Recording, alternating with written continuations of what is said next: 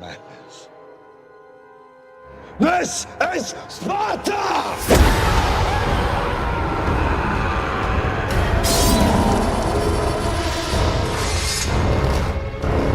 This is madness!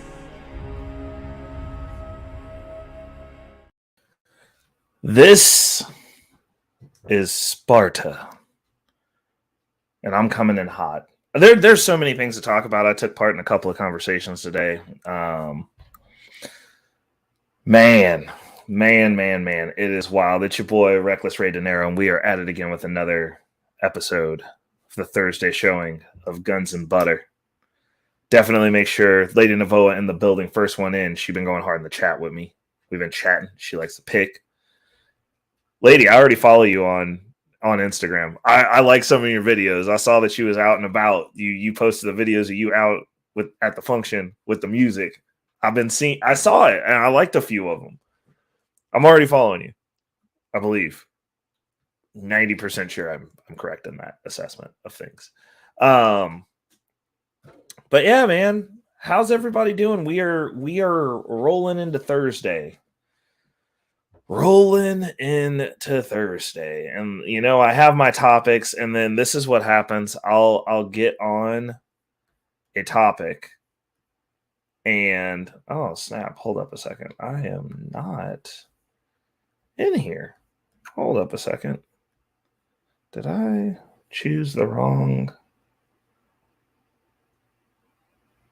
Hold up, let me see what I got here. Save the changes. Live streaming. Am I live streaming? Oh, okay. No. I am live. I don't know why it says that I'm not. Oh, there I am. Okay. Sorry. Trying to figure out things over on Rumble. I'm trying to figure out what's going on over there. But yeah. So whenever I go on a panel the day that I'm doing my panel, I get messed up. And like today, there were some hard-hitting conversations. I spent most of the day chilling, minding my own business, listening to music, vibing out, feeling like I was dying for most of the day. Came home, took a power nap. I'm here now, not dead yet, but if you'll notice, I will have lots of beverages. I got the Tropical Punch body armor. I got my water, making sure to hydrate. I got some Skittles to help me make it through. Skittles want to sponsor me. I eat a lot of Skittles. It's one of my preferred candy. That or Fun Dips or Swedish Fish. Swedish Fish are really good too. Actually, anything with sugar in it, I know it's not good for me. I know that the Tropical Caffeine Boost body armor is not good for me, but I'm tired and we got to do what we got to do. And it's not a blatant energy drink, and I'm backing it up with like a whole mason jar of water. So, you know, we got to do what we got to do. I'm trying to survive. I'm just out here trying to function. For those of you who are alive when that song was a thing, if you know, you know. I'm just out here trying to function today. Oh, God. Yeah. Yep. So I'm coming back. I can feel myself coming back. And the more hype I get about these topics, the more back to life I'll come. I'm actually going to go ahead and pin the invite link to the top of the chat over on Reckless Ray De Niro's channel. Dude, Casey, I do not eat all the boo-boo candies. I eat all of the Apex candies. I eat the best candies. I eat the candies that have good orange flavors. You eat boo-boo candies. So there, in your face. I'm not taking it.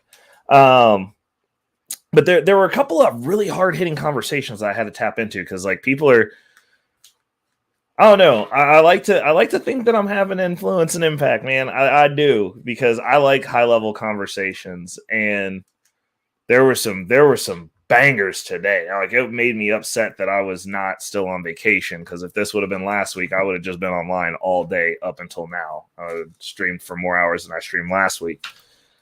But I digress. I tapped in. I know you don't eat sweets. That's the reason I said you eat boo-boo candies, because you do. Hold on. Join the conversation. And then drop that link. Bam. And then pin the link. Pin message. Also, make sure as you guys are rolling in, you like, share, and subscribe. So we're not trying to have these conversations over here by myself.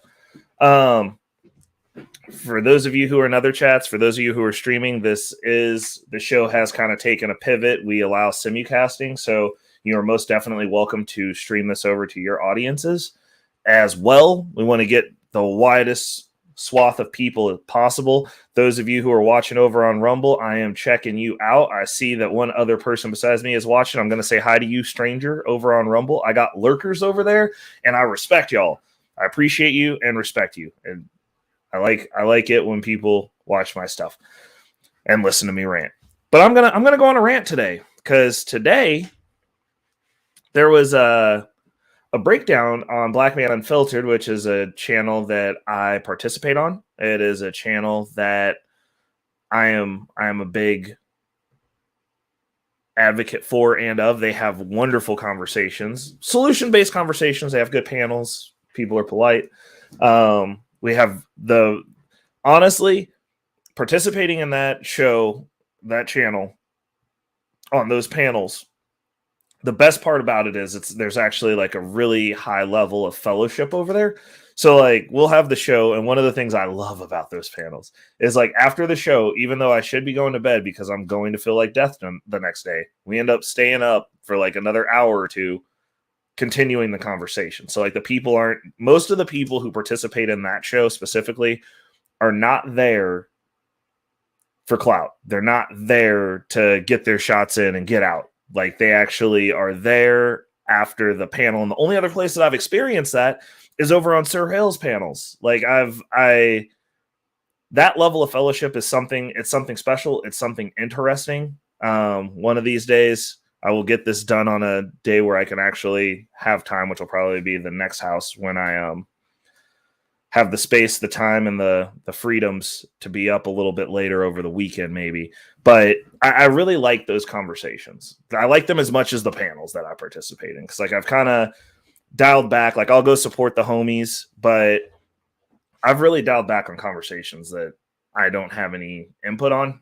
I don't have anything to contribute, or it's just not going to be a conversation that's going anywhere. I generally have been trying to steer clear of those. I don't like them. But like I said, the conversations today were really good. Black Man Unfiltered, if you haven't watched it, it was earlier today. It was today's stream. Actually, here, let me go ahead and share this on Facebook really quick. You know, I got to go do my promo stuff. Live, tab in, boom. And then I just shared that to my Facebook, fam.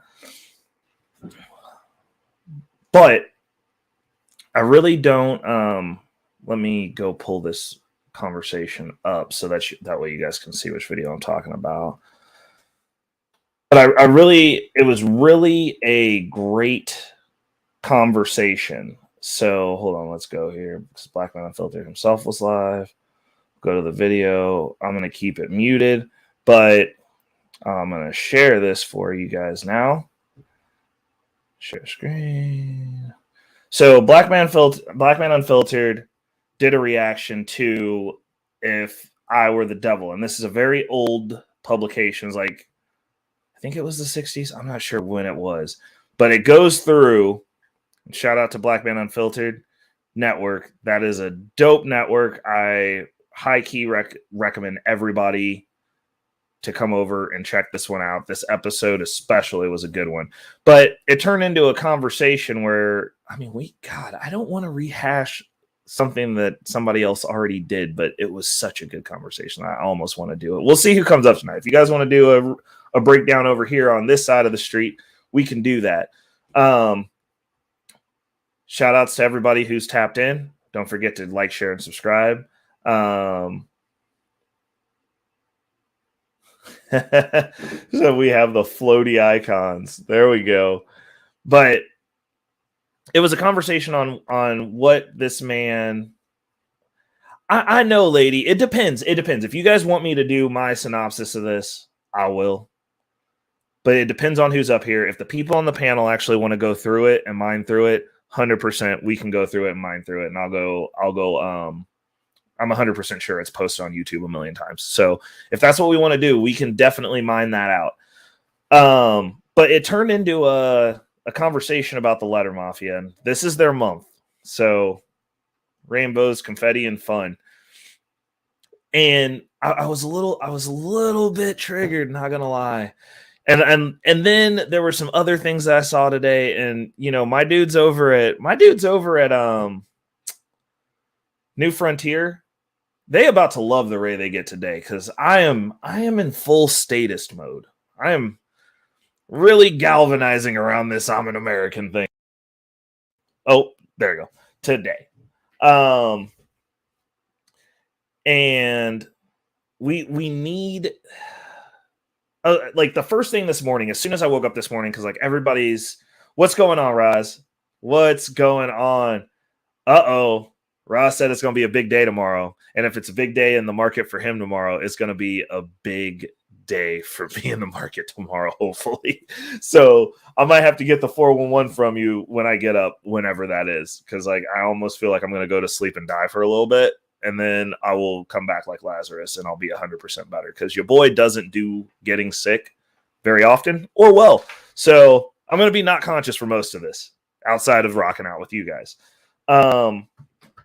But when I first woke up this morning, the first thing that I saw, because it's Pride Month, and like I've always been in the camp of I don't care what anybody does, but as long as you're not trying to make me do it with you or co-sign it, and I've got some staunch feelings about this. Like I got some thoughts, I got some feelings, but the first thing that I woke up and saw this morning, and if I literally had it, I would bawl this chick out. But the first post that I saw in regards to Pride Month was not like a, hey, this is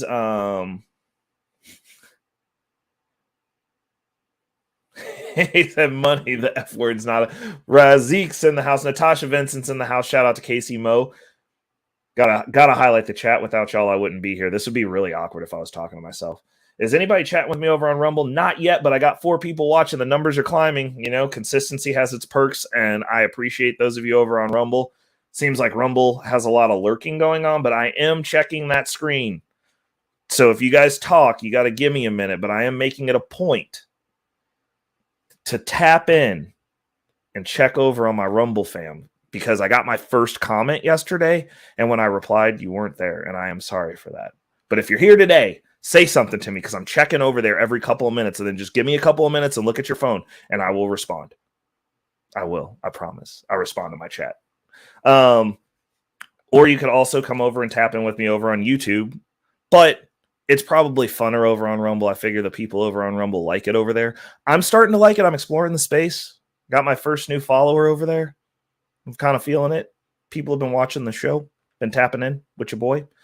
But okay, time for Ray to put on his old man pants and rant a little bit. So the first comment that I saw this morning when I woke up on Facebook, first day of Pride Month, go Pride Month, whatever. I don't. That's cool. I mean, all I gotta say is it's Pride every day until Juneteenth, because then that's our day, and I'm taking it all, everything that comes from me, because that's the day that we're missing off of making it a full month in February, which is Black History Month. So like, I need that day. You guys got plenty of days. You can spare one. Y'all need to learn how to share all sorts of stuff, like letters and numbers and symbols. But that's not the point. The point is, I wake up, and this is the first thing that I see. And the post said something to the tune, and I don't have it pulled up. I do not have it pulled up right now. But it said something to the tune that it was like, good morning, you homophobes. I hope that you're as uncomfortable as possible this whole month because it's Pride Month. Yay. Now, I'm smushing my face because of the level of stupidity of this comment. Now, I don't care what you do in your room. I don't care what you do at your house, as long as you're not harming yourself or others. What's up, Nunya? Got to give props out to Nunya. She's a good one. She got an attitude on her, but she a good one. I like her. Casey Mo said Pride Month is stupid AF. I get to be Black Ray. So, Nunya, you'll love this. Hold on, before I go into my rant, you'll love this. So, on Black Man Unfiltered, which is the channel we have featured up here, Black Man Unfiltered, there's a guy on that participates as an admin over on that channel that's named Black David, and I'm gonna tell him next time I'm over there and we're chatting it up. We'll be like, I'm Black Ray. Love it. So, but okay, so I do not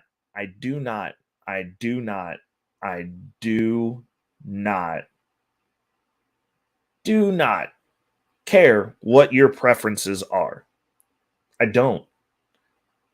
People in the letter mafia are like vegans and CrossFitters. They have to tell you. And then they want to talk about how they're oppressed and then be like, yeah, I can relate to you because I'm oppressed too. And I'm like, I don't have to tell people that I'm Black. If I could keep my Blackness to myself and mind my damn business and get along in life and like actually not have problems, and that was a legitimate option, I would take it. If I didn't have to preface or be judged by my skin before someone talks to me, if I didn't have to let them know that most likely I outclass them, most likely I have a better grasp on the English language, which is their language, than they do. If I didn't have to do that to like make my presence okay,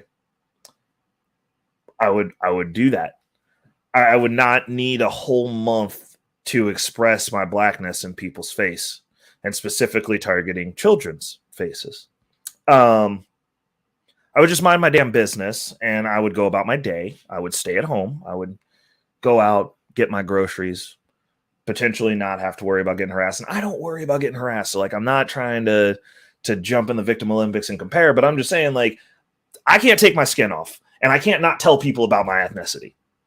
So the fact that like this group specifically does feel the need to tell everyone about their ethnicity, their sexual orientation, or what they do in their house that I don't care about, is a little bit irking. Not only that, they're a month of celebration. People within said community want everyone else who does not either tell them that what they're doing is a good job. Like when I have heterosexual sex, I don't go online and tell people who don't have heterosexual sex that I just had heterosexual sex and that I hope they're uncomfortable about that. Like the whole concept of this first post, and this is how my day started, was just completely like, I don't say screw white people all Black History Month. I might share some topics, talk about some stuff that I think could help move the needle forward. Oh shit, Razik said you're not Black, right? We are both white. We the Blues Brothers. Bruh. Right.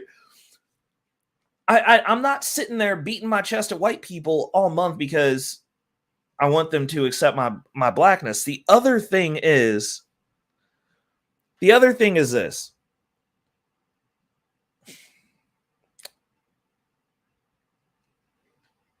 And this is going to sound pretty curt, but like I said, the whole statist, like we're picking teams, is coming out. And Ray's got some feelings about this shit because it's stupid. And I know we didn't make it to 30 minutes before I got the first cuss word out, but that's just how we're rolling. What's up, Quantum Dean of Metaphysic? Rolling through. But this is the thing. There are people within said community that are legitimately both living alternative lifestyles and racist or prejudice. I'd say prejudice. They're not racist. They're like, I hate interchanging those words, but they got some opinions about Black people that aren't good, that could get you slapped up, get paws put on you, you know? And if we're not, like, I don't understand like why I have to accept what you're doing when you literally just don't accept my existence because of my skin. Like I don't have to co-sign anything that you're doing. I don't have to like it. I don't have to want to do it myself. I don't have to engage in it with you. And at the end of the day, these conversations, they're like trying to force this on us. But like the thing is this, I don't even think they're not trying to force it on us anymore. And like we had a really good conversation today about the targeting of children.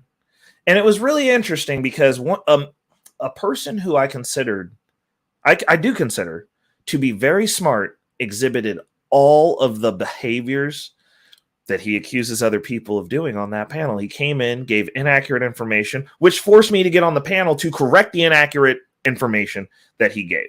And that inaccurate information was that if your child is heterosexual, it's pinned to the top of the chat, Jeremy. Jesus Christ. If your child is homosexual or heterosexual, your child's normal.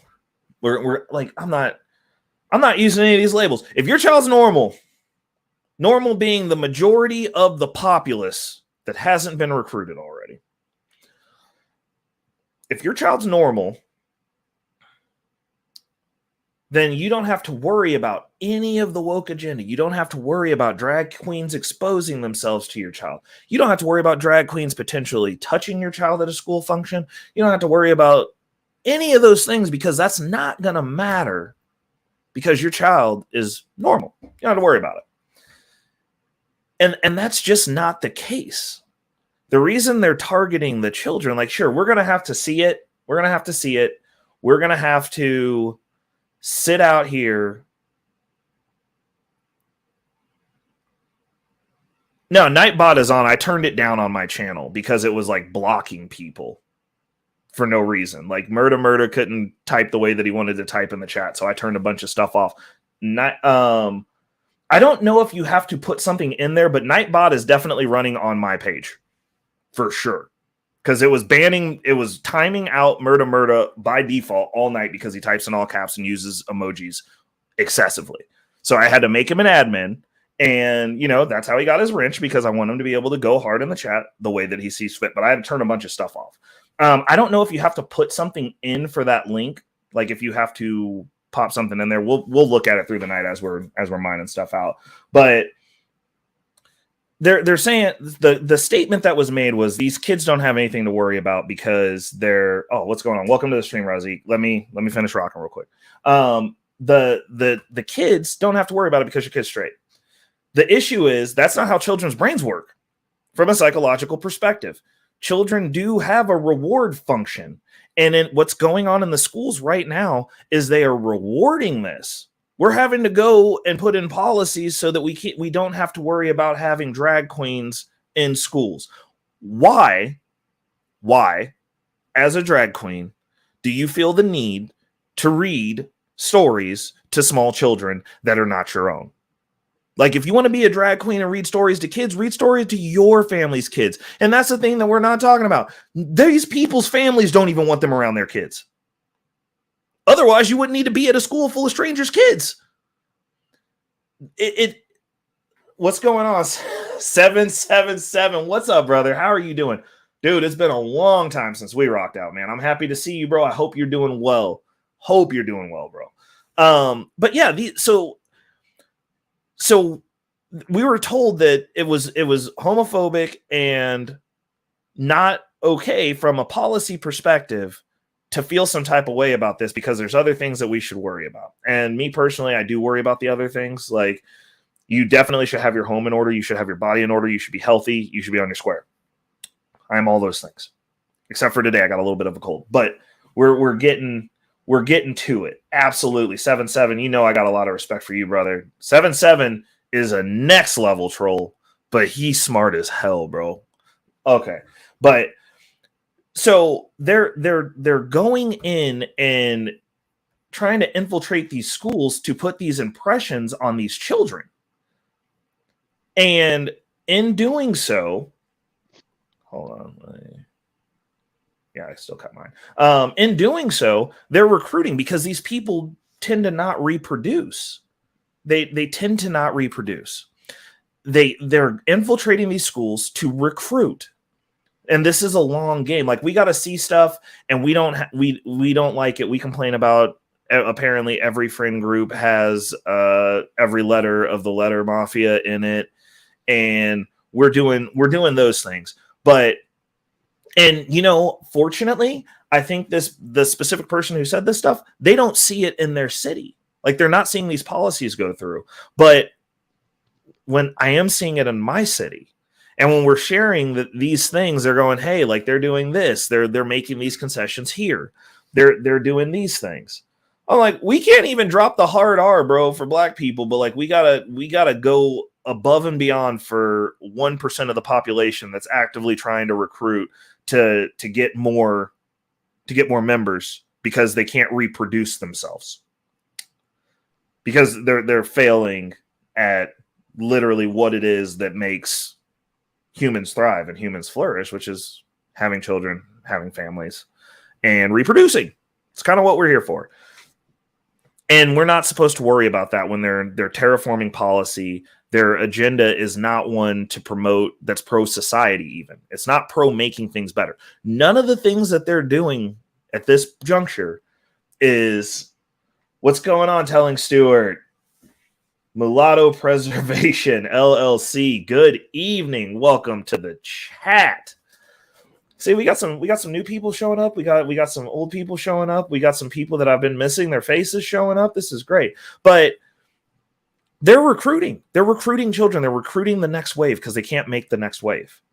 So there's not anything that you're going to tell me that says that when you're removing conservative school board members so that you can get very, very far radical left school board members put in place after the election is over with, after the person's been doing the job for a couple of weeks, and then you just retcon it and say, oh, we gotta recount the votes, and then you're sliding the person that you wanted in so you can get your agenda across.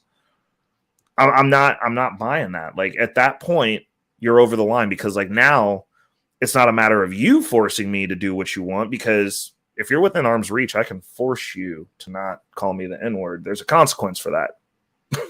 You can get forced a whole way up off this fucking planet. If that's where you want to take it. But these people are using policy, which is actually more insidious, because the people who don't care will be affected at some point. And normally that point is when it's too late. And they're shaming, and we're supposed to not shame. We also got chastised for wanting to bring shaming back. But like, that group literally shames everybody who says anything against them.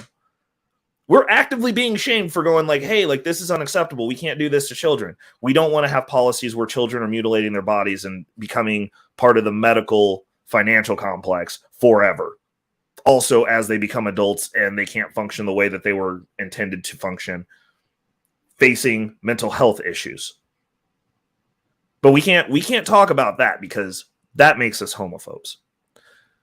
But they can talk all day about them wanting us to be uncomfortable during their month.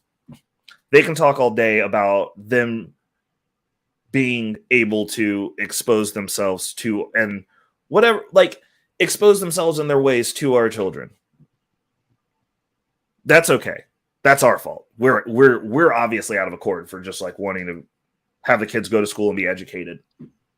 I like, maybe they should just learn how to read, do math, some science. Cut open a frog, spin off a little baby pig head. I don't know. Like, I like, it's to the point now to where I feel like I'm crazy. Okay, yeah, absolutely. No, dude, 777, you can definitely come up, bro. That's the reason I posted it, man. All right. Quick question before you go on your spiel. Am I a homophobe? You asking me? Yeah, I'm asking you. No, I don't think so. Okay, thank you. Okay, you can go. All right, thank you. Great show, by the way. I tuned in. Thank you. I only tune in to good shows and good content creators. I appreciate that, man. That's besides Chaotic Truth, because he sucks. So I don't want to talk too much. My son is 4. He's starting school pretty soon. He's starting kindergarten. I was talking to a lady friend. That's what my grandmother used to call women I would fuck. Is there swearing here or no? No, I'll go for it. We're past the 30-minute mark, man. All right, I'm not gonna. I'll keep it PG. Bro, I'm not monetized yet. It doesn't matter. So here we go. So she mentioned something. She said, "Yeah, you know, schools are weird now," because she's got 2 kids. One's like 9. One's, I don't know, 6, 7. I don't know. But I'm like, yeah, schools are weird. And I was just thinking, what does she really mean by that? Because when I went to school, you never heard, I don't want to, say certain words on here to get you in trouble. No, that's fair. That's fair.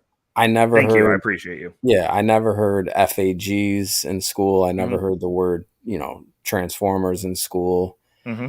And we had to learn about that like just from life, not from school. Maybe you see Right. one, but you know what? Growing up, I never seen. I'm not going to talk too long, but I Mhm. never used to see a lot of FAGs or any TRANs. Fucking excuse me, where I come from, Yeah.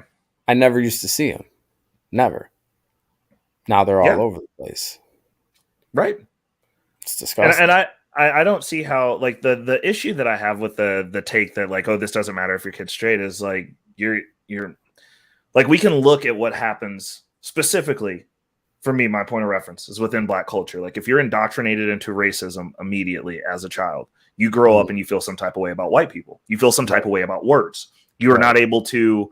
You carry that chip. So if that happens with a specific group of people, and then you're talking about if you're bullied in school, even if your kid's straight, if he goes, you know what, I'm joining the club. Right.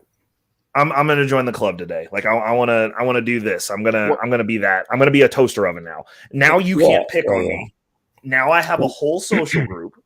I have a community that I'm now immediately in, Right. that's gonna just take me, warm Just embrace, accept and you. right. And so I'm like, okay, so you're telling me that's literally the gang recruitment model. Like, You know what's sick to me is when they. Okay, so just recently I was filling out my son's registration for school, right? And right. they didn't do it yet, but pretty soon they will Mm-hmm. classify male, female, or other, Other, yeah, or you know what I mean, or like whatever they're going to use. But what the hell else is there besides male and female? You're going to say that a 4-year-old is a gender neutral human being now? Like what?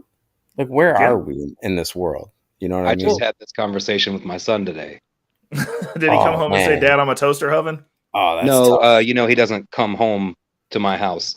Right, Um, right. What's up, Casey? How you but doing? yeah, but no, like I talked to him about it, and I was like, I don't know, how many genders are there of lions? Right. Two. Right. How many? And we went through a bunch of animals, right? And I'm like, okay. So, and I started doing quick hits, and he's like, two, two, two. I said, Right. humans. He goes, two. I was like, right, two. That's the answer. Right. Yeah, Like, yeah. and that's really always been the answer. There's been no new science. Like, we need to stop. It's so crazy because the people who are talking about science deniers are the science deniers. Facts. And it's nuts to me. Well, Sorry, they Devin, go just ahead. No, just real quick. It's the people who really created this. Some people will say, oh, the Democrats created this. It's the people that don't have a backbone that mm-hmm. created this, whether they're Democrats, Republicans, or whether they're just in charge or, Yeah, principals at the school, directors, whatever. It's the people that can't stick up for what they truly believe in because they're scared of, oh right, my God, did he just say that? Did she just stand up for herself? right, And getting right, and canceled. right. Well, I mean, when you have these conversations, it's like people want to, like, whisper behind closed doors, and I'm like, at a certain point, Right. like, you have to go. This group of people literally is saying, we want to just destroy all the stuff that's been standing, all the stuff that got us air conditioning, nice roads, Mhm. safety. We want to destroy that. And also, if you say anything to us, we're going to shame you into just oblivion. So, like, don't Right. even say anything and just let us destroy civilization Right. as we know it. We don't Completely. care. We want to do social experiments. We want to experiment on ourselves. That's not Right. going to be enough. We want to experiment on your kids. We want your kids to be us. Screw you and what you want to do in your household. I have no respect for what you do in your house. And this is the exact argument that I had when people were chastising this exact community. I was like, whatever so and so does in his house doesn't affect me. Like, I don't Right, care what right. you do in your house. But, like, as soon as you get to the threshold of my door, that conversation changes. Right. And when you start seeing them, your door is your policies. Your door is your local 100%. laws. 100%. When they're gonna use these tools that we're supposed to uphold. I mean, we have the FBI right now. They're doing more investigation on us, the citizens, than they're doing on people that are a threat to us, the citizens, right now. Right. Yeah. Homeland Security. 100%. And apparently Security, we're right. the problem. Yeah, Homeland Like- Security is more, you know, they're looking at us more than the threats from outside of our homeland. You know what I mean? Right. And it's Well- and nobody wants to say anything about it. And it's like, how far are we going to carry this? Because there's ways for this to work where everybody can do what they want as long as you're not doing it with kids. Like you want to be in an adult relationship, you can do whatever you want. You want to turn into a toaster oven when you become an adult, go for it.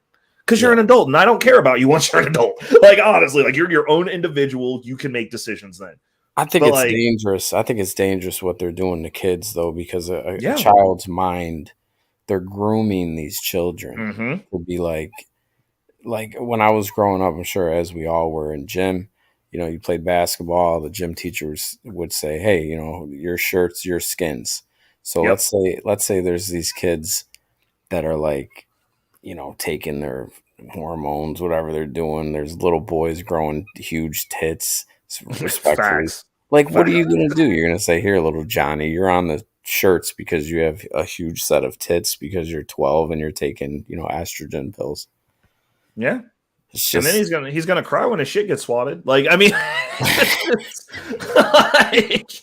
I don't understand. Like, you can't even play the game right now. it's just not right what they're doing, and the only way to change it is a true leader that really climbs to the top of this political realm, and not for nothing, but you know, Trump is that leader. I would say. I mean, I can't even argue with you there. Or whoever. We need somebody. And I'm like, if he wants to step up to the plate, get more power to him. Can you play the clip of Biden falling? Oh shit! Hold on, let me find it. Recent. I mean, he fell about 50 times, but let's see here. Let me just go ahead. Is it this one? Yeah, it's just. Oh Jesus Lord! Oh, we gotta give Washington Post a thumbs up for He's just giving us the bam. Oh no! He has no clue what he's doing. Oh no! Oh no! And then he pointed at nothing. Bro, he said that ghost tripped me. That's what we all do when we fall. We just like get up and look at whatever made us. He said, did you see the Secret Service guy? Did you hold on? Did you just see that? He pointed at the ghost again, and the Secret Service guy was like, "Yeah, Grandpa, just sit the fuck down." Hold up. Here we go. Hold on. He's like, you gotta get that. He's like, "Yeah, there's nothing over there." like, bro. He just starts giggling. Oh my god! Like they've been playing that in my algorithm like all over the place for some reason. Oh, I mean, you should probably put a trap beat behind it. Right. That is the least popular candidate in the history of this nation. I've seen that. I've seen those stats. Yeah. The people who voted for him don't even like him. That's just it, though. A bunch of people who voted for him didn't even know that they did. A huge disapproval right now, too, or whatever it's called. They want him out of there. Think about this. This dude has run 3 separate times, and he lost in the primaries to Walter Mondale in '84. I'm going to tell you something, dude. Walter Mondale lost in the biggest landslide in history. Oh, wow. Yeah. They really didn't like him. Right. So think about this, man. I've never even heard of him. Oh, that was Mondale Reagan '84. Oh, yeah. I mean, fuck, man. That's going back. Dude, Reagan won every single state except for Minnesota. Damn. Yeah. I mean, it was the biggest landslide of all time. I think Kennedy's a joke to even be bringing up CIA stuff with Bobby Kennedy and JFK. I think it's just kind of a mockery of his whole family. I don't know. I hate how he talks. I love conspiracies, though. Well, but he's pro Bitcoin, man. I was like, oh yes, he's accepting donations for his campaign of Bitcoin. No shit. Oh, I didn't know that. Sir. But I hate his voice. Like I hate how he talks. Like somebody like karate chopped him in the throat at some point. He's a sicko. Yeah. Yeah, I was like, dude, he talks like a weirdo. Like I wouldn't let you be around my kids, but like, I don't like how Bitcoin's at 26 and just hanging out here now. But whatever. Dude, we're just wait. That's another show. I know. That's 100. No. I'm saying just wait. Like it's happening. It's what's gonna happen is gonna happen. We're 2 years.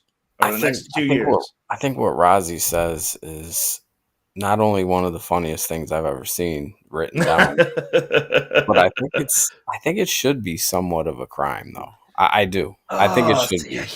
I can't get Well, with that. in I some don't want to way, be it kind of controlling what is. people do in their home, man. I don't like that concept, which is why I'm so adamantly pissed that these people fought to normalize their shit to get left alone, and then they were like, no, we're going to take 10 more steps and make this weird. And I'm like, why are you doing this? Like they almost seem, have you ever been over to a relative's house that has like a child that they blatantly neglect? Yeah. And then child, I've seen. Well, so like, I'll tell you exactly how it works. So you'll go over there and the kid will be like cool for a little bit. Right. You're like, cool little kid, you get the frick on around from away from me. And then they'll come back and they'll do something little, and then they'll look to see if you're looking. Like, hey, did you notice me? Right. And you're like, get out of here. You're stupid. And then they'll come back and they'll like escalate a little bit. They'll do something a little bit dumber. And then you'll be like, dude, like I'm not about to like pay attention to this shit, but like you look over at them, they make eye contact, and they're just like, oh, okay, cool, I'm gonna go about. I got my little hit of dopamine. And they do it again, dude. And then they just keep escalating until you gotta beat them half to death with a pillow, man. And then like you just like you're smushing them with the pillow, and you're like, I just wanted you to freaking leave me alone. Like that's all I wanted, and that's how I feel about what's happening with the letter mafia. They keep adding letters. They're adding shit to the rainbow. Like it's not even a fucking rainbow anymore. They're just adding stuff. They're almost making their own nation state flag out of these colors, right? They're taking letters and symbols. Like we can't even add anymore. Like 2 plus 2 no longer equals 1. They took that shit. Like, what do they want? Yeah, like my question is like, you got what you wanted. You guys can get married now. You guys are married. You guys can go, shave your heads and be men, women, whatever you want to be. Right. But what else do you want now? Just go live your life somewhere, But that was never the goal. And that's right. That's the conversation. Look at Natasha got the updated. There's a number in there. Oh. They took 2. Yeah, 2 spirit. Right. So what? And a plus yeah, sign. I was telling people this 11 years ago. Looks like it should be a password. Facts. Did you get the messages I sent you? Yeah, I did. Hold on. Yeah, you should check those out. That's 11 years ago, and it reads like I just wrote it today. Hold on, let me. Yeah, actually, if you want to blur my name, since it's my real name, I'll just. Jimbo Jackson. Facts. Damn it, Jimbo 7, John. you Gene, just doxed me. Jimbo John Gene Jackson. Jimbo John. You gave my full slave name. Damn. Okay. Hold on.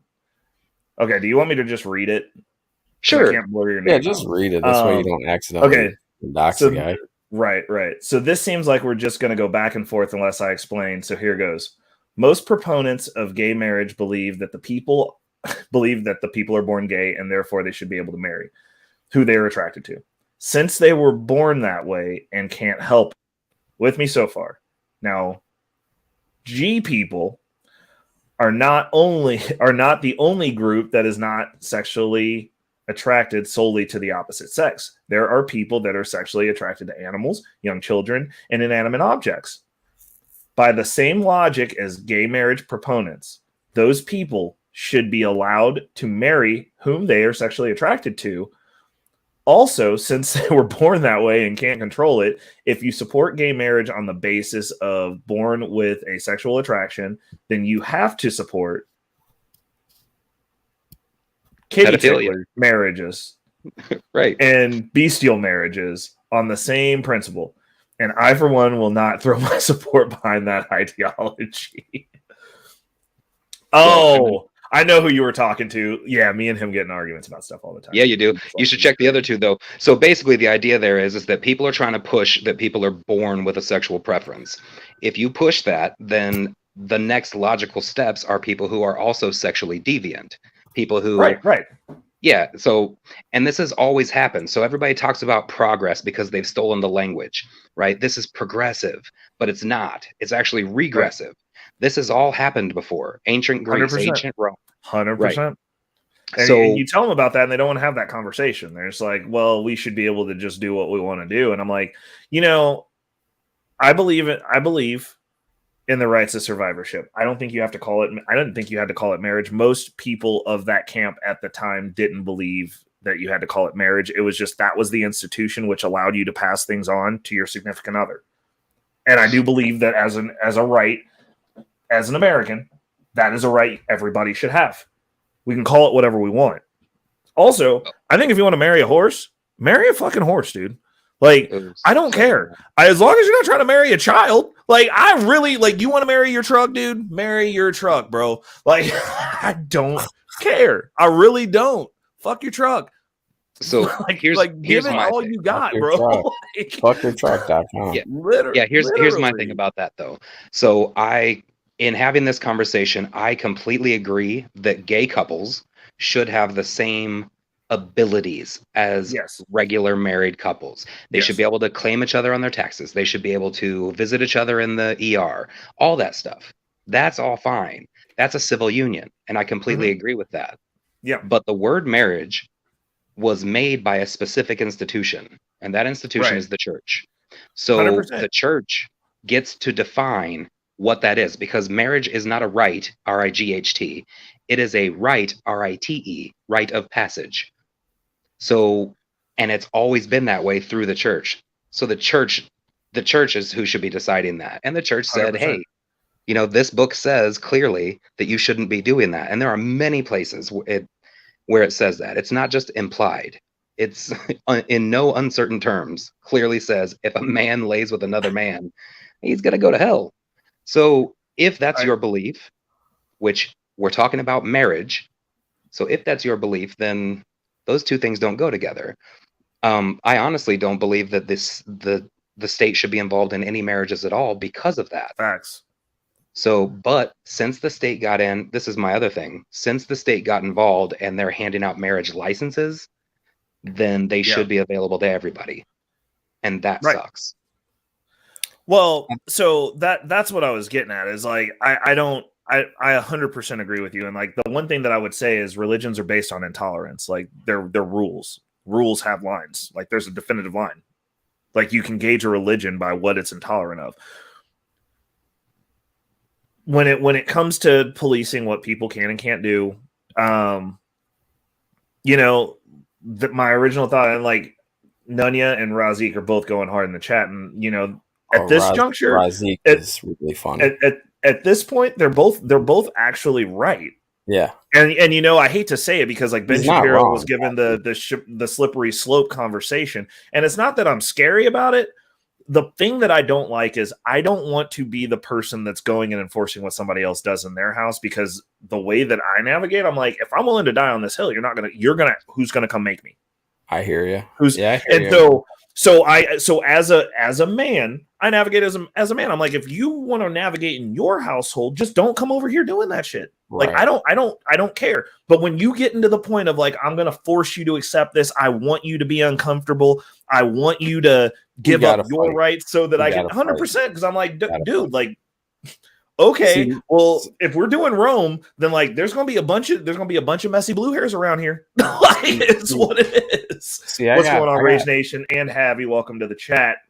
Happy to see both of you. Sorry for cutting you off, 7-7. Oh no, you're good. See, I got an issue with. So what? I don't know how to pronounce his name. Razi? Is that it? Razi. Yeah. Okay, so I get what Razi's saying, right? But the way that this world works now, you're not allowed to be aggressive, because then it's like, hey, you're a threat. We need to call the police. Right. So you can't. 9 out of 10 people don't want to get into a physical altercation. I say that because what I was saying earlier was, if a transformer is, let's say a director at the school or principal says, hey, kids, we're going to have somebody come in, because you mentioned it earlier. You got me all fired up to hit the link. Yeah.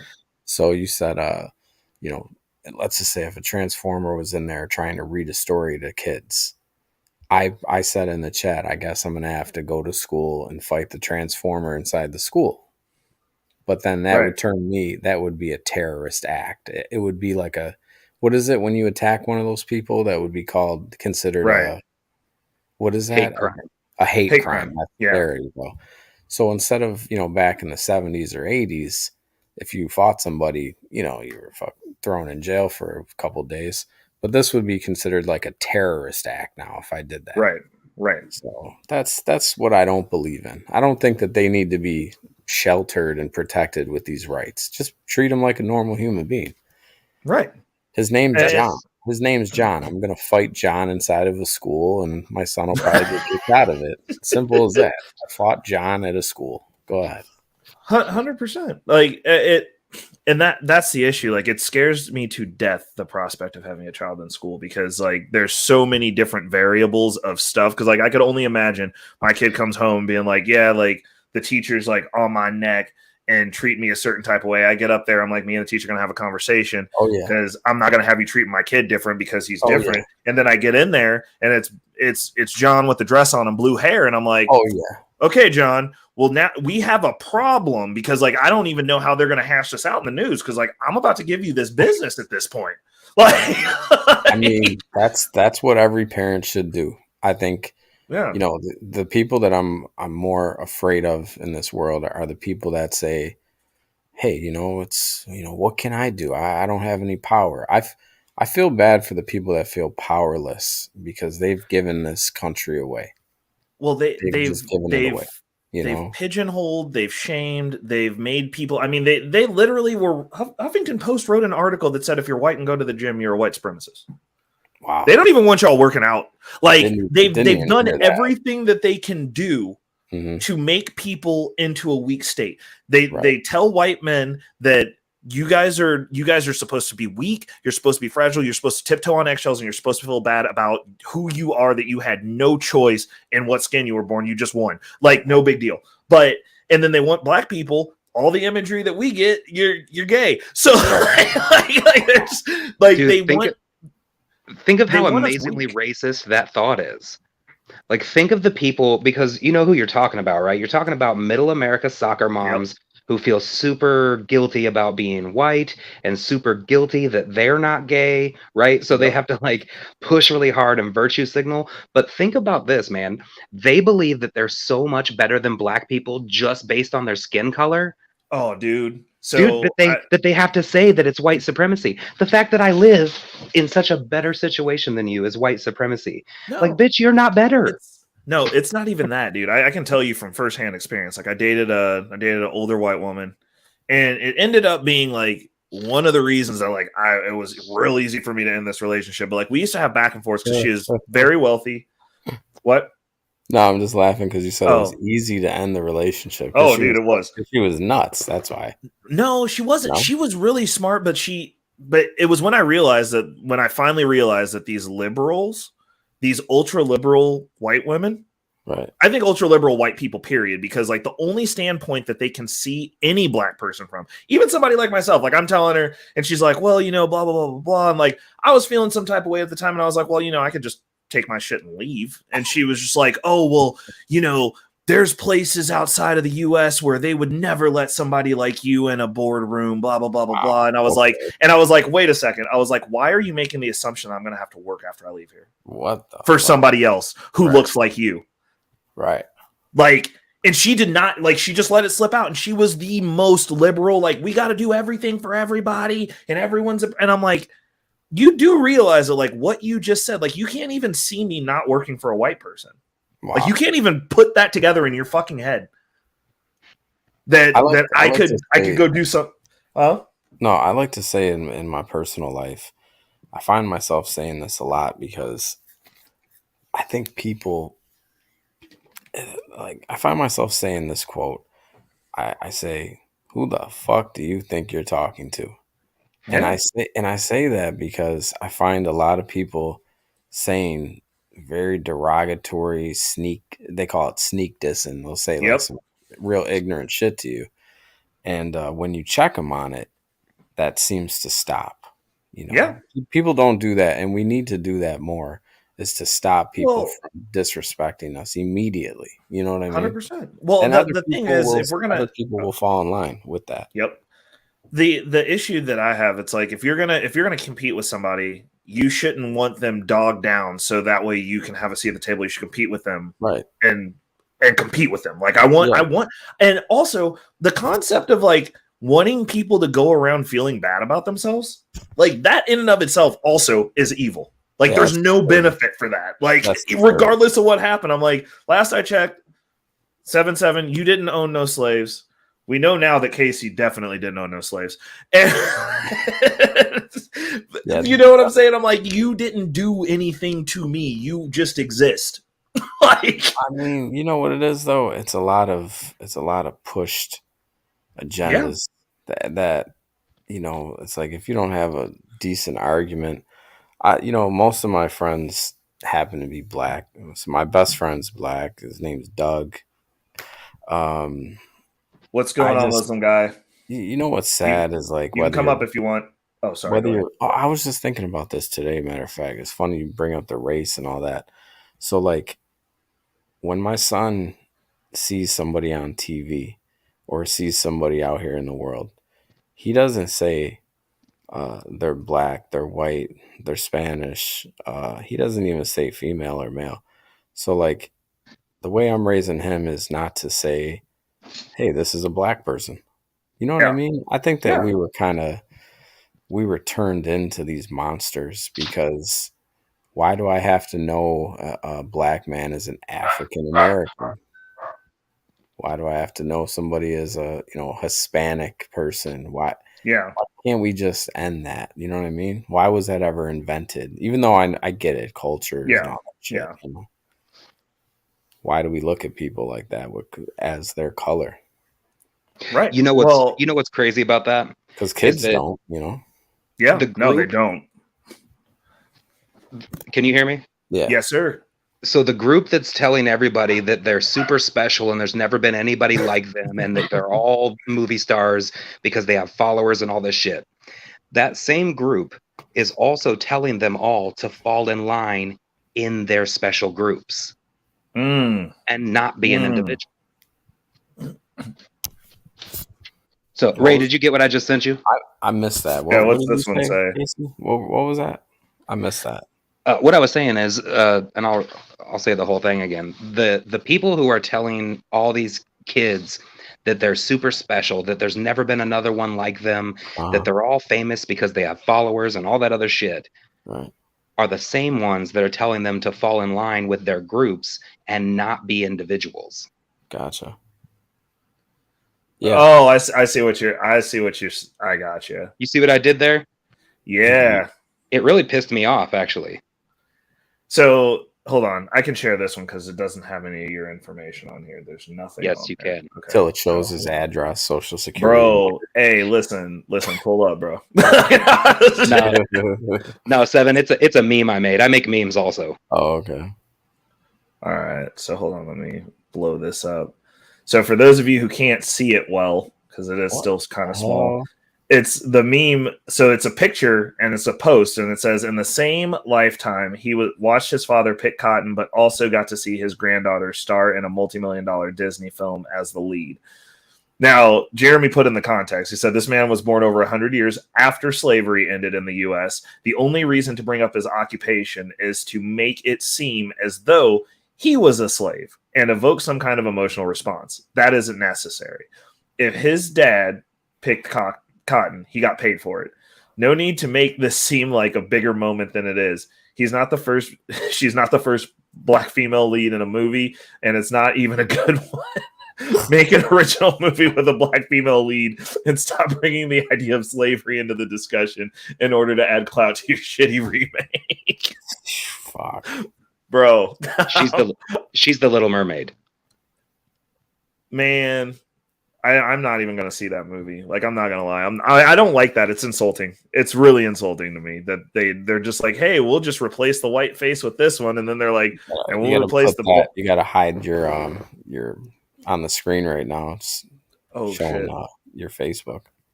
Oh, I mean, y'all can see my Facebook. I don't care. Pull up, dude. Like, fucking bring all your friends too. Hey, look, if y'all gonna do it, bring a bunch of people. I want to have some fun before I go out, bro. And I'm not going by myself. So, but no, I have my Linktree and stuff on my page, so people can get at me on Facebook if they want to. I don't care. I mean, I'm not saying egregious stuff. In my opinion, I don't know. Like, I'll stand on any of these opinions in public. Like, I don't care. Like, As do I. Everybody 100%. Knows how I feel, and everybody knows how I lead when people get like butthurt in public. I'm like, look, I respect you as a human, but man to man, there are certain things that you might say in the next 5 seconds that you can't take back. I choose your words wisely. Yeah, I get right to a physical confrontation. Yeah, I'm like, I feel like you. I probably have a very low IQ because I immediately think of violence because I have like I was telling my my good friend, he's more of like a peaceful type of, hey, let's try to talk this out, And I explained to him, if we're in an alley and you're about to get mugged and the guy pulls out a knife, what do? He's like, I fucking put my hands up and tell him to take what he wants, like most people would do. And I'm like, well, he's going to stab you and kill you though. You don't want to go out with a fight. Like most Americans don't like to fight. We don't. We're scared. We just want to grow old and die. Well, it's by design though. Like that's the issue. It's like they've tamed us. Yeah, 100%. Like some of us. And I mean the thing is though, it's like gotten so bad now that like Mike said, like we're goddamn Americans. I'm so tired of this black white bullshit. 100%, 100%. But like people are starting to realize that because of how bad things are getting. Yeah. Like that's the issue is like they've pushed this so far that now you've got all kinds of people. Like when I'm over on Black Man Unfiltered, like we have this conversation all the time and I'll get on panels and dudes will talk about like what white people do. And I'm like, you don't even know any white people. And I can tell by the shit you're saying. Like this is the like I'm just like, have you seen white people? When Chaotic first started his channel, we were doing a show and we were talking shit behind the scenes. And his first original show, it wasn't Chaotic. It wasn't called Chaotic Truth Live. But we did a show called Shit White People Do and Shit Black People Do. And it was the funniest. It was like the funniest stuff. Bro, that'd be hilarious. Crazy shit, man. But it's true, it's different nationalities. We do different things. Things black people do. They keep their dogs outside. It's true. I don't know why. It just happens. Yeah. Dude, that's how I grew up. No. You know what's crazy? Things black people do? They got a specific date the air conditioning comes on. What's that? We got a specific day the air conditioning comes on. I don't participate in that. I use my 30% white. I fucking take that air conditioning. That motherfucker's on all the time whenever I need it. But like my grandmother and my stepdad, it's June 1st. September 1st. No, June 1st. June 1st is the day the AC comes on. And June 1st. I shit you not, my stepdad, God bless this man. I've gone over to that house because how it gets hot where I'm at. Yeah, it's hot. Randomly. Like we get that Midwest. We got like the plains. Yeah, I hit 87 degrees today. I was ready to die. Dude. We've had springs where it got up into the 90s, and this man would sit in this house with the windows open in his reclining chair that was also fucking hot, with his feet up, watching TV with a fan blowing on him, sweating. Yeah, just hot. Sweating. Like, and I walk in, I'm like, you don't want to turn the air on? He's like, it's not time yet. I'm like, bro, I fucking hate you. Like, I hate you so much. Dude, that's one thing. Like growing up, because where I grew up, right? Yep.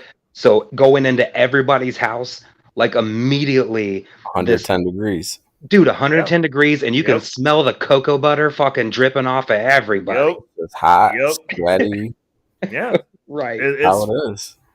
And you never forget that shit. And I was like, I'm not doing that. Like, that's the one thing where I was like, I'm never gonna do that to my family. I'm like, the air conditioning will be on.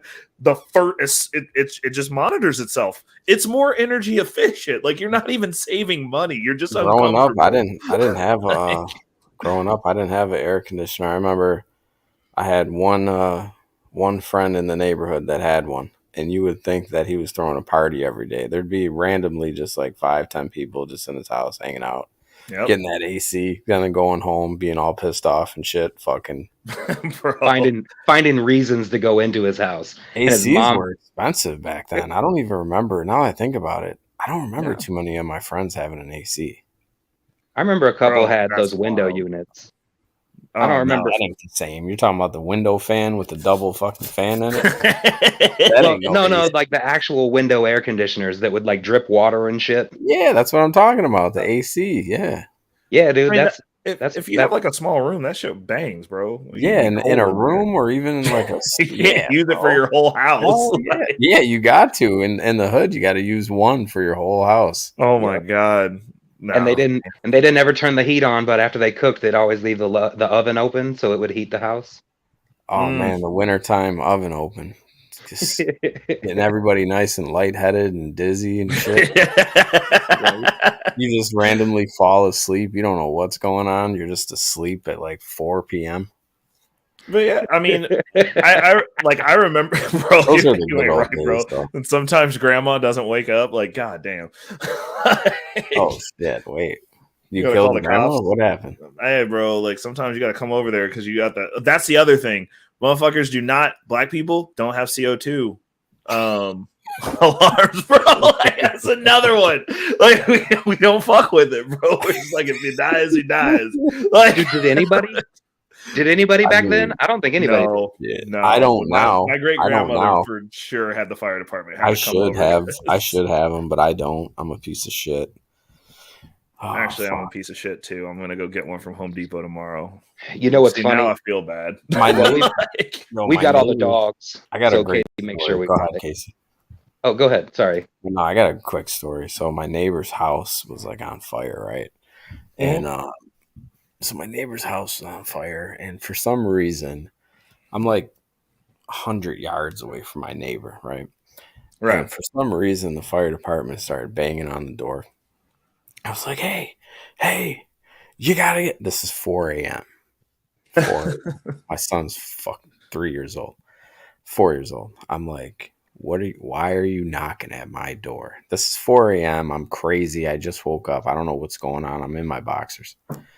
And he's like, your neighbor's house is on fire. You might want to step out. I'm like, it's 100 yards away. Why are you over here? And it's just like the world we live in today is like, what was wrong with this fire, this whoever the fuck he was, to think 100 yards away, the fire wasn't even bad. I couldn't see fire. I don't know. I guess I got PTSD from it. He fucked me up good. Bro, like, well, "Fuck I away mean, on from the my off door." chance that the fire formulated itself into a human with legs and walked over to your house to start some shit, dude. I never understood that. I never figured that one out. I just slammed my door and told him to get away from my house. They It's because- they want everyone to be afraid of literally everything. Yeah, Yes. that's it. And struggle averse. Like everybody. You gotta get out. What did you want? You want a 4-year-old kid to wake up at 4 a.m. for no Right. reason? Cocksucker. Get away to from be my afraid door. with you. I Like should have killed him. I should have shot him to death. For being on your porch. Fucking threw like a fucking needle in his hand and said he was fucking on drugs. trying to tweak you out, dude. Like I've been thinking about I shouldn't say this online. I've been thinking about just going where does the line get drawn when you have to protect yourself and kill the person? Like if, I mean, like, honestly, I always tell people like whenever it's any of the kids that I mentee, I'm like, don't get into fights. Like, period. because in New And York, then only if you kill Hun- someone. well, it's not just that. It's not just that. Like, I got a buddy who's doing time right now that's from New York, but he like had an issue with somebody, approached the dude, they had words, he one hit or quitted him, he fell down, hit his head on the curb, was in a coma for 6 months, Damn. attempted murder charge. So I always tell people, I'm like, if you have to put your hands on someone, Did he kill him? and this is, dude, if I gotta put my paws on you, bro, I'm trying to get my money's worth. Because the other thing is, like, the people that I grew up with, like, I know people who got into fights and then got outside and got shot. Like, so I'm gonna assume that if this doesn't go your way, that's gonna be a more lethal problem after we part ways. After we leave, because you're not gonna be able to take what just happened to you a month from now. So You know what I mean? not even Or a month. like right outside. Like I'm not getting shot going to my car. Like really? I'm at least breaking your index fingers, both of them, because I don't know which hand you shoot with. Like I'm a big fan of like breaking arms and limbs, though. So I hear you what's on that. going on, Georgia? If you're Hold serious up. with that, I hear you about that. Yeah, and cyber toxins in the house. What's going on, brother? How we doing? Yep. How we doing? But yeah, no, I don't believe in just willy-nilly putting hands on people. I think that just because anything could happen, and so you could be walking into a situation. Like I would rather, if I have an altercation, I'd rather de-escalate the situation and have a beer with the person and talk about it. Yeah, 100%. Because I'm going to give you every option so I can be like, look, I tried to buy this dude a beer and then he put his hands on me and I thought he was killing me. That's literally what's going to happen. You're going to have exercised at least 3 or 4 de-escalation tactics. So that way, if you put your hands on me, I'm going to be like, he hit me first. And after I tried 3 different ways to de-escalate the situation, I assume this person's unhinged and trying to kill me. What? So Natasha said, wind carries heat, fire. No, they may have protocols. No, there's no reason for him to knock on my door. It was 100 yards away. I'd rather die. A strong gust. I'd rather just die. I'll go down with this ship. Yeah, I'd rather just let me go. I go for the instant choke, like during a face-to-face argument.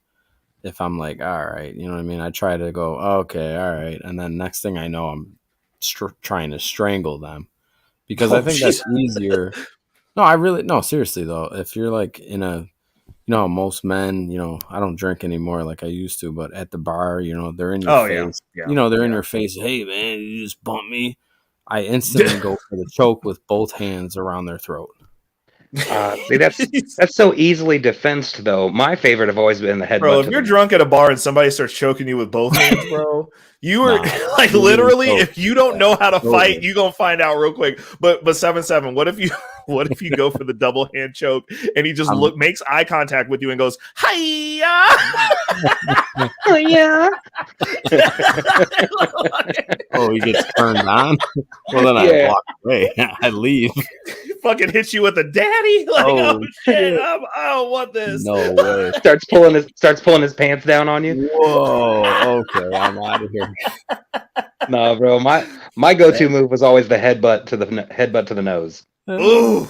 If we're close, if we're close enough, and you're sitting there trying to like talk, and you're fucking got spittle coming out because you're so hyped up. Yeah, I'm gonna fucking pop you. I never let it get that far. Once I feel like there's a threat, I always used to go, even as a kid when I was like 12, 13, there's just always been something in me that wants to choke. I don't know what that's all about. I should probably go sit on a couch and talk about it. I don't know. No, that's an East Coast thing, dude. Everybody I know from the East Coast. Dude, everyone I know. Choking people. For real. Everyone I know growing up who came from the East Coast, that was their first go-to, and it was 2-hand choke. Every Did you guys like learn that in middle school? Be like, okay, today, kids, we're gonna start off with the 2-hand choke.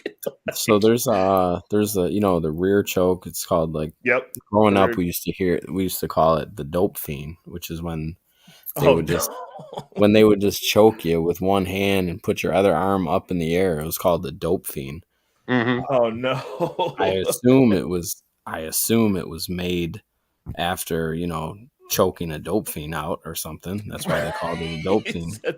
No, dude, it's because that arm is up there like that, so they're like looking like a dope fiend with their arm up. I don't know. It you used to hear like, yeah, put him in the dope fiend, and next thing you know, somebody's just getting fucking choked next to you. You're like, all right, I gotta get out of this neighborhood eventually.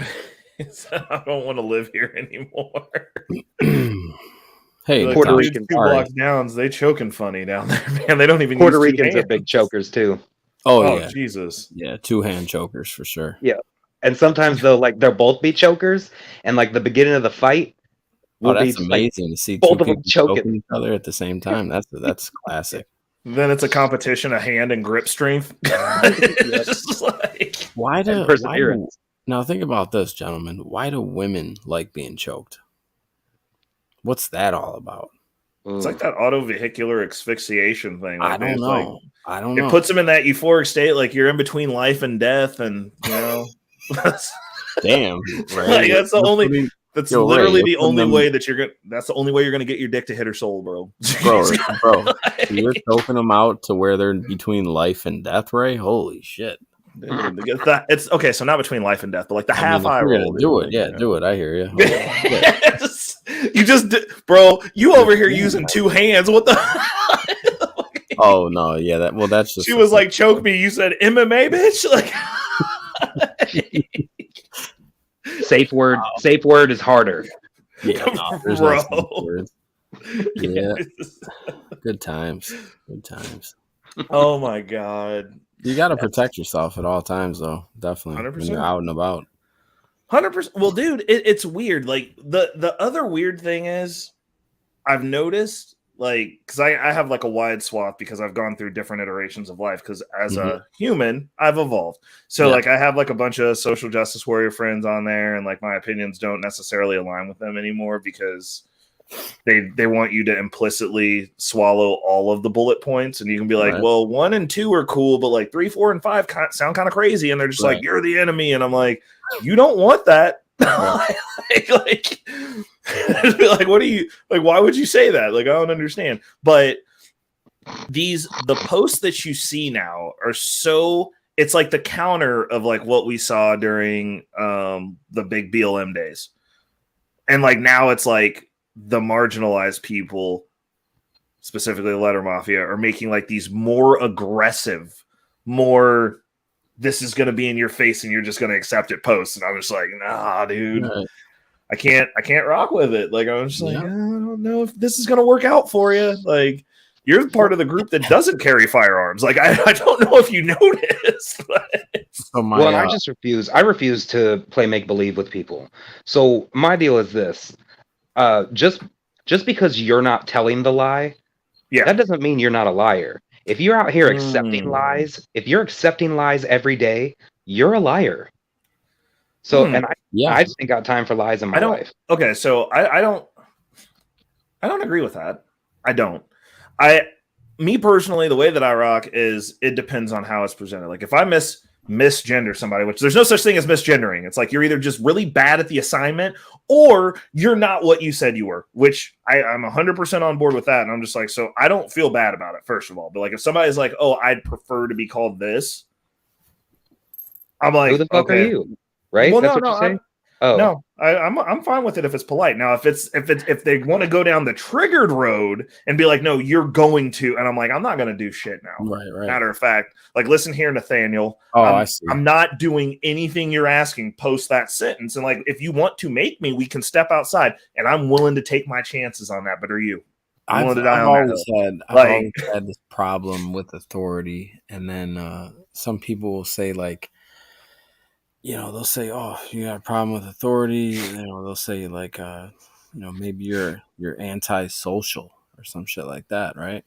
Yeah. And I think like now that I'm gonna be a serious parent, going to fucking parent teacher conferences and all this bullshit. Yeah.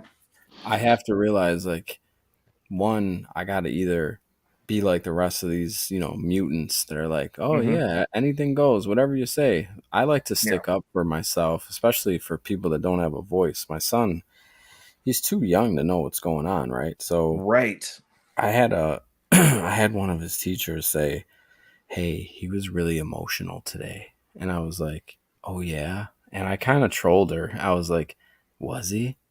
Wow. And I was like, so I'm such an asshole. So I'm like, how do you feel today?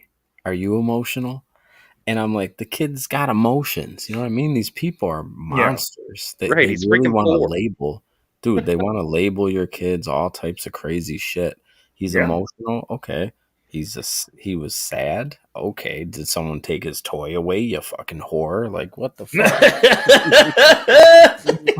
What do you give him his fucking toy back? He'll be fine. Like, yeah. What should I do? You want me to whoop him for it? What do you want me to do?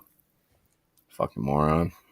Teaching that real men don't cry. And at 4, you have to be a real man. Yeah, this is scary, man. This is one of the toughest jobs I've ever had, being a parent, man. I got to be right all the time. You can't be wrong as a parent. Yeah. It feels that way with your first, but when you have multiples, then you realize, oh, I was wrong as shit. And it's cool because by the time you realize that, your other ones are old enough to where you can actually verbalize that to them. Oh, I only got one. Yeah, I only got one. So this is it. If I fuck up on this one, this is it. You know. Hold on, Natasha said if Nathaniel was once Nancy, are you still fighting? I'm like, bro, if she got them truck nuts on, bro, it's fair game. Even if she's You know got, what I'm saying? Like if I look down and see them truck nuts hanging out from under that skirt, bro, right cross immediately, bro. If Nathaniel, let me read this. If Nathaniel was once Nancy, so she's really a woman. Is that what you're saying, Natasha? Yeah, but that's she got what she'd truck say. nuts. She got truck nuts. But no, wait. So no, very she's veiny. saying born a woman. No, 100%. But she's Nathaniel now, so there's a set of truck nuts, right? And I can see them hanging down from under the skirt, right? Because I she's wouldn't proud of her punch truck her. nuts. I wouldn't punch her. I would slam her. I wouldn't punch her. Ooh, okay. Just because, like, I don't want to fucking punch a woman square in the face. You know what I mean? Look. I don't want to withhold the But full male experience from anyone. Okay, like I'm just saying, like you get the right cross and be like, boom, and be like, you want to take those off? It's not fun, is it? I had a real butch dyke neighbor one time, and she was like a full on like buzz cut, fucking big husky looking bitch. And I'm sorry.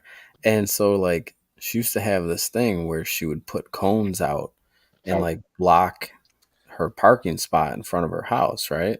Did you live in Philly? No. Like, bro, that sounds like some Philadelphia But shit. she was nuts, right? So like Right. I finally, after maybe a good like 6 months, I finally had enough of the cones. I don't know why. I was having a bad day. You got And triggered by cones, bro. Man, listen, dude, I whipped the fucking cones like 30. Cones are kind of heavy. I whipped a cone like 30 fucking feet across the fucking street, right? Right. And she was like staring out the window. She came out and she goes, "Hey, what are you doing?" I said, "Listen here, you fucking bitch. I got these fucking cones blocking my fucking spot." Like, I didn't have a driveway at this house. I fucking bought. So, anyways, I was like, "I got your fucking cones blocking my fucking." I was like, "This is my spot now, you fucking bitch." And she came down off of her porch. No, and she I'm didn't. like, yeah, she started to walk down off the porch. So I said, "You know what? I'm not fully crazy." I go, "You know what? What am I going to do? Knock this 55, 60-year-old dyke out right now?" I was like, "You better get the fuck back on that porch." And it was just like the most toxic situation. Like, what was I supposed to? So, to answer your question, Natasha, no, I don't want to fight her, but I would. You know what I mean? But I would. Because if she comes up to me, I'm gonna fucking hit her. I'm not gonna get. You got to defend yourself. You got to defend yourself. And we've come a long way. We're Dykes equals are strong. now. We're equals now. Dykes are tough. 100%. They go to the gym. A butch dyke is tough. Built like the mailman. They carry those bags. She drinks whiskey. Ray, are you saying that women deserve equal rights and lefts? Listen, 100%. that's funny as hell, yeah. And you know what? We actually were really good, like not friends, but we were decent. I would like drink whiskey on her porch with her sometimes. She was great. Well, yeah, because you laid the foundation, and she was like, "Cool, you're a real one. I respect that." I think she understood. No, but you know what? I went back to giving her, her cone space. Her fucking bitch. She's a woman. Fuck it. Here, take your fucking cones, you fucking dyke. I can't believe she put out cones. This is years so ago. Wild, man. This is years ago, and it still haunts me. It still bothers me. It's something simple as that. Fucking years ago. I don't think that I could take it.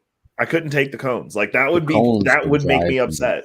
Yeah, it was like, hey, this is a public street.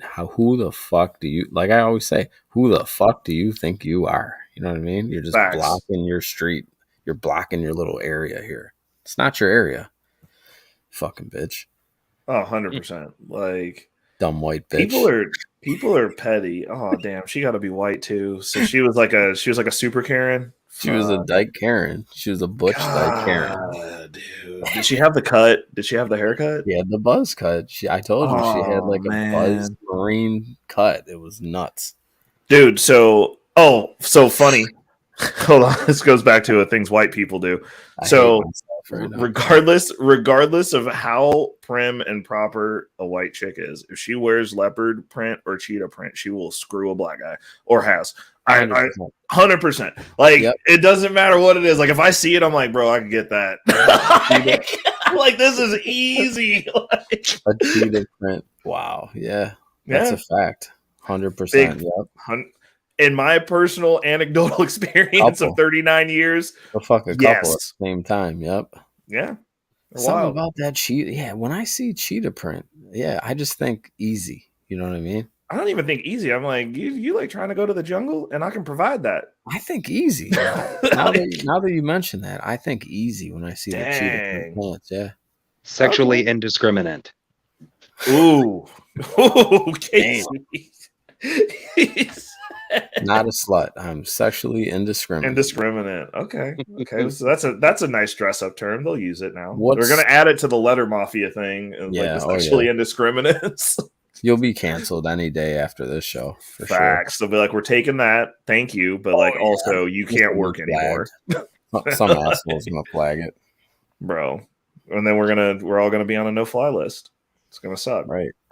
Well, here's speaking of that, it's weird how quickly all the shit changes. Like you couldn't call anybody a queer for forever, right? But now all of a sudden it's a part of the letters. Like it's one of them. Yeah. And that makes no sense. So now it's okay, but only in certain situations. Is that like the gay N-word? Is that how that works? I don't know. A friend of mine says it all the time. A buddy of mine says it all the time. He's like, come on. You can't say it with the hard R anymore either. You got to say queer. Queer. Like, don't be a fucking queer. See there? See, that hurt. That kind of stings a little bit, you know? Weird. Yeah. Now try it with the A. Queer. Yeah, see there? That's acceptable. It's like pleasant, a little bit uplifting, a little bit like we're taking it back. Yeah. But like, get those queers out of here. Like, it's like, whoa, buddy, easy. Get them goddamn queers the hell up out of here. Yeah, like take your overalls off. Don't say it like that. I just said that real official. Get them goddamn queers out of here. Yeah, you did, dude. Damn, Ray, when you said it, it reminded me of that Childish Gambino. Yes. Is that what you were doing? The spelling bee? Way up to here? Yes. There are very strong girls at the gym these days. Yeah, that's disgusting. Speaking of girls at the gym, I met a wonderful young lady today. She's a traveling nurse. Ooh. Easy. Did she have cheetah print everything? Oh, bro. She had like these. Listen, her outfit made me just immediately go right up to her. She had really short. It was 86 degrees today, so. Right. She had really short shorts on. I mean, like those, like not booty shorts. Like they look like panties shorts. You know what I mean? Oh, Jesus. I didn't know what was going on. It's hot. She had her nose pierced. She had like a nice top on, very revealing top. And got her number. You know what I mean? I'm in there. Hey, I'm in there. Are you gonna do like a coffee date or something? Meet up and see if she wears a cheetah print. If she wears a cheetah print, are you going all the way? That's the question. I'm not gonna lie, man. She's like young. She's kind of young or whatever. Okay. But I like how she's like a traveling nurse, so she leaves in July. Facts. So she's going away. That's gonna be the best. I know. She's not even gonna be here. So I'm like. So I already started simping right off the bat. And I was like, listen, I'm going to take you for a fucking manicure and pedicure this week. I like to treat my victims before I slay them. You know what I mean? You said you about to get both hands, bitch. I'm already setting the stage. I'm setting the stage. Oh, my God. He said, I want to make sure your nails and feet look nice for this. Wow. Yeah, real predator style. I'm gonna paint your nails for you. Oh my God. I'm gonna paint your nails for I throw you in my trunk. Oh my goodness. Be like, so we're gonna go back to my house now, but you're riding in the back, not the back seat. Further back. Oh my God. And now we'll listen to my favorite Ice Cube song, "No Vaseline." Oh. Oh my God. It's blasting No Vaseline. Wow, she's locked up in my trunk. All right, let me stop before I fucking, Bruh. I don't want to get carried away here. Yeah, this channel's getting flagged after that. Yeah, probably. We're getting So you're not canceled, monetized? flagged. Let's talk about the channel for a minute. What's going on with the channel? I just don't try hard. I'm trying harder. I just like having these conversations. How many What? shows you do? How many shows do you do a week? Just this one, but like I've got 2 uploads. So like I have Okay. my cryptocurrency upload that's specific on crypto. It's a portfolio crypto news, and then I have the future financial strategies, which is like macroeconomics. It's like nerdy Okay. stuff. People just don't like nerdy stuff unless you're trying to scam them, and I'm not trying to scam people. So You know what it is? It's and then I do this because I enjoy having these conversations. Like I like well, building with people. the way that this is set up, I think you got to do the panels and the talk shows. Yeah. That'll get your following, that'll get your numbers up and everything. If that's what your goal is, the money stuff is a very small, select crowd. It's not as big as you would think. You know what I mean? Ah, okay. Okay. Yeah, it's Well, and when we start actually running shows for the Not Everything's Black and White, that's really where that will go. Like it'll be full on panels, full on topics, full on discussions. most people don't know about money either, Ray. 100%. No, I They don't agree know with how to you. talk about it. They don't want to hear it. I taught this woman real quick. So this woman Mhm. said, she was like, teach me what you do. She was like, I'm fucking sick of working. And I'm like, because I day trade, Right, and right. I'm like, well, okay, here's what we'll do. Let's set up your account and let's get you day trading. Maybe 2 days she was done. Didn't ask questions. There was no more conversation about it. She You didn't. realize it was work. Yeah, I mean, she just did. Most people don't have it in them to think outside the box. So what you're doing Yeah. with a financial show is you're really looking for 1 out of 10 people that will Hmm. say, hey, you know what? I want to know what Ray's talking about. I want to learn this. I want to add to the conversation. They can't because they don't know it. Right, right. So that's where you'll be having a hard time there. It's doable. There's millions of channels, finances and stuff. But Oh yeah. it's difficult. It's like really interesting because everybody's like, this is the only way to do this. And I'm like, dude, like you're You know who talking Dave about, Ramsey is? yes, He's on TV now. I used to watch him on YouTube. and He's on that is TV now. wild. That's so wild. All He's the on- old school guys, him, Robert Kiyosaki. Yeah. I mean, Robert no. Kiyosaki has at least evolved his understanding of things. Like Mhm. Ramsey, literally, he'll like tell people, be like, "Don't do Bitcoin; it's a scam." And it's like, Right, yeah, right. for 10 years, it's printed over 200% gains. Like, can you not do math? Like, do you Right. not know math? Math, like it's super weird. But the one thing that I've learned since I've been out in these YouTube spaces and participating on panels, Mhm. especially when I look at the guys who are monetized. Mhm. A lot of times, like CT and who else? There was one other person that I was like, this person actually goes both sides of the line and like changes their opinion on stuff, or will at least come at it from a different angle. Like he'll have his Sir Hale? content where he's Sir Hale's good too, but it wasn't Ray, specifically him. did But you Sir ever Hale's watch? Did you ever watch the Star Report? no, what's that? Oh man, you could go subscribe to the Star Report immediately. Oh shit, I'm doing it right now. Immediately, The Right Star now. Report. the Star Report. He used to do radio. He caters to kind of like hip hop stories in the mainstream, but he's Mhm. a comedian. He's hilarious. You'll love it, I think. Oh, okay, I got you. Yeah. I got him at it Tune in now. to one of his shows. But like these people will go on these panels and they'll say stuff that's dead ass wrong. Mhm. But since they're monetized, like they believe that they can't change their opinion. Or Mhm. like if you're dead to rights wrong, you'll just be like, cool, you're dead ass wrong. And this is why, here are the points, not saying anything about you, but like you're wrong. And then they'll be like, no, I'm not. And I'm like, you have Right. no follow-up point. Like you're not attacking the point, and then it devolves into like we're insulting each other. So I was like, dude, I put everybody on notice. I was like, I'm taking next from now on. I'm just gonna call you out for just like you get paid to say that.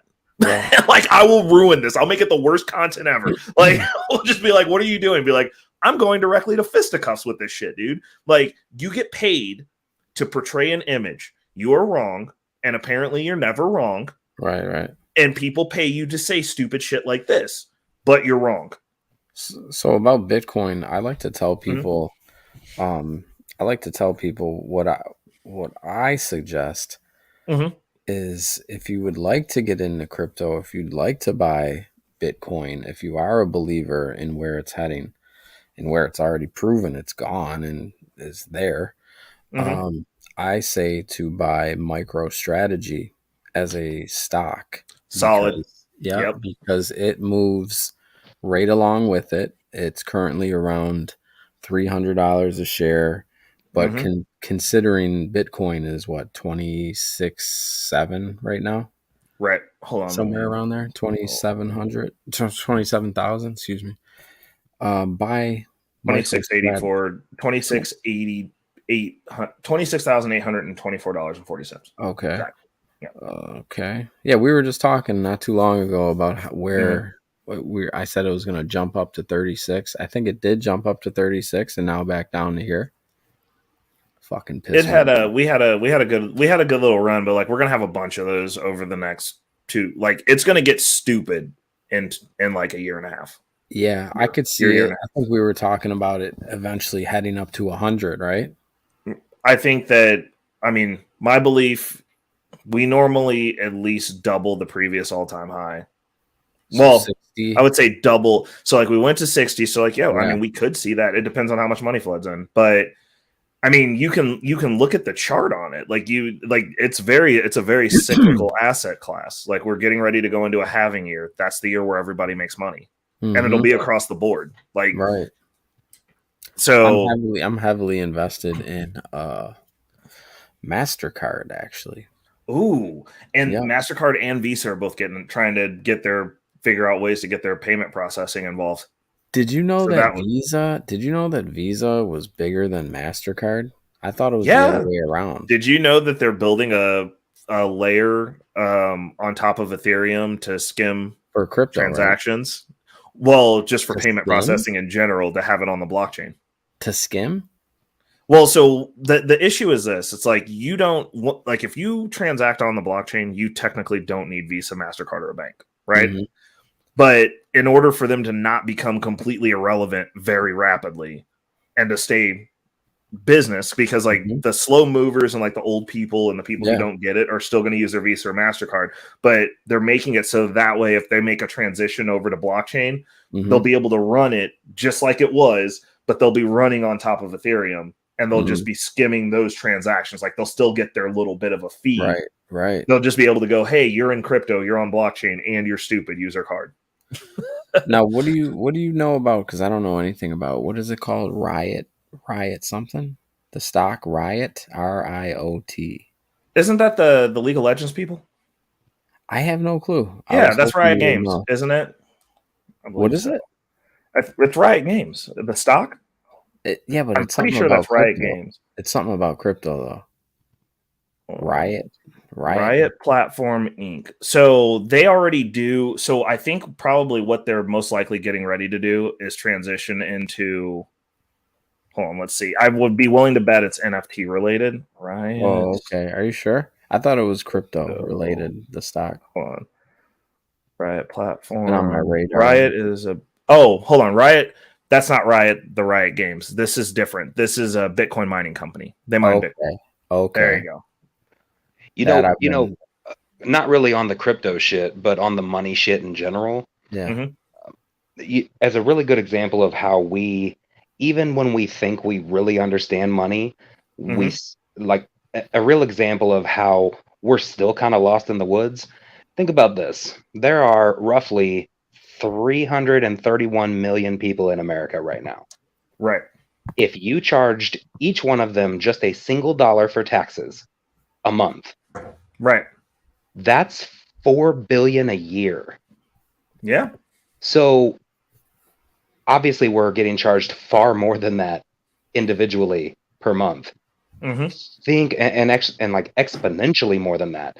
Think of how much money that actually is. Like, and we're all just okay with it. Well, money doesn't exist, Casey. Facts.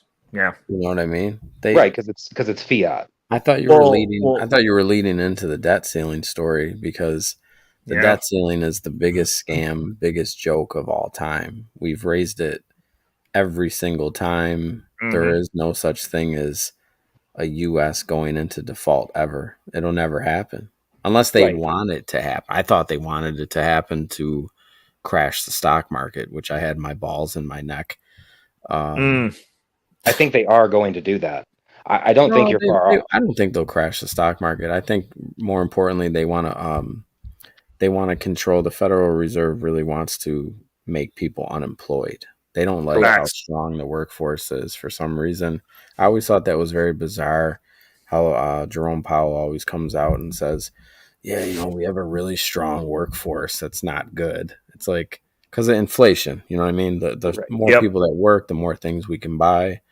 But it's like you want to make families fucking homeless. 100%. Like millions of them. Yeah, like that doesn't make any sense. Even in what you just said, there was a lie, though, that they tell.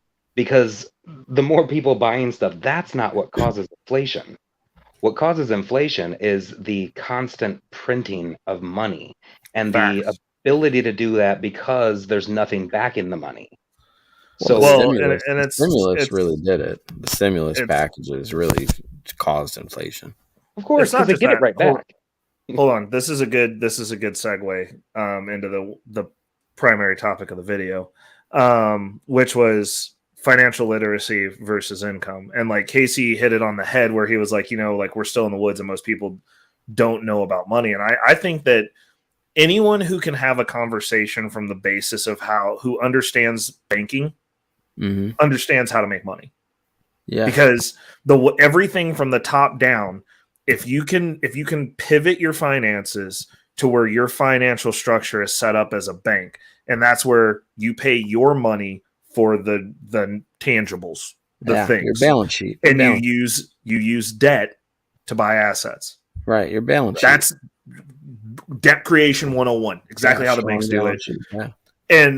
But the thing that I was going to say is the other nefarious thing about the printing when they print money is they're literally creating wealth for themselves. Because like every time they make those numbers, they're deployed somewhere. They're never just going like, well, we just made another $1 billion and we're just like sitting on it. We're going to pay some bills. They're creating. That's how wealth is literally created. So that wealth is going somewhere. It's not going to the people, but we fund it. So check this out real quick. I'm not going to get too deep into this, but Seven, I'll tell you this. They will do a crash, but it will be a very specific crash. It'll be all your little guys. So they'll crash the little guys so that they can then acquire the little guys so that all you have is the mega corporations. I think pretty soon Apple will be buying PayPal. Just mark my words. I said that. I wouldn't be surprised. That. You know what I mean? Pretty good. You guys talk for a minute. I'm gonna go run and grab my other phone and I'm gonna grab a water. Okay, you can have water. I'm allowed. Yeah, you can have a lot. You're allowed to have a water, Casey. And one slice of bread, bro. One slice of bread.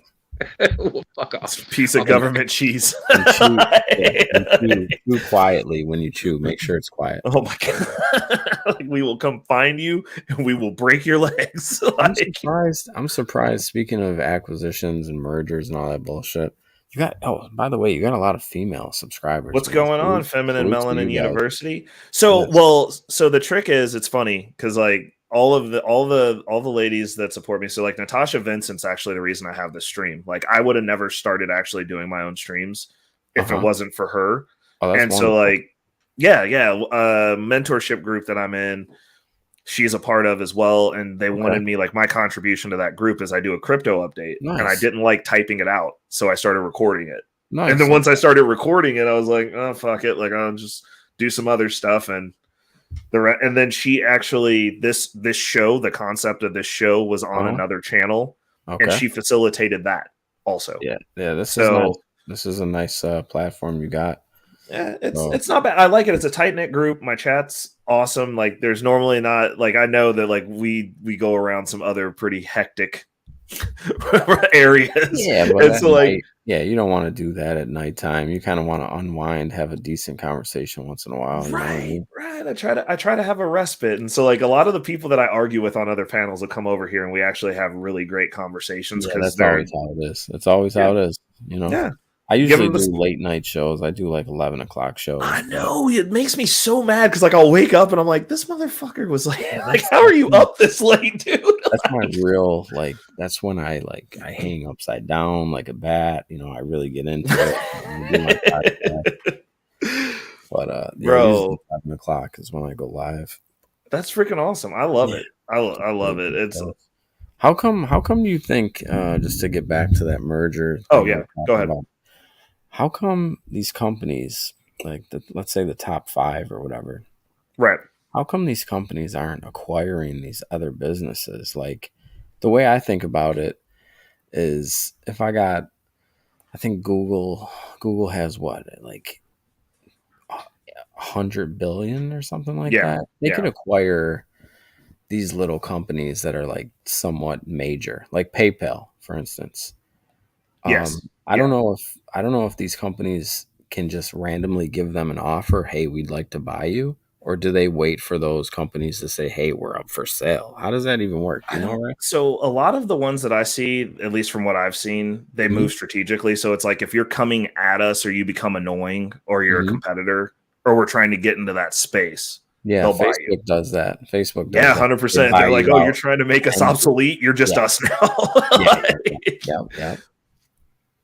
but I don't, you know, I just don't think that they like for Google. It's weird because it's like, what do they want? Like they could have bought Chat GPT, but like the Hmm. way that that company functions now, they kind of just built. They're like they're such a tech company that it's like they have their own like institution of like we'll just build it.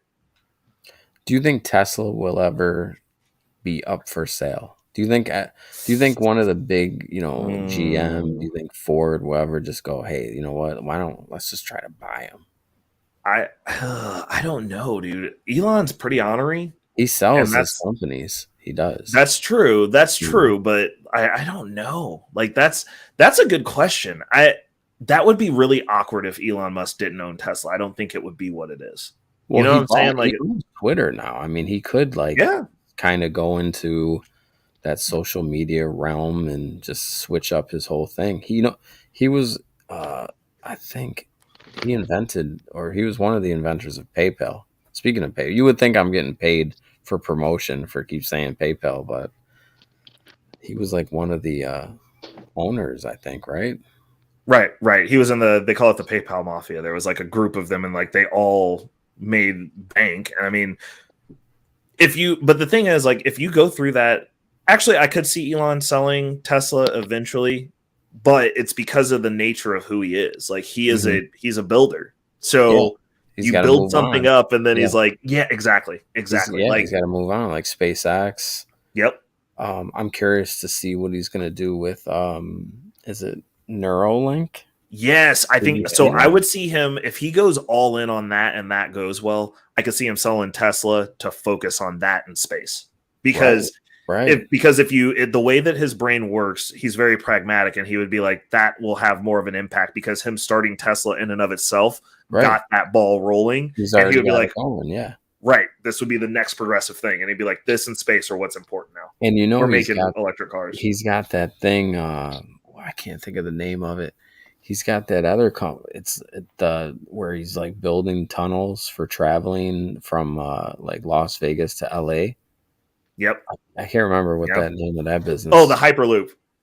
is. It the Hyperloop? There's a Is name it? for it. Isn't that the Yeah, underground thing? from The LA it's to like a bullet Vegas. train. Yeah, Yeah, yeah, some yeah. great. It's called the It's motherfucker. a Hyperloop. I think it's a Hyperloop. I gotta Google it, Hold on. motherfucker. Fuck, Elon Musk. it's tunnel something. It's the Hyper Tunnel. It's Tunnel not the something. Oh, Hyperloop. the Boring Company. Oh yes, because they just yeah they bore holes. The I Boring Company. That's what it's yeah called. I love it. Really interesting what he's got going on. And you know what? People don't even put that into the price of Tesla. They don't even include that in. But he's technically the owner of Tesla, this company, SpaceX. Neuralink, and what's the Yeah. other shit he's got? Twitter. Oh, and that fucking satellite shit. Twitter and then Twitter. And Yeah. Twitter and the fucking satellite thing he's Oh got. yeah, the Starlink. Yes. Starlink. This guy is like, he's got his hands in everything. But I mean, it's interesting because like one of the things that I'm really interested in at this point moving forward, because of the way that like our political landscape is like there's some of these movements like the guys over at New Frontier, and like they've got a lot of energy, they're young, and I like the one thing that I think is going to be required moving forward is with the way stuff is set up for these small groups that are moving forward. It's like, why aren't they collectively getting into an industry and creating a system for themselves so that they can't be canceled?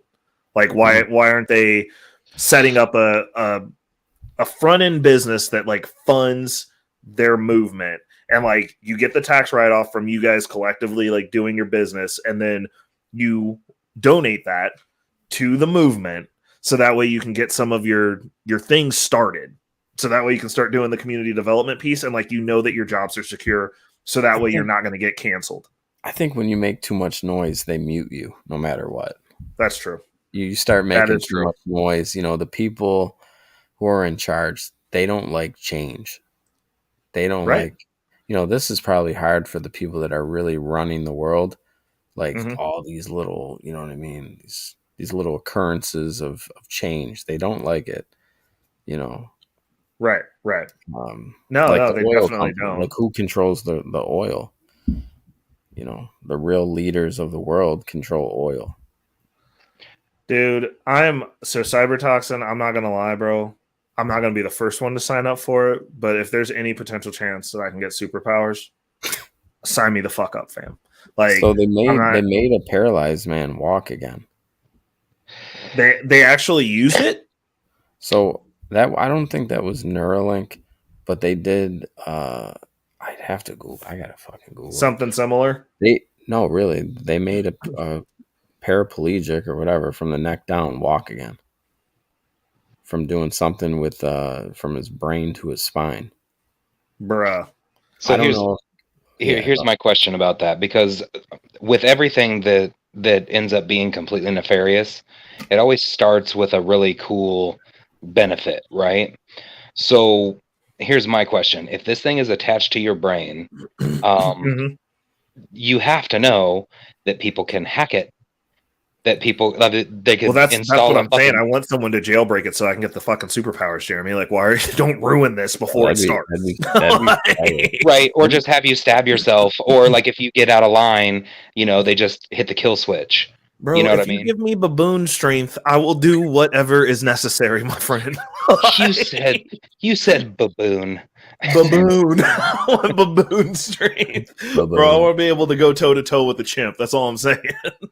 I watched Kong the other day. I haven't seen it ever with Samuel Jackson. It was a pretty amazing movie. Speaking of baboon, the dinosaur, was that the one with the dinosaur fight scene where he fought the T-Rexes? So yeah, it was fun. Dude, yeah. That was so good. Amazing. The first scene, my son was like blown away. He was smashing like 10, 20 helicopters, assault helicopters. It was amazing. It was a really good movie. Now your son also wants baboon strength. He's a baboon. Baboon. Do you remember when they were messing with all the DNA and splicing and all that, and they were talking about splicing chimp DNA into human DNA, and it would make your muscles made a movie more called elastic? Splice too. Yeah, splice is really cool, but how cool would that be to have the elasticity in your muscles that they do? Because they're not bulky; they're just crazy fucking strong. Well, did you know that I actually saw this because this is something that you can get now. It's like the tendons, like when you get tendon replacement surgery, they actually sometimes will use tendons from pigs. Oh, and those tendons can sustain regularly carrying 400 pounds. I was like, bro, if I go in and need tendons, I'm making a request. Like, not gonna lie. Like, you plan on being 400 pounds anytime soon? No, but you know how hard you can kick somebody in the chest, bro? Like if you got like 400 pounds of kick power, Yeah, hold on sign though. me Here's the up, bro. question. So, you ever heard those stories where somebody would get like they'd be an amputee and they'd get somebody else's arm and they think that arm has like the spirit of the other person in them? What if you get pig spirit in your legs, bro? That's crazy. Bro, then I guess I'll spend half of my day mud soaking. I don't give a fuck. That's good for your skin. My mind is blown right now. I'll stop eating bacon. Like, go call it good, bro. Oh, At least, man. at least you Bacon. won't shit where you eat. Facts. Why do I love bacon so much, too? God Because it's damn it. fucking delicious. It's just like, So man, good. fuck. It's It is literally the the only- best piece of nasty meat you could eat, dude. It's It's like so delicious. so good, man. I It's get it the on a only nice- meat that you add to other meats to make it better. Facts. put It that also bitch- makes vegetables good. It makes basically anything you don't want to eat Yeah. is delicious with bacon. Yep. Nice bitch. Fucking nice. I said bitch. A nice piece of bacon on a croissant. I don't know why I said bitch. god. I don't know why I said Dude, bitch. bro, 777 be just getting mad at the meat. It tastes so good. He'd be like taking a bite, be like, you fucking bitch. I'm just angry. Starts Like, choking the sandwich with both hands. It's because he likes his women like he likes his bacon. I need Extra help. crispy. Oh, Oof. shit. Oof. I Good should. God. That would be a great podcast. Is me sitting on a couch talking to a fucking psychologist, Yeah. Bro, eating You a know. bacon croissant sandwich. fucking choking it. Yeah, Choking the sandwich before you eat it. that's the first thing I tell my psychiatrist. Yeah, I like to fucking choke my food before I eat it. What are As you I- doing? Just verifying that it's dead. Right. Establishing Oh, dominance. Good Lord. need help. Establishing I need dominance. Dude, I think we all need help. Like, that's how we ended up on YouTube. Yeah. You ever listen? If you could go back in time and stop yourself from joining YouTube, like I used to just play music on here. I never Yeah. realized there was channels, sectors. Would you stop yourself from joining? Nope.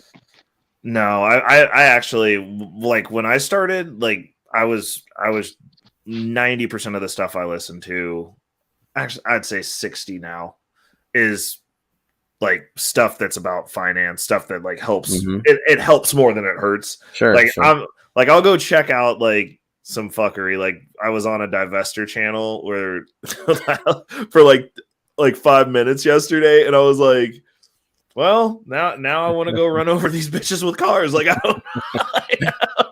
Yeah, I'm about to go run into drive my car into a hood club and just Oh, run people over. Like, fuck it. shit. But I don't normally take in that type of content. Like, generally speaking, like I like debate. I like getting like the panels where people are having contentious conversation, but normally I try to like have it be on topics where I can maybe learn something out of it. Uh-huh.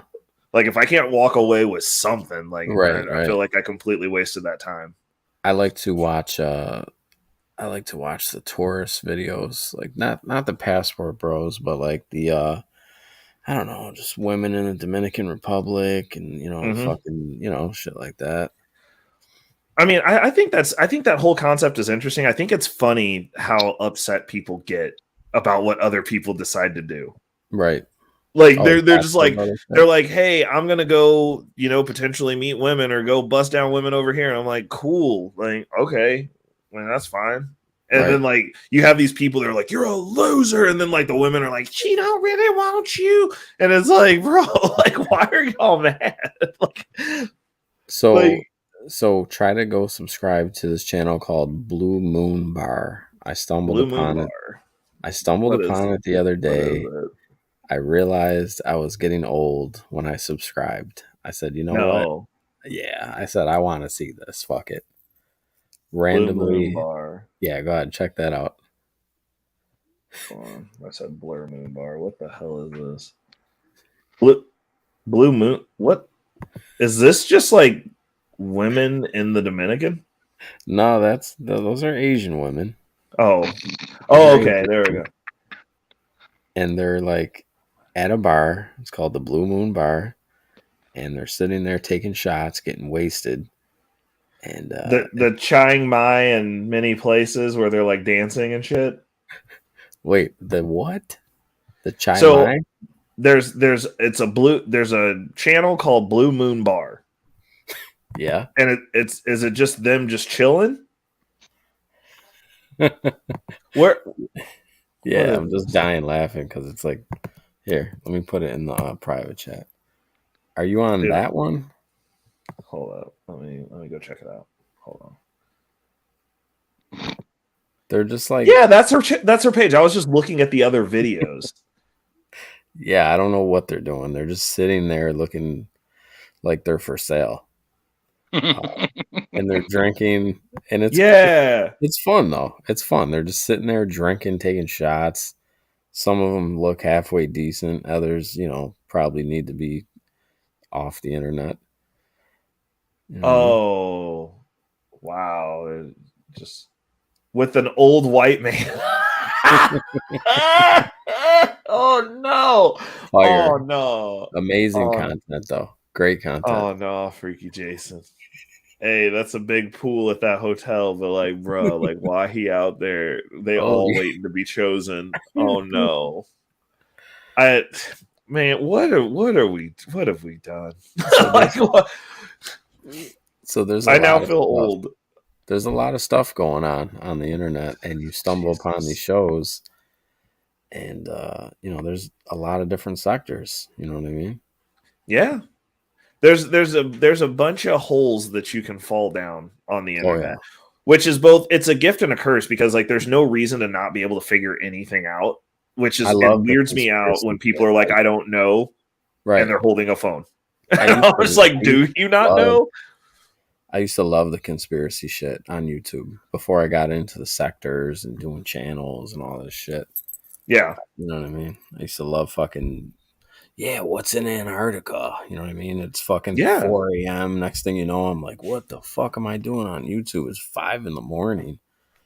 I'm Like telling now, everybody the next day, yeah, in Antarctica, there's fucking alien spaceships fucking down there, be like, fucking and the Terminator. wall and the firmament. Yeah, Like, you just go crazy. The algorithm yeah. sends you all this shit, you know. Yep. That's the reason I'm like which is very interesting because like my Facebook algorithm is just now like after probably 5 years Mm-hmm. sort of fixing itself. But Fixing like it. I was very, very intentional when I started my Twitter Mm-hmm. that I only look up stuff that I'm interested in participating in. Mm-hmm. And so like my Twitter is like really it's like polarly opposite from any other algorithm that I have. And like my For Instagram's YouTube, kind of the same. you can just go next to the channel and literally click it and say "Don't recommend channel," and Yep. then other things that are similar won't pop up. So Yeah, I've started doing that. YouTube isn't that bad though. Like most of the time it's just like the panels that I participate in that show up did you mostly. not to change the subject? Did you hear Jamie Foxx is blind and paralyzed? What? Did you hear I heard I he Jamie? had thought a he was stroke. fine. Yeah, he Did did. you? He So you guys didn't hear he's blind and paralyzed now, or is this just like rumors? Or hold on, because like I thought the family said that he was fine. Hold on, wait a second. Let's look up Jamie Foxx news no real one's quick. seen this guy for like a fucking 2 months, Facts. 3 months now, right? Facts. Like, is Hold he on. Jamie like, Foxx recovery process surprises everyone. Insider shares details. So he's recovering. he's recovering? Okay, he's not blind and paralyzed. Hold on. Pinkville, Jamie Foxx has been battling with a mysterious illness over the past month. A recent report has claimed that his condition has suddenly worsened, leading him to being partially blind and paralyzed. Hold on a second. I don't know why I'm Let's see laughing. here. What the Rushed fuck? to the hospital when he was in Like Atlanta, Georgia, who shooting did for this to his. him though? You know what I mean? Yeah, like that's fucking weird. So they're Weeks saying after, there's a conspiracy saying that I that's shouldn't. I'm too old to even be in this field here, but here we go. So he mentioned how Puff Daddy was doing like weird, Gay allegedly stuff. gay stuff yeah. and like sex, parties with gay guys and stuff. And next thing you know, he comes up paralyzed and blind. Facts. Mhm.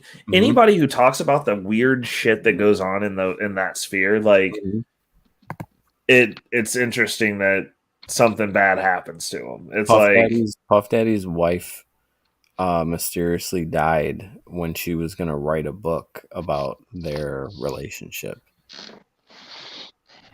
yeah. I mean, literally everyone that I know that's moved to LA has gotten fucking weird. Like I don't know what it is. Like if you drink too much of the tap water, it just like festers on you or something. But like it's just like the whole culture there is fucking weird as shit. Like Yeah. they're weird. Big people. Will's still good. Who? Big Will's still good. Will Smith? No, our friend Big Will. Oh. Tell Do you him not remember to Big tell Will? him to keep drinking the water out. Yes, tell him to stop drinking don't drink the water out of the sink, bro. Like I'm just saying, like I know plenty of people that have moved there and like they get weird, and then like after like a few years, they just start kind of looking a little bit off and or demonic. Yeah, Like, California is some weird shit. Yeah. You think it's all the fecal matter in the air since they're all just shitting on the street? I think it's the coke. Probably that. I think too. it's it could really be strong, pure Mexican cocaine. they're not Like, doing they pure. They're not doing pure no more, man. They're cutting that shit with fentanyl. No, they're not Facts. cutting coke with fentanyl. Yeah, they Bruh. are. Yeah, I mean, they are. probably mix a little bit in there, I'll be but right not back. enough to kill you. Reckless So- Ray's got to shit everybody. Everybody just stand back. Yeah, let the dookie fly. He's got No. to shit. You're gonna hear the grunts too. Watch. Yeah. So Lady Nova, I like my coffee like I. Wait, what? Oh, anyways, go ahead. No, check mine right here. I like my women like I like my coffee ground up and frozen. That's nice. You're welcome. Holy shit. But yeah, no, dude. It's crazy too because back in the day they used to cut coke with like baby laxative. Mm-hmm. That's why you'd get the coke shits, right? Mm-hmm. Fentanyl costs far more than baby laxative does. So my question is that shit being pushed? My idea is that shit being pushed by big pharma so that they can say, "See, the street drugs are really scary. You need to come to us only." That's a good thing. I would be careful saying it live on the stream here because they might knock the stream down for something like that. Bro, I'm on so many lists at this point it doesn't even matter. Well, no, I'm just fucking with big pharma and shit like that. Yeah. Hey, bro, take him and not me, bro. I ain't trying to get snatched up just yet, bro. Hey, big pharma, I'll work for you. Just let me know. You know what I mean? You want to give me a sponsorship? Right. Next thing you know, Ray's just sponsored by fucking like Pfizer or something. Bro, I'll be going ham Mental Health Awareness Month. Absolutely. Sure. I think when it comes to fentanyl and shit like that, I think that since China really makes it, this was their plan, just to destroy America. And what better way than drugs? Well, it's always destroyed the people. When we were talking about this, because my girlfriend, she is a very, very high regarded addiction counselor. Okay. And like if you talk to her about fentanyl, period, she's like it's white people. She's like it's a white person. Whoever got busted is white person. She's like whoever died from it, white person. Right. And the issue is she'll tell you straight up. She's like it's not even poor white people. Like this started off specifically targeting wealthy white people. Like they like skipped through the hood. Like this wasn't like they knew who they were gunning for. They were like, we were going for we want decision makers. We're going to ruin your kids. Like because like, if you look at the way that it flows into the United States, what happens is you're destabilizing because generally speaking, you're more affluent people. Those people generally go into positions of power, right? Mm. They're literally, and China says we wage 100-year wars. So like, what would you do? Attack all the leaders, all the next leaders. Be like, because they know America functions on nepotism. It's like, okay, cool. You guys are going to eventually have a bunch of addicts that are now in charge of shit.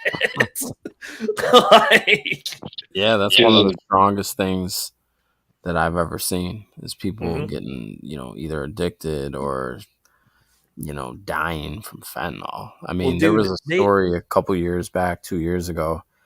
There was a group of 3 people. They were allegedly they bought an 8-ball. They thought they were all, doing cocaine, listening to music, drinking. Next thing you know, all 3 of them died that same night. Right. And like, I was thinking after I heard that, like, what coke dealer cuts shit with fentanyl? Well, the interesting thing is all drug dealers will do that when they're scaling up. So like if you're selling coke and you're going to start selling fentanyl, you slip your people that you're selling to fentanyl in the coke, and then they're like, man, that's the highest I've ever been. Like, what was that shit? And then you put them on the new drug that you're upgrading to. They do it with, like, when I was growing up, like, I had a really big phobia about taking marijuana from anyone. Period. Because my mom was a police officer during the 90s, and when they were upgrading from weed, because like everybody started off with weed. Yeah. And so as those drug dealers made enough money, right? Right. Well, especially for drug dealers, like you just start off at the bottom was weed at the time. Yeah. And then after you sold enough of that, they were like, hey, you want to sell some PCP? Oh, shit. And they would be like, cool. So they would cut the weed with the PCP and like just give it to people. They would put it on everything. Cigarettes, anything. And then they'd be like, oh my God. And then like you'd be addicted to it. But like the issue is if you get slipped PCP and have a bad trip, that's when you have those. Exactly. Yeah, that's fucked okay. up. So I've got a story for you about that because that actually happened to me. Oh, that's so fucked up. So do you remember when Wu-Tang Forever first came out? Oh, it's amazing. Yeah, 96. Right.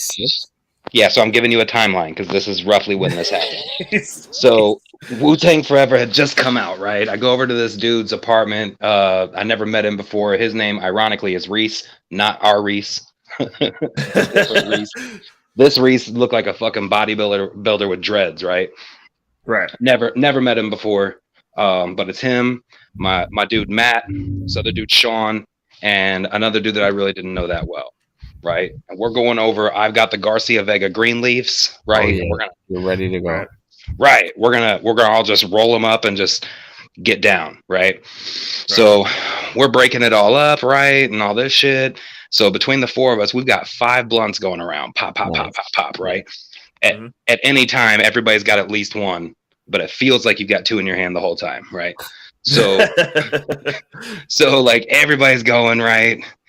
I'm feeling really good now. Just so that we're clear, 96, the best weed out there is something called K-Town, which is really just fucking Mexican brickweed. It all was, right? None of it's any good. But I'll tell you that even then, one hit of just some regular ass Mexican brickweed would send me to another universe, right? Oh yeah, and no matter you didn't fuck with weed, you didn't really like weed. Right.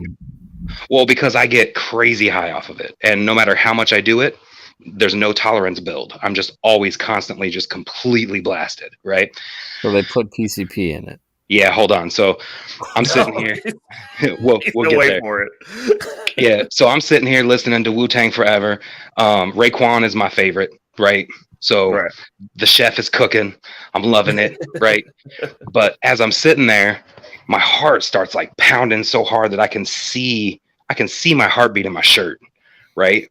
And I'm like, God damn, right? Like I'm real fucked up. I look around, everything's got tracers on it and shit. My tongue swells up, or at least it felt like it swelled up, like the whole size of my whole mouth. I'm fucking, I'm sweating, but I'm cold. And my boy Matt leans over and he's like, hey, you fucked up? Right. And stupid question. Yeah. Stupid question, right? But yeah, I was like, yeah, dude, I feel like I'm about to fucking die. He was like, you should. That shit was laced with PCP. And I was like, no, it's not. Bullshit. I actually helped roll these things. He's like, no, let me show you something. So we go back to old boy's back room and he's got this whole grow set up and they're literally they're liquefying it and injecting it into the plants to feed the plants. Wow. Oh, right. No. So, and Ray, you know, I have, at least back then, real bad anger control problems, right? Right. So please tell me you won't smash this dude's whole house. Bro, so check it out. I'm sitting here trying to maintain, like I said, the chef is cooking and my boy Sean is like, man, this shit's pretty cool, but fuck Raekwon. And I'm like, all of a sudden, dude, I stand up and I'm like, say another fucking word about Raekwon. He was like, and he's like, dude, what the fuck? And I'm sure he's going to say, what the fuck's your problem? But I didn't let him get that far because I grabbed him by the throat from a sitting position and pull him all the way up, like just midair. And I was like, say another fucking word, period. And my boy Matt comes over to stop me. And that's when I grab him, throw them both against the wall, fucking banging on, like, and these are good friends. You had that good PCP. dude. Superpower PCP, bro. That's a super soldier serum, bro. Damn. Bro, and that fucking dude Reese comes into the room, and I fucking one hitter quitter clock his ass, and I fucking leave. This is in, you know where Grandview is, right? Yep. Okay, so from Grandview to basically where I am now, Mhm. I walked that whole distance, just huffing and puffing, dude. I got fucking blood all over me, and I'm sitting there, and I just go home, and I'm sitting on my bed, just going. No. Until I apparently passed out. Wow, you're a Oh, sick fuck. Yeah, dude. No, So that's that- dude. Kansas, bro. This Man, area, PCP like fucked people up, huh? were fucking. We had some, like that's the reason I don't like that stuff. Like when people talk about how that happens, I'm like, you like slipping people stuff that'll just kill them, bro. Like that, That's fucked up. Yeah, it's amoral as fuck, bro. it makes like, I no don't. sense. It like No. why even do that? You know what I mean? That's the reason Well, I'm like, I don't even think those people should be locked up. I think if you do something like that, I'm like, get them up out of here, bro. Put them on one of those test ships from Tesla and shoot their asses right into the fucking sun. Like, I did enjoy spiking women's beer with vodka growing up, though. Oof, I thought you were gonna say something else. Oh Jesus Christ, I thought you were gonna say something else, bro. Not No, so you want to Not- hear something fucked up though? Huh? So when I was younger, I dated this chick that moved up here from Lake of the Ozarks. Mm-hmm. And she was like a cocktail waitress at this bar, and she was really cute. And I was like, "Oh, this is dope!" And like she like took a liking to me, so I was like, "Cool, let's seal this deal." Nice. We dated like on and off for like a few months, but I was over at her place one time, and I'm like, what the fuck is that?" Because like whenever we would go out, she would take this little water bottle, Mm-hmm. and she would just sip on the water bottle, and she'd be like, "Cool, I'm gonna have like one drink," but then like she would get super fucked up, Wow. and I'm like, I don't understand like how does this work? And she was like, "Well, don't tell anyone, but my roommate makes Rooflin." What the fuck? And so she was like, "Well, so what it does is," she like broke it down. She explained to me how it works. She was like, "It's an alcohol amplifier. So like however many, like if you drink this and you get dosed with it, however many beers you drink, multiply it by 3 basically." Oh, So, and I was like, "You're fucking kidding me." And she was like, "No." She was like, "You take a cap of this with some water." And she was like, "You have one drink." It's like I've had 3 to 6 drinks if I only have 1 to 2 drinks, and it's a great night. And I'm like, holy fuck. this is insane. And she was like, well, and she was, so basically the way she explained it was the reason that people get like when people use it in an illicit fashion, they're amplifying those drinks. So then you get blackout after like 5 drinks, which normally like you go out and you're like, I'm going to have 5 drinks. And it's like, well, now you drink a case. Right. Holy shit. And then the other thing that people do is like they'll overdose you. So now you're turning 1 drink into like 6 or 7. Right. And then So getting you were- to have 5. So You were dating fucking somebody who hot. was roofieing themselves? Yes, That's regularly. That's hot. Regularly. Like Holy shit. but like she had like it was like science. Like she was just like, yeah, you just drink this much. And I was like, I'm not doing Wow. that, but like that's crazy. Nice, bro. Good for Yeah. you. Now, Yeah. what if that was a kink for her, like to like get blackout? Like, would you have participated? If she's like, No. "Yo, I want to take this and get Nope, blackout," that's and exactly then I how want you. to do it. Oh hell no! What's going on, Murder 100? So you see that Murder can talk in all caps now without getting the stuff banned because he got a wrench. Actually, I need to give you a wrench too, 777. Just to make sure. Yeah, I wouldn't mind a wrench. while you're over here. Me personally, are you saying, Casey, if a woman was passed out? No. I'm saying Oh. if she beforehand There you are. says, "I'd like to take a roofie and then let you have your way with me," 100% I would. would you really? 100%. Dude, I couldn't do it, man. Like the only reason, but the issue is like the society that we live in now, bro. Like, like Yeah, anyone yeah. can literally say fucking anything. Like that chick who never even got messed with by Trump literally said when they pressed her on the question and she was like, "Oh," and they were like, "Did he assault you?" She was like, "No." But like, it doesn't have to be physical to be grape. Right. I'm like, what? What? And she got paid. Well, if that's the case, then I've technically raped every woman I've ever talked to because, I mean, I've verbally fucking assaulted them, I guess.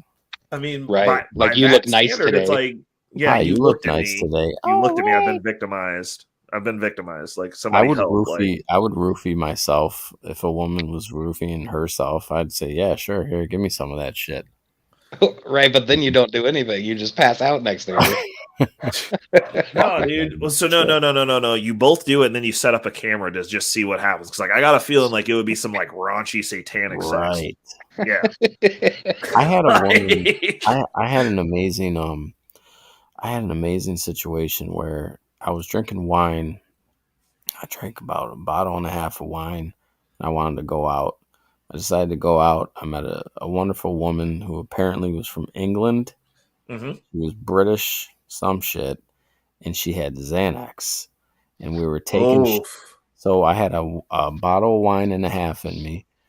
We were at the bar. We were taking shots of whiskey. So wine, whiskey, and then she pulled out and said, "Hey, I have these in case you want to take a couple of these." I was like, "Yeah, what are those? Oh, fucking Xanax? Yeah, sure. Give me 2 of those." And next thing you know, we were fucking like rock stars. No clue where she is. I could have killed her. Who knows? I don't know. Oh, Man. I don't even know if she made it out of that. I woke up She was somewhere else. wonderful. That was the only Oh woman. shit! Only Okay, woman with we the, got to dial it in. My coworkers this? is up in this shit. Oh, shit. No, he's a cool coworker. Hey, Ray was just talking about how he roofied a woman. I did. God damn it, 777. I hate you so much. Fucking a whole fired. ass piece of shit. Like Fired, that was not the conversation that happened. He's going to HR. Look, motherfucker's never gonna ride with me again. He said, "Nope, go ham." Yeah, he gave us the go ham, go ahead. But Fuck it. we're no, so we've gone so far off the rails. I don't even know. I don't even know where we're just sharing screwed up life stories and financial random literacy occurrences. versus income / roof and all. And the gays. Apparently, and the gays. Oh, I got a question for you guys. Okay, so I've asked everybody this question. Okay, so since it's Pride Month, this is the question. You find yourself randomly in the midst of a threesome. Wait, who's answering? But you're in the middle. Wait, what? Who's answering first? Well, please don't include me in Pride Month though, for the record. No. Okay. Listen, it's just the what would you do question. Okay. You're in the middle. you're the lucky Pierre, okay? But you find yourself in the middle of this situation. So you're 1 inch into your mother, and your father is 1 inch into you, and you're in the middle. So like, do you go forward or backwards to get out? Hang on. Say that again. Okay, so you're the lucky Pierre. There's 3 people. So there's like one person, and then another person, and then you. So like my head is you, right? Okay. On this side, you are 1 inch into your mother. Wait. Why is it your mother?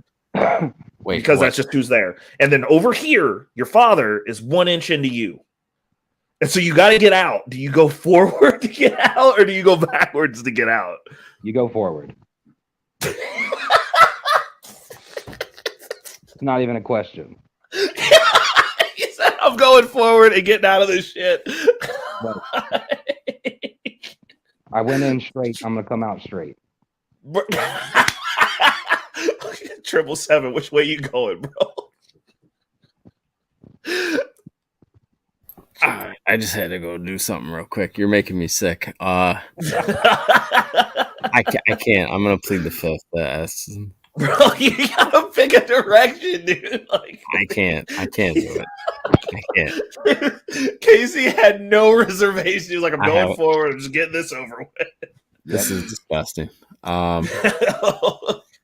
So, well, guys, this is it for me. I've had an amazing time here on the show. Thank you so much for having me. I'm happy you swung through 777. You're always welcome, dude. I'm gonna go roofing all a woman, and I'm gonna have my way with her. Oh my god! Have a good night. What's going on, Lawrence? I'll talk to you again. Good night, guys. Dude, absolutely. You have a good one. For sure. Thanks for the wrench too. I appreciate it. Oh no, absolutely. Use it wisely. Don't kick everybody off the chat, please. Nah, man. Thanks a lot, man. Great show. I like what you guys are doing, man. anytime you want to come by, I always appreciate it. I definitely, as much as I like it when you go in on people, I really like having actual conversations with you over here. Yeah, you know what? I haven't really gone to that channel in a while. I probably won't be going back just because, it's just not my thing anymore. You know what I mean?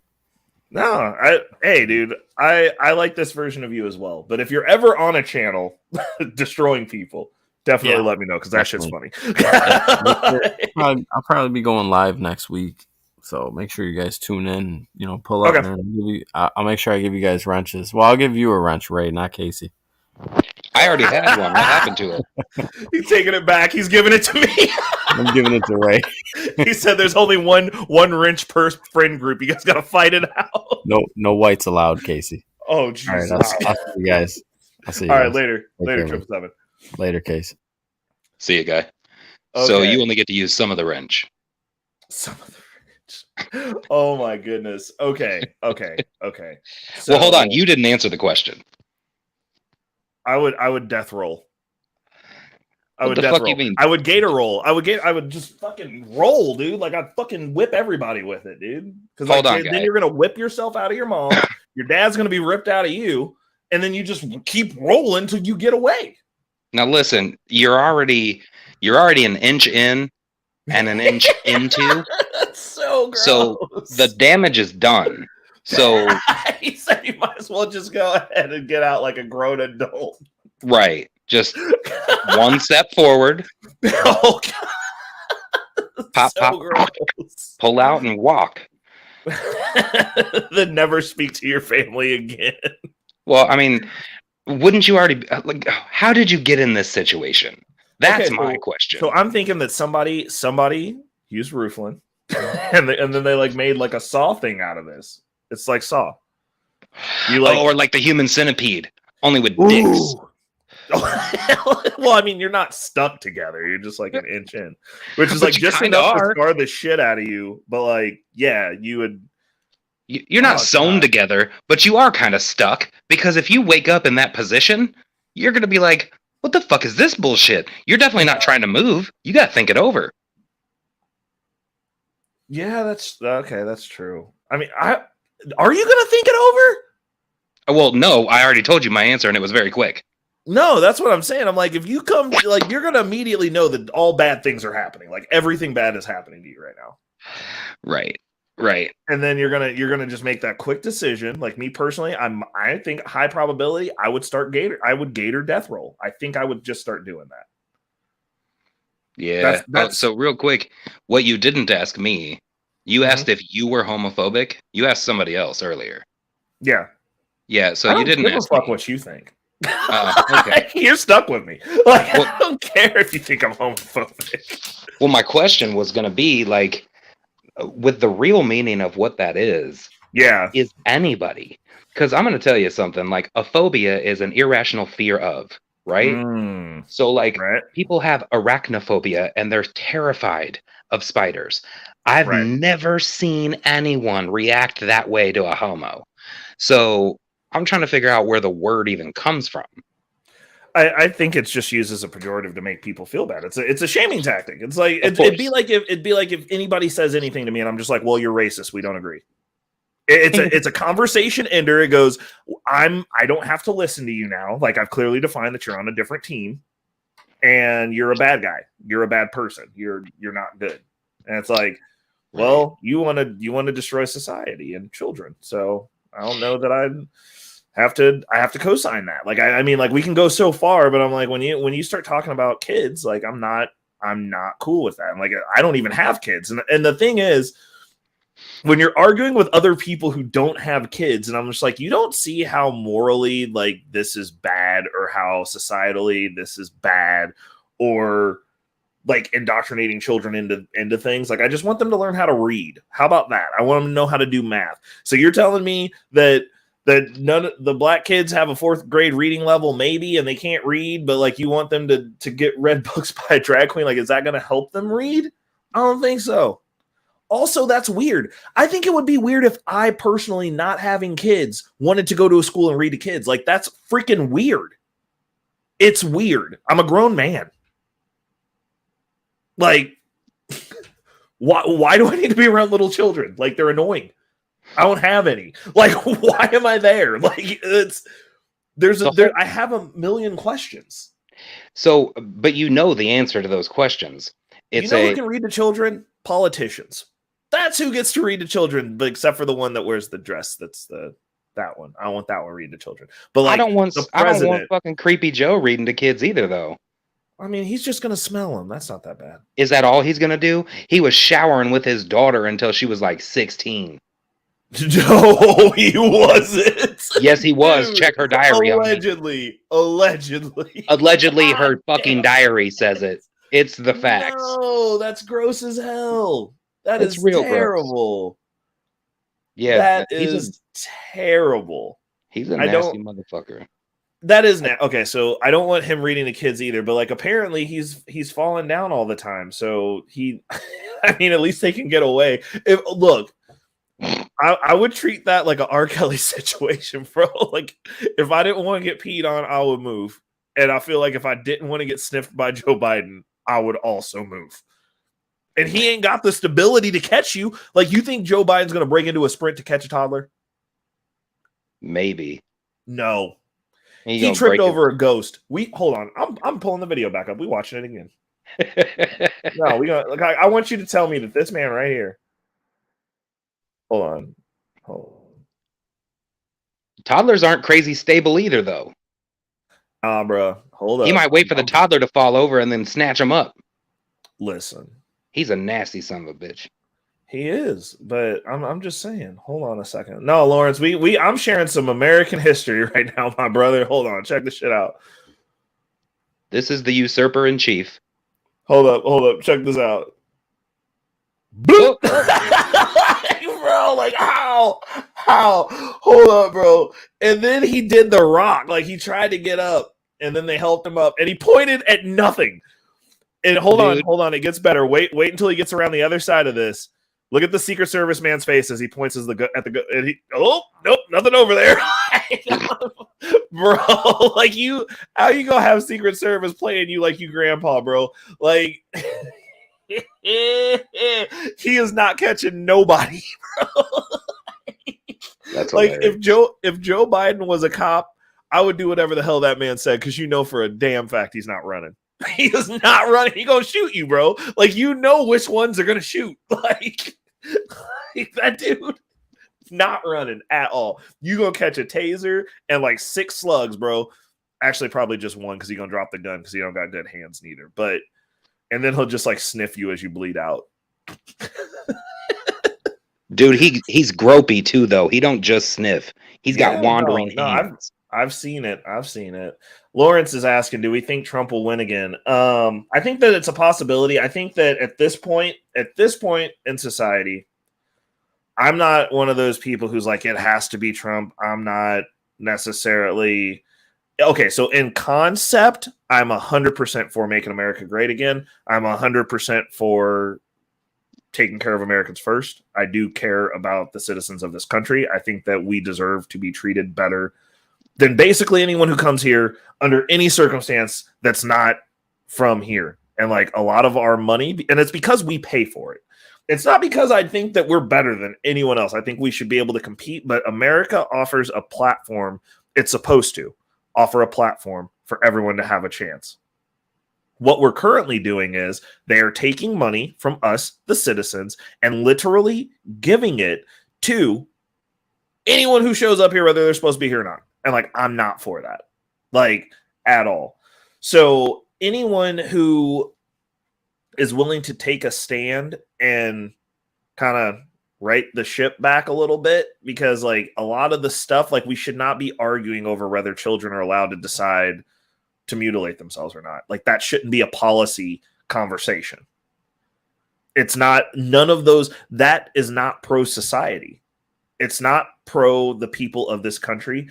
It's not a good space for anyone. Like, no one benefits from that, except for some people who want to do some things that are going to put them in a medical system that gives them a procedure that has a high self-deletion rate amongst the adults that get it done.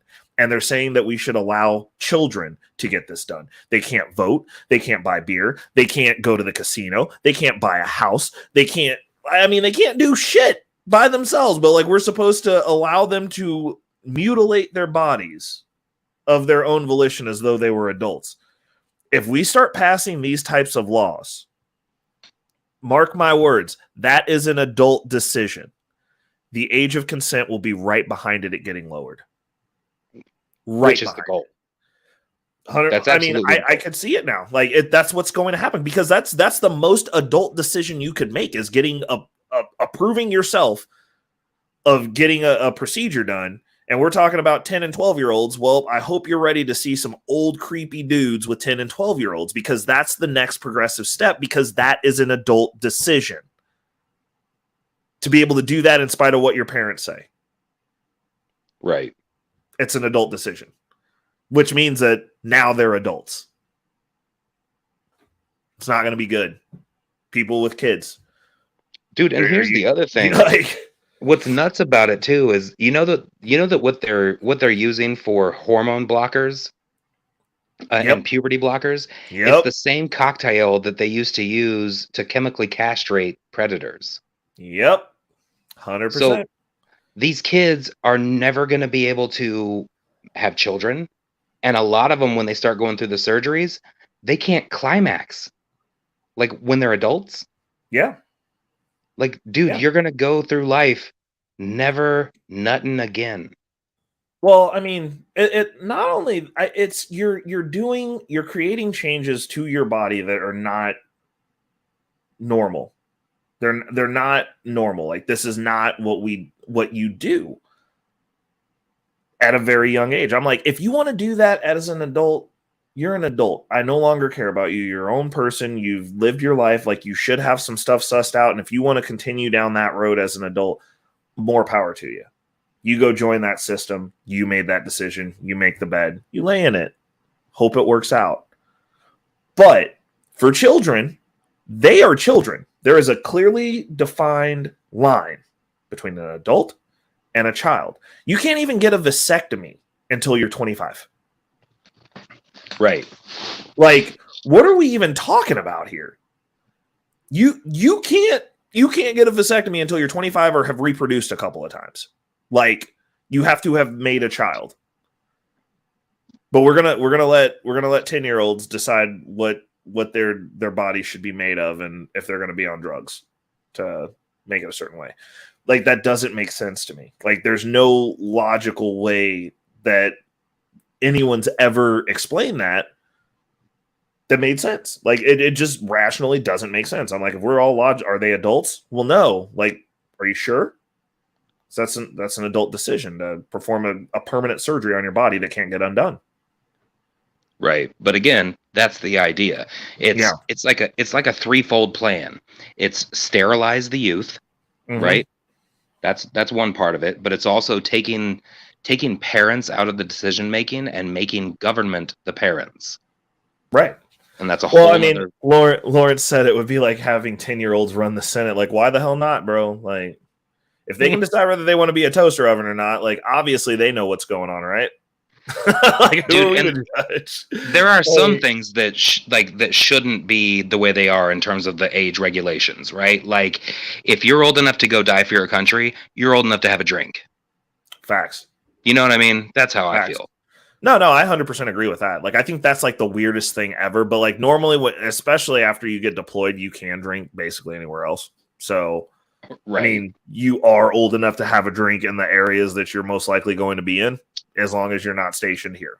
But I 100% am with you, because like, that's a very adult decision as well. You're risking life and limb, and they're trying to tell you can't drink because some arbitrary rule that somebody else made up. Like, that's, I mean, I think that's also dumb. Hold on, wait a second. Murder 100 in the building. He's got questions. He's about to start steering the show. I can see it. He said, "Do you think that the lack of one's hormonal control can be the cause of male or female, or for a male or female to perform a Hermer act. You look what I did there? Yeah, I did. Can I I said it take like I was this? from the deep south. Yeah, go ahead. I'm gonna go take a number one. It'll be quick. But you go ahead. Okay. I'm listening, but you go. Yeah, I got you. So, the real deal with that murder 100 is that really at this point we've already kind of figured out, since we've mapped the human genome, we know that there isn't a gay gene, right? So it's not, people aren't born that way. It's far less hormonal, and it has more to do with the external stimuli that they experience. So really it has less to do with your hormones and your control of them than it does with, like, for instance, witnessing any sexual act at an age where you don't really have any context for it. So that's why, and that's actually one of the reasons they're sexualizing children so young now, is they're, flooding these children's brains with information that they don't have context for, and that can really fuck you up. And humans are not sexual until adolescence. Adolescence usually happens for boys, it's right around 11 or 12. For girls, it's about 9 or 10, because they do go through it earlier. But adolescence is just another way of saying puberty. So here's the thing, though: everything that happens before adolescence, all things are what builds you into to who you're going to be, your preferences, everything. And that includes sexual preference. Like, you're not born, like, you didn't just come out of the womb thinking, I like corn. You have no fucking clue what corn is, right? And it's the same. It's the same with sexuality. You're not a sexual being. So you didn't just come out of the womb straight. You didn't come out gay. You didn't come out having any preferences. So that builds over time. And the thing is, there are differences in how each person internalizes that external stimuli. So, for instance, Ray and I, at 4 years old, could each witness. Let's say I was staying over at Ray's house as a 4-year-old, and Ray's dad left on HBO, right? And Red Shoe Diaries comes on, and we both see like some titties and a heterosexual sexual act. Well, our brains don't really have any context to understand what we're actually talking about or are seeing. So for Ray, that might make him become hypersexual in terms of heterosexual sex. For me, I could internalize that. It could have scared me to the point where heterosexual sex is a scary thing for me. It really depends on how you internalize that information. So no, it has less to do with hormones and more to do with really just external stimuli. It's nurture over nature is what I'm saying.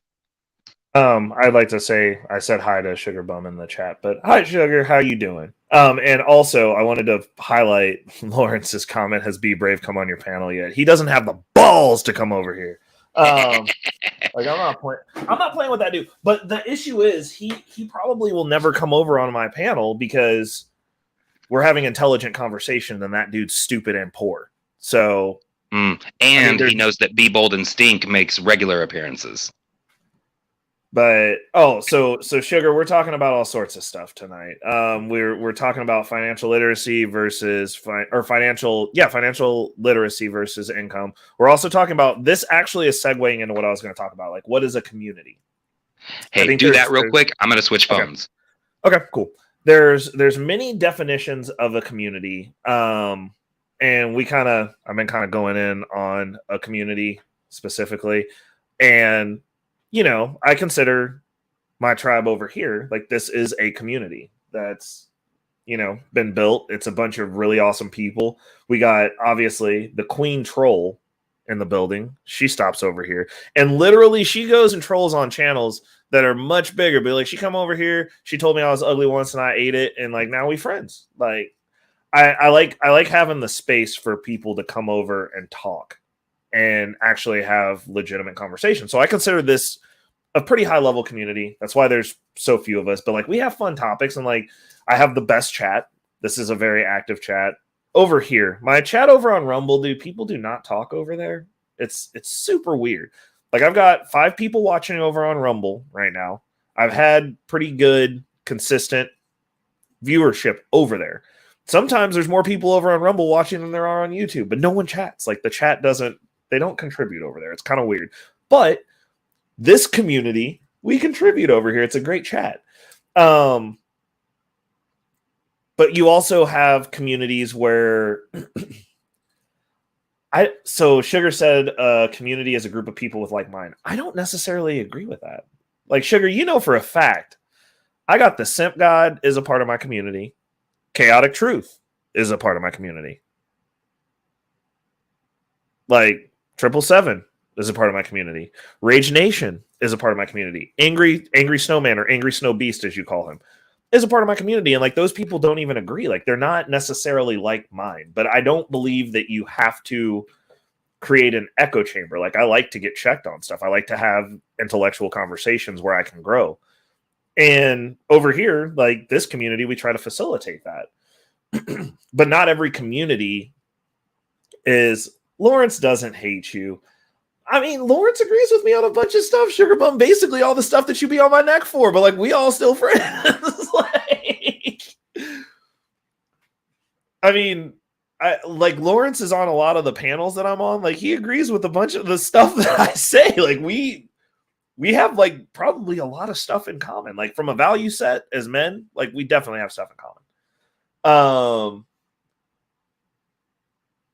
Oh, dude, Be Brave and Jay Prince would be epic. I would put money up and make that a pay-per-view, and we could charge people to watch it because it would be so stupid.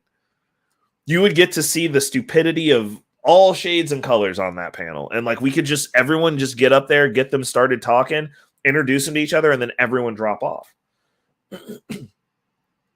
Oh. I mean, Angry Man hates everybody, I think. Like, I don't think Angry Snowman. You're talking about Angry Man. Angry Snowman, me and Angry Snowman have a lot of stuff in common. Like, I like him. He's a good dude. But like, y'all just don't like each other. And I don't know why. It's probably because you grill him on Fight Club all the time. Oh my, dude, Tyranny hates me, Lawrence. She hates my soul. Like, that woman... Whew, she a whole terrorist, bro. Like I'm not gonna lie. Like, there's not a lot of people that I think are terrorists, bro. She a whole one. She is a whole entire terrorist. Like, she's one of the few people that I've actually spoken to on these panels that I legitimately don't care for. Like at all. Like I don't like her mindset. And like unless her mindset changes, like we got nothing to talk about. Like I don't like it. I don't like it. I don't like the Victim Olympics. I don't like that no matter what solution you're given, you have a problem already locked and loaded for it. Like, oh dude. So we talked I talked to her back when Daryl was doing his original relaunch of his show before that one got taken down. We had a lot of they were doing like daytime shows and Tyranny was like one of the moderators on there, and so like he made me a moderator on there as well. And so I would be, what's going on, World Class? I would be up there and like we would be talking, and literally there was no common ground with her. Like she thought that she knew how the world worked, that hey, I appreciate you. World Class was having some deep conversation earlier, even though he left me in the back chat for like 10 minutes and then I couldn't talk. Super sad day. Hurt my feelings. But no, him and Mandrell were having a really dope conversation. I was listening to that when I was getting ready when I was leaving the job site that we were on. I'm gonna have to put It's Not Your Guy on game because we work together, so I'm gonna have to start just like letting them listen in to hear what you guys be talking about. It's cool, bro. I just like giving you shit. I know your computer ran out of power. You switched over and just left Mandrell up there for like 5 minutes. It was hilarious because Mandrell was being wild, bro. It was funny. But when we're talking about how these communities are formed, it's like when you talk to people online, like No, he hasn't, but I like going on his show. Like I don't know if it's like a timing thing or what. Like I know he's busy. He actually like is active in his community and mentoring people. So but I love Modern Renaissance, man. Whenever he's live, I try to be over there. Because like he also is, given his take on things. And like I don't actually I can't even say that I don't agree with anyone on everything. Also, like you can see, like I got people like the world class that are in the community that I consider the community, like people that you can build with, that you can have conversations with. And like they don't all necessarily agree on every point, but I'm a firm believer that everybody has their position and their role to play, and you can learn from everyone. Oh, I do like going over on Israel's stream. Shout out to the Ismailites, Israel Mills. I do enjoy his streams as well. It gets a little bit contentious over there, though. Like it's interesting. I like him though. He's the only person who makes Jay Prince tolerable, and I don't like that dude at all. Like him and Tyranny are on the same level with me. It's there. I think that there's a lot of interesting things going on in these YouTube streets. Like, but there's a lot of different communities. Like, there's a lot of different rabbit holes you can dive down. But I feel like when you look at people and everybody in their circle agrees with them on everything, that's not somebody that like I personally want to associate with, because like I don't agree with everybody on everything, period. Like I just don't see the value in that. Like if you're 100% agreement on everything, like you don't need that person, because like they're not benefiting you. You guys are just like stroking each other's ego all the time, and like you're not growing. So like what's their purpose? What's their purpose in your existence at that point? So no, I mean but when you're talking about like what is a community, like community for me are people that you like fellowship with, people that you can build with, people that you can have a contentious conversation with as adults. And normally there's like within communities, there's like a common goal. So like, for instance, like one of the common goals and one of the things I think we all have in common, regardless of whether it's Daryl Long when he's in Simp King mode, whether it's Casey, whether it's Lawrence, whether it's Angry Snowman, is like, we want to like make the country that we live in good for people. We want it to be safe for their children. I don't have kids, but like I want it to be safe for children. Like I don't think that harming children is a good thing. So that's pro society. I want it to be a situation where people have the ability to, by their own work ethic and their own decisions, navigate through this society, and there's upward mobility within the societal hierarchies. Like I think that's fair if you work hard. Like I don't think you should just be given anything. I think people should have to earn things. I think we all have those values in common, regardless of like what the specifics of that belief system is. I think that's a common goal, that we want to live in a good, safe society with roads and water and air conditioning. Oh Jesus, that's lame. That's lame as fuck. Lauren said that he got banned from a few channels last year because he was cool with people the channel host did not like. Wow, that's sad. That's super sad that people navigate like that. I personally am not good at politics. Like people regularly that are within my community shit on each other all the time, and I'm just like, cool. All right, like you're barking up the wrong tree. Just don't bring it up with me then. Like I don't disavow people over shit that people say, because apparently in these YouTube streets, everybody's got some sort of backstory with everybody else. Like there's people who character-wise I won't rock with, and I'm like, you just aren't somebody that I would want to commune with, period. Like I don't want to talk to you, so don't talk to me. But outside of that, bro, like if I rock with people, I rock with people. And generally speaking, like people aren't necessarily going to get along all the time. That's how you grow, like those clashing of ideas. What's going on, Casey? How you doing? Hold on, I'm here. I'm trying to talk Xavier into coming and joining us. You're trying to talk who? Oh, you're the dude that lives by you or works up the street? You're what? My youngest son. Is he old enough to be on YouTube? Yes. Okay, I'm making sure, bro. I ain't trying to like freaking, because I'm gonna tell the truth, bro. I ain't holding back. Well, it doesn't look like he's going to be able to because I think he's hanging out with his girlfriend tonight. Oh, snap. Okay, yeah, you got to have him come up. I want to talk to him about this girlfriend. In quotes. Yeah, no. Okay. He's saying that he can't do it. Yeah, we're going to talk about it next time then. That's fine. Just be like, So, bro. hold on. You keep going for a minute, though. I'm going to try and make this happen. Oh, shit. You about to, like, go over there and just snatch him up? Like, what the Said, I said get online and talk to us on the panel so we can yell at you about your girlfriend. And his girlfriend's very nice. But hold on just a second. Let me finish this convo real quick. Okay.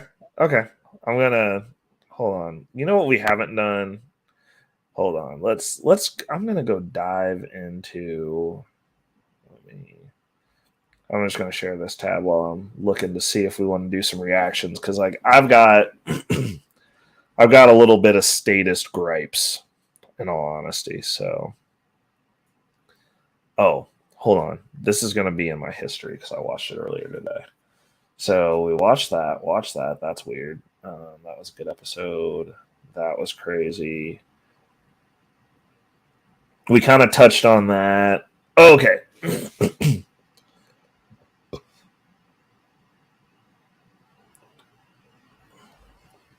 Okay.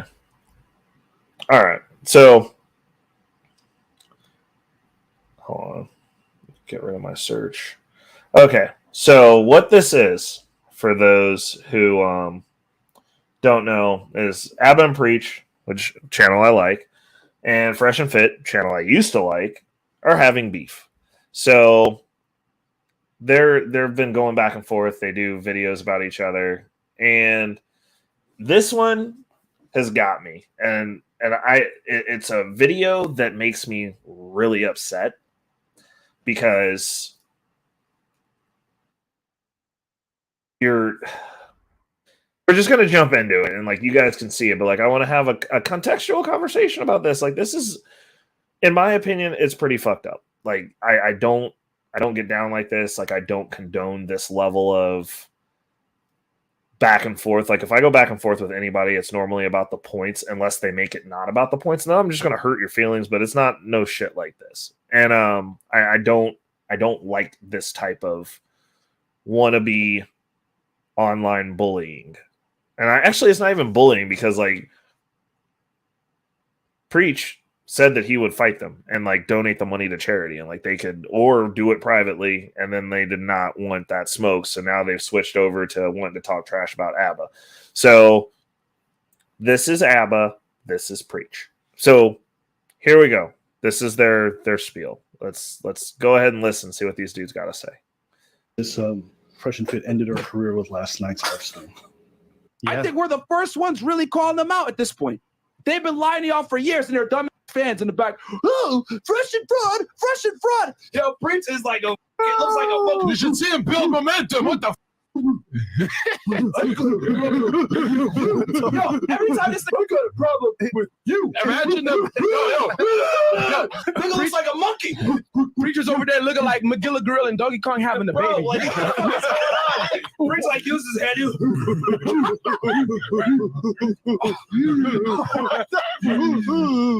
Look at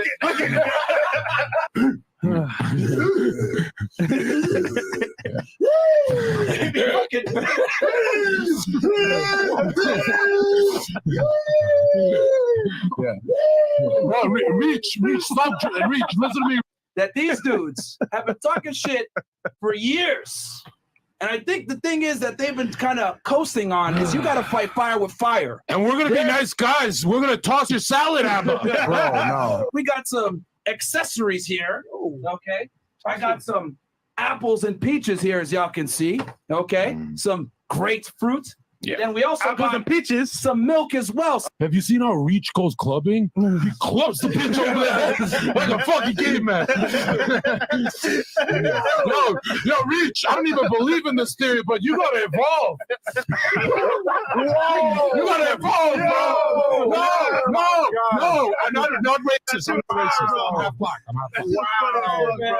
Welcome to Fresh and Fit. Yo, we don't give a fuck. So if you guys didn't understand the stereotype, it's that black people are not evolved. And so he's saying And so I mean, that's the gist of it. What's going on, Third Angel from the Sun? Welcome to the stream. I'm about to get real status and real pro America here.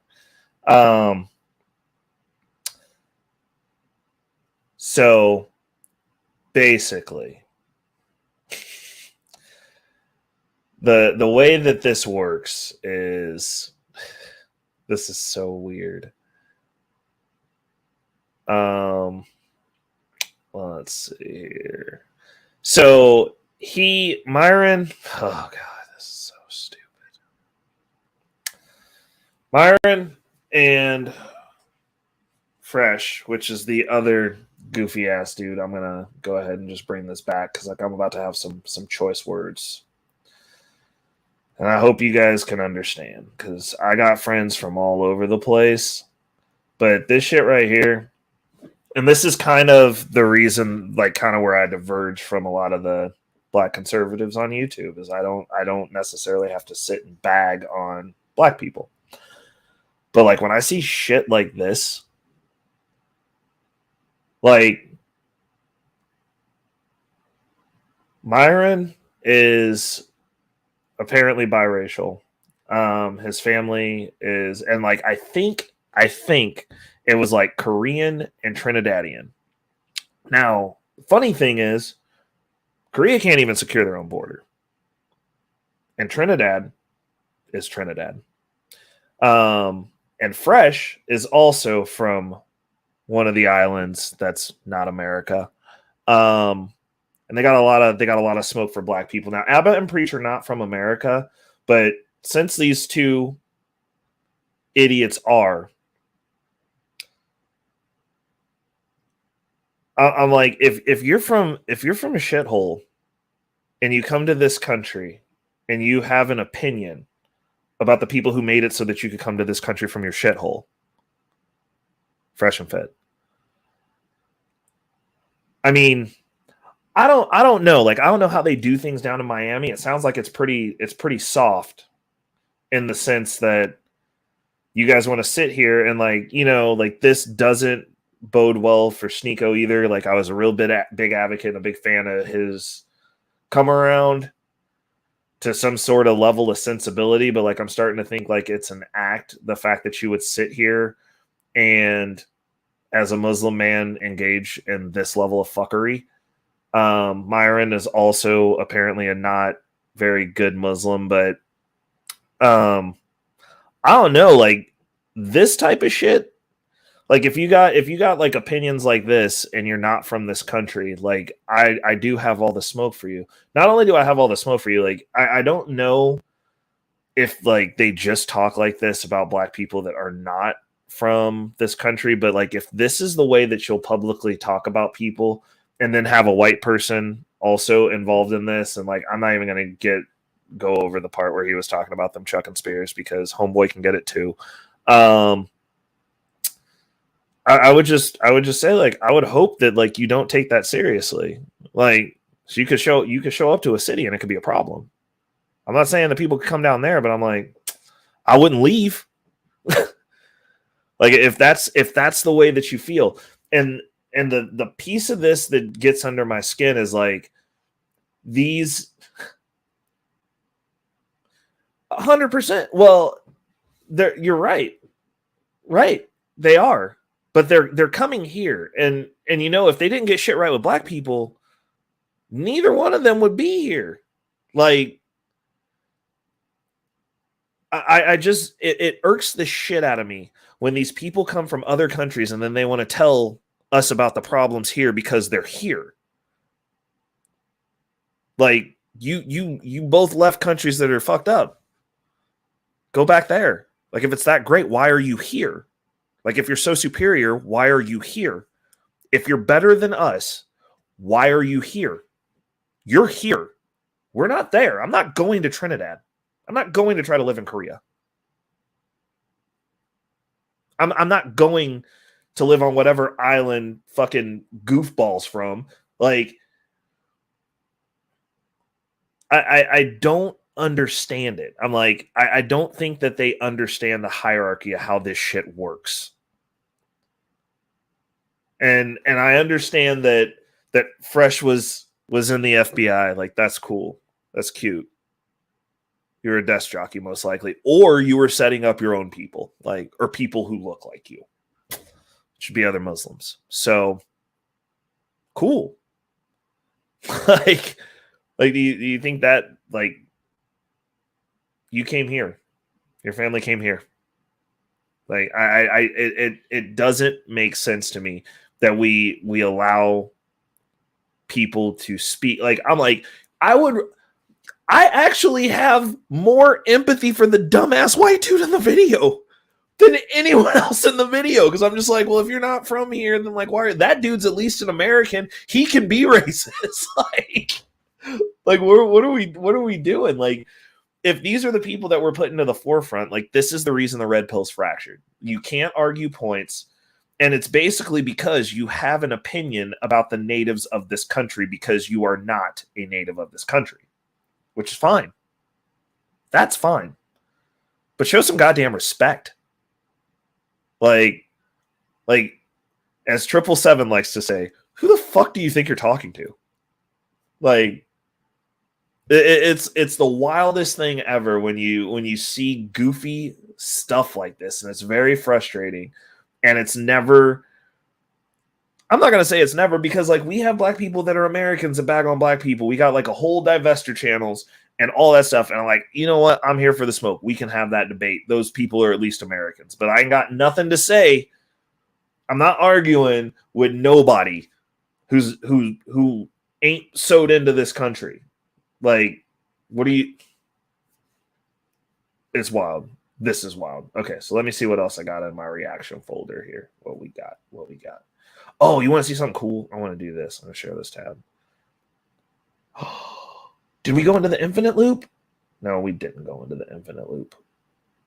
It's me. Yeah, we did. There it goes. Infinite loop. I love infinite loop. Okay. So, yeah, I don't think it's cool when black people sit around with white people calling other black people monkeys. Like, I'm sorry. I'm not going to co-sign that shit ever. It's lame. It is lame. There's a place for you. You can go back to that place. And you can call people monkeys from there, except for, you can't do that because it's not nice like Miami. It's a shithole. So, just saying. It's the reality of the situation. Hold on a second. Let's see here. I got my... And I'm back. What's going on? We're talking about Myron Gaines calling ABBA and Preach monkeys for 30 minutes on their live stream last night. With a white dude who chimed in that they Chuck Spears. So... Yeah. I was like, bro, don't come up here. You better keep your ass in Miami, bro. Like, we ain't playing that shit. So here's the deal, because I feel like am I coming off real loud? Yeah, I mean, we can hear you. You can turn the mic down a little bit. Yeah, hold on a second. Okay. Let me see if I can do that. Oh, here, I can do it for you. Hold on, let me see what you got. Here, keep talking. Okay. Generally, I find myself on the opposite side. We're good? Okay. I generally find myself on the opposite side of the argument when it comes to ABBA and Preach, but I at least like that they're fairly well reasoned. I can't imagine why would Fresh and Fit be going after. Because, okay, so you were up for the Charleston White reaction, right? Yes. Right. So they get mad anytime anyone goes at them, especially ABBA and Preach, because they have a big channel. And so ABBA blatantly is just like, like, I don't like this guy. Like, they hang out with bad people. They hang out with people who actually say very racist shit, and they're fine about it. They say racist stuff themselves. So, like, so Fresh and Fit had a whole thing where they were talking about how they don't date black women, and instead of just saying, like, we prefer to date other cultures of women, they were like, oh, we don't date night riders, and, like, kept saying, like, all this other pejorative shit in the midst of them explaining that they're like, we don't get down with the brown and shit like that. And I'm like, okay, so, like, you're just, like, trying to virtue signal to, like, racist white people, basically, so that you could say I'm one of the good ones. I get it, but it's lame and corny as fuck. Like, real corny. I don't know. I don't know very many people who judge women that way, like in general. I mean, I can understand. I can, actually, I can't understand the way that they said it. I understand dating who you want to date. Like, if you're just like, I know people who are like, hey, I'm attracted to Asian women. I'm attracted to Persian women. Like, I know people who say that. They don't go, oh, I hate the women that are of my culture or people that look like me. They're just like, I like this. You don't have to add all the other stuff. You just live your fucking life. Like, when is this a conversation? That's what I mean. Like, it really seems weird. Yeah. Like, I've dated really all over the map. And I've found myself attracted to all different shapes and sizes of women. And I don't really know. I can't imagine thinking to myself, well, that's just off the fucking table. You know what I mean? Right. Like pick them. Now, there are certain shapes that are just off the table. I will say that. But not based off of skin color. Right. Hold on a second. Let me see here. Okay, hold on. I'm gonna play this one. Hold on. Here we go. So this is one, like he just says, wait a second. If you went back to Africa and you found a beautiful, gorgeous woman that you were attracted to, like, would you date her and marry her? No, I've told my mom this actually too, because she's asked me. I'm from Sudan. She's like, "Do you want to marry a Sudanese woman?" I said no. Shithole country. She doesn't specifically have to be Sudanese. No, but that's what I'm answer. So okay, yeah, the answer is no. Like I have a certain particular look that I'm looking for, and just Sudanese women tend to not match that. What is the issue with black women? With all due respect, I don't have to explain myself. I'm just gonna keep it like that. Like, Period. Like just like no one questions a woman when she says I like this and that. We respect it. It doesn't matter what. I don't think any man has to explain himself when it comes to his dating preferences. It's No not one true. bats an eye when women say I want a man that's 6 feet tall, makes a certain amount of money, blah blah blah. Those are considered preferences. But if I say, hey man, I don't date black girls like that. Oh God, You hate black women. How dare you? you know what I'm saying? It's Exactly. ridiculous. My mom's black. Your mom's black. Yeah. My sister's black. Like, bro, we just have a preference. If we hated black women, would we bring African American women and black women on the show? Okay, but all the time. the question. Let me finish. Okay. We would Please. not if we had an issue with them. Our dating preferences are our preferences. Just like you have the prerogative as a woman to date a man that makes a certain amount of money, a height, income, whatever it is. No one bats an eye. We are free to choose who we want to hook up with and date. Like, what the hell? Like, there's nothing wrong with having preferences. Why is it when men have preferences considered discrimination, but when a woman has preferences, she's championed for it? The crazy thing to me is this. If we had said, we don't date Latinas, or we don't date white girls, or we don't date Asian girls, no one would bat an eye. But if we say, you know what, man, we just don't prefer black girls. Oh, God, that's racist. Yeah. No, it is not. It is just a So I'm going to add some context to this. What's actually racist is like when you portray black men that you have an issue with as monkeys. You don't like black people, Myron. Just say that. Like if you, I mean, at least be ballsy enough. Like if you're the big alpha male that you say you are, just be like, I don't like American blacks. I don't like I don't like blacks from this continent because you're from fucking Sudan. Your family's from Sudan. That's your continent. You're not even a fucking American. Like, you ain't us, fam. There's a difference. And I understand that pisses you off because you believe yourself to be better. I know you like to say, I'm better than you niggas all the time. But technically speaking, you shouldn't even be using the word nigga. Because you ain't us. You're not from here. Your family didn't pour blood into this fucking country. You've done nothing for us. And you can sit here like this one is a mild version of what he said fast forwarding, but like when you're going to go at another person who is a black male and you're de facto, I'm going to try to come at you, is that you're a monkey? You got some fucking opinions, my friend. And like, you probably need to sort that shit out before you fuck around and find out with the wrong one. But at the end of the day, the frustrating part of this is you ain't us. So like, no, like you don't like you fucking Sudan. Who the fuck wants to be there? Nobody. That's why you're here. Remember that shit, because you're from another country. My blood is here. So That's also a weird group to not be interested in too, because there is a contingent of Sudanese women that are absolutely gorgeous. Well, I don't care about his preference. Like, that is fine. But like when you're sitting there and you're like, oh, it's only because it's like black women. It's like, okay, cool. If you don't date black women, that's fine. But like, why do you got to say you're not a Knight Rider? Why do you have to come up and hold on? I'll go ahead and play the back one so that we can get the full context of this. Because like, if we're going in, let's go in. Hold up a second. We're gonna pull this up. Back, Blade. What? You're saying we gotta add like pejorative. Listen, Chill out, bro. let's calm down. What was that? You're saying why do we have to add pejoratives to it, right? Like why make when you're like, I don't date black women, I'm not a Knight Rider.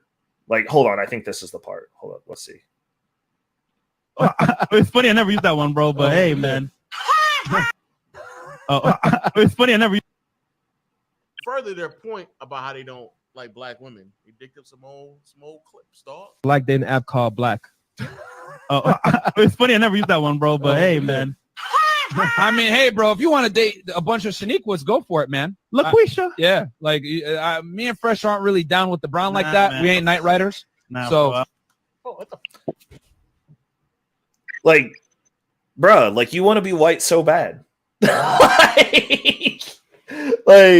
I bet that dude goes to sleep at night and drops a hard R into a paper sack before he falls asleep.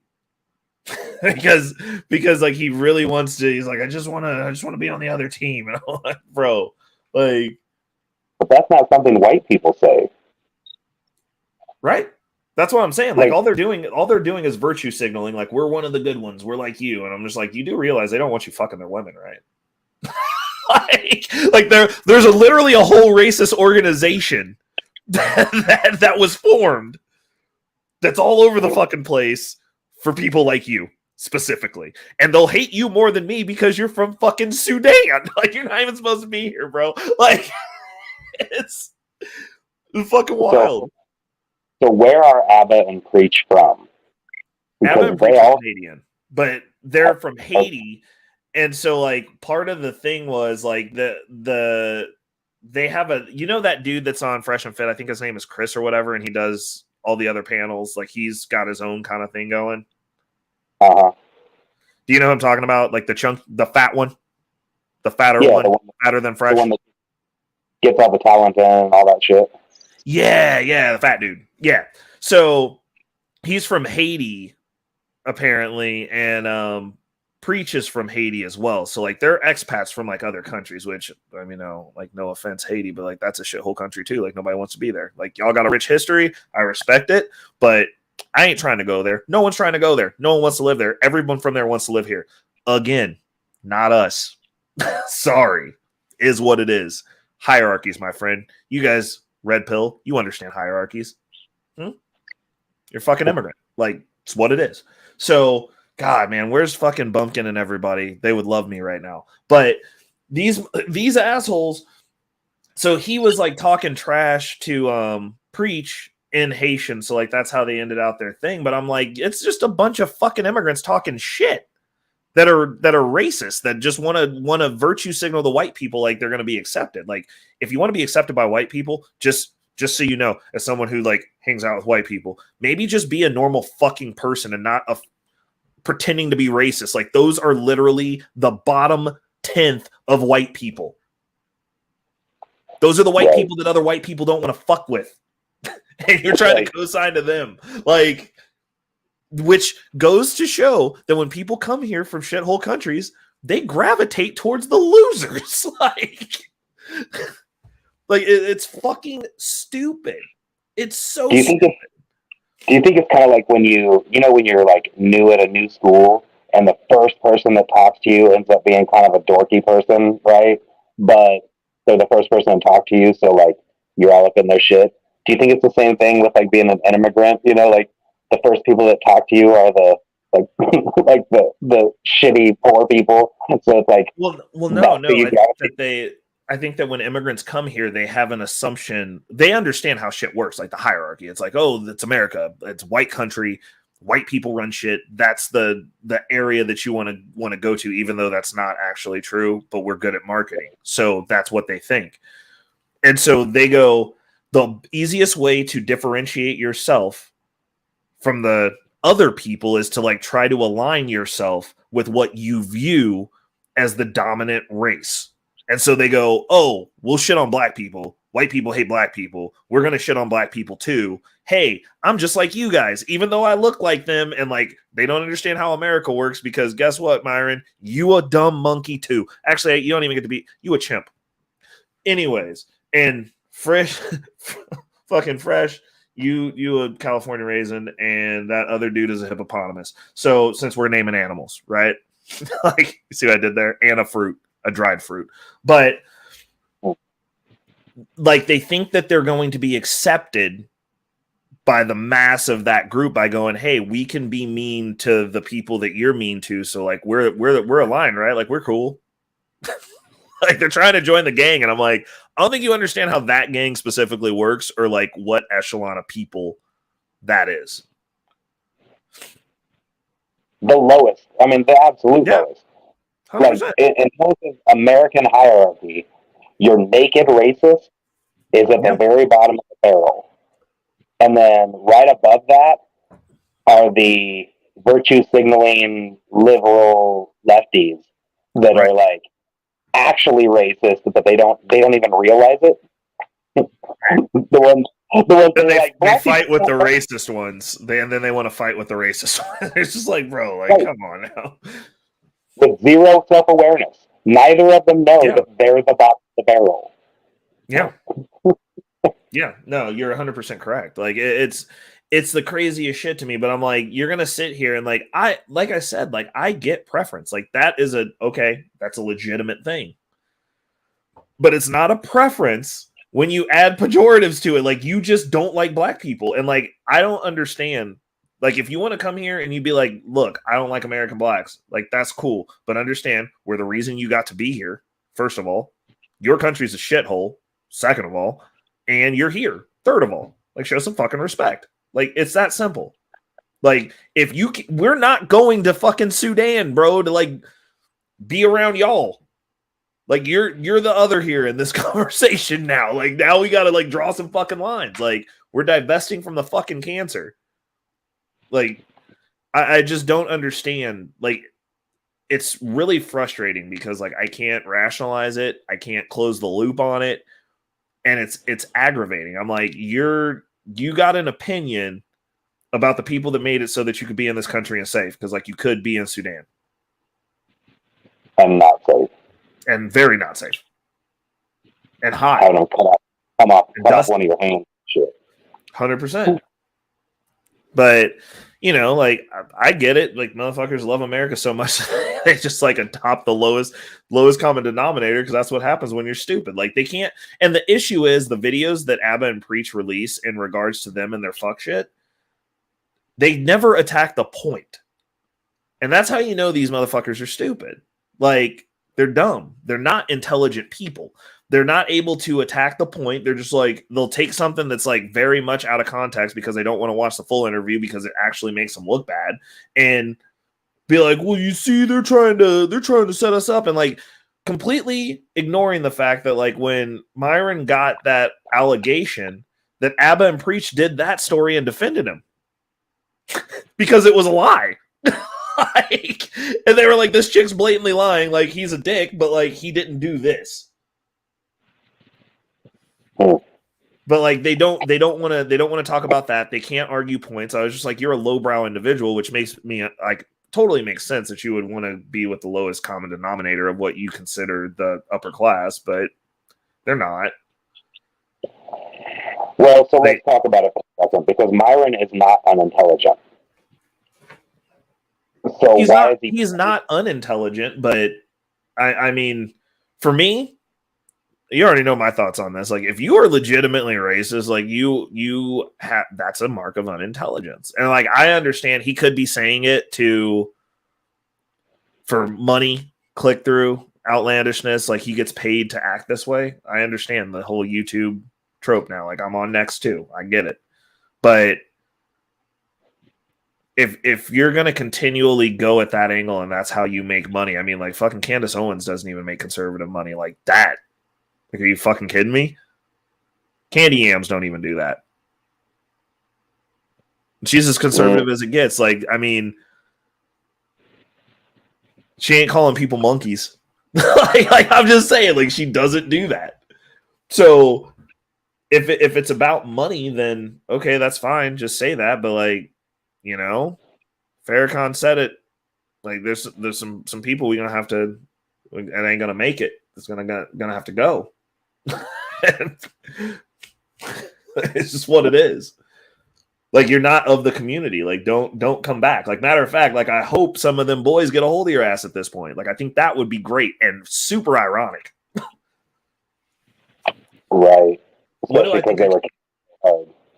Oh, because they were trying to be on the team. I think it would be great if they they're like, oh, we got passes to the rally, right? And they just be like, yeah, go ahead and show up, bro. You know, like, see how that works out for you. Like, I don't think they're gonna care that you agree with them. I don't think that's how this works. That team is so small, though. Like, why would you want to be on that team? Because they think that that's what you do. I mean, they have opinions, and I mean, it's the deal is this. I get it from a cultural perspective. I'd be willing to bet that when Sudanese people get over here, they don't want to associate with us. Most African countries don't want to associate with us from a cultural perspective, because they're like, your culture is not our culture. A lot of cultures come here and they're like, yeah, like, we were told, our parents told us not to, like, associate with Americans, period, because the culture's trash. Agreed. But like, you can do that without saying crazy ass shit online publicly to people. Lawrence said, what do I think of Candace Owens? I think she's fine. Like, I don't have an issue. I mean, like, she rides some angles. Obviously she's a woman, so she has her angles on things. I don't implicitly agree with her, but I don't hate her anymore because a lot of times she's not actually wrong. So, if you're not wrong, then you're dealing with emotions, and like, you shouldn't be dealing from an emotional state. So I most of the time when she goes in, I don't necessarily think she's wrong. So when I first found her content, I did not like her at all because I had very left-leaning ideals at the time. And a lot of the stuff that she said hit wrong. So see, I've always liked her. Although I will say that this latest thing with Steven Crowder really kind of had her showing her ass a little bit. And actually, the same thing. The sisterhood is strong, bro. Even in conservatives, there's conservative sisterhood. It happens. It's funny that you say that because she also did that a little bit when it came to Kim Klasick. Another woman. So, and that was a thing. Yeah, because they were talking about she was like basically grifting, but Kim Klasick has been like down for trying to fix Baltimore for a while. Like, she's not a grifter. Yeah. Well, I mean, there's two things. It's like, women will align if something bad happens to one of them, but then like, also they inherently just don't like each other. So right. That was the whole thing. It wasn't just Candace. It was also B. Tatum's wife. Who? Like B. Tatum, Officer Tatum. Oh, okay. Yeah. Like, his wife and Candace Owens went hard on Kim Klasick, and I just don't understand it. I never understand when people go after other people not having to do with what their actual intentions are. You know what I mean? Like, the idea behind Kim Klasick and behind B. Tatum and behind Candace Owens is to kind of red pill people in terms of political shit, right? Yeah. To focus on that. But it's a platform though. I mean, like, you're going, oh, she's getting a little bit of clout. Like, let me go at her. Like, get some of that. Let me get over there, figure this out. Like, like it's funny because you remember when Tommy Loren realized that she hit the wall, and then she started going on a rant about how men need to be better for her specifically, even though they don't want her now in that capacity. Right. Yeah, like when she had her meltdown, like it's just what it is. Like, they're still women. like Tommy Loren is a modern chameleon. She's a TradCon chameleon. That's the reason she couldn't seal the deal. Candace Owens, like the way that she lives her house, her lifestyle, TradCon chameleon. Like, I have no thoughts in my mind that woman is feminine at home. Like, I don't think that shit turns off, like, at all. No. She just went and found somebody that she can walk all over that's gonna allow her to navigate the way that she navigates. Like, that house is also going to be out of order. Like, is what it is. Tommy Loren's cute though. What? Tommy Loren's cute though. She's very cute. I mean, she's just not as desirable. I mean, there's a fresh minted 23 Tommy Loren that's even cuter.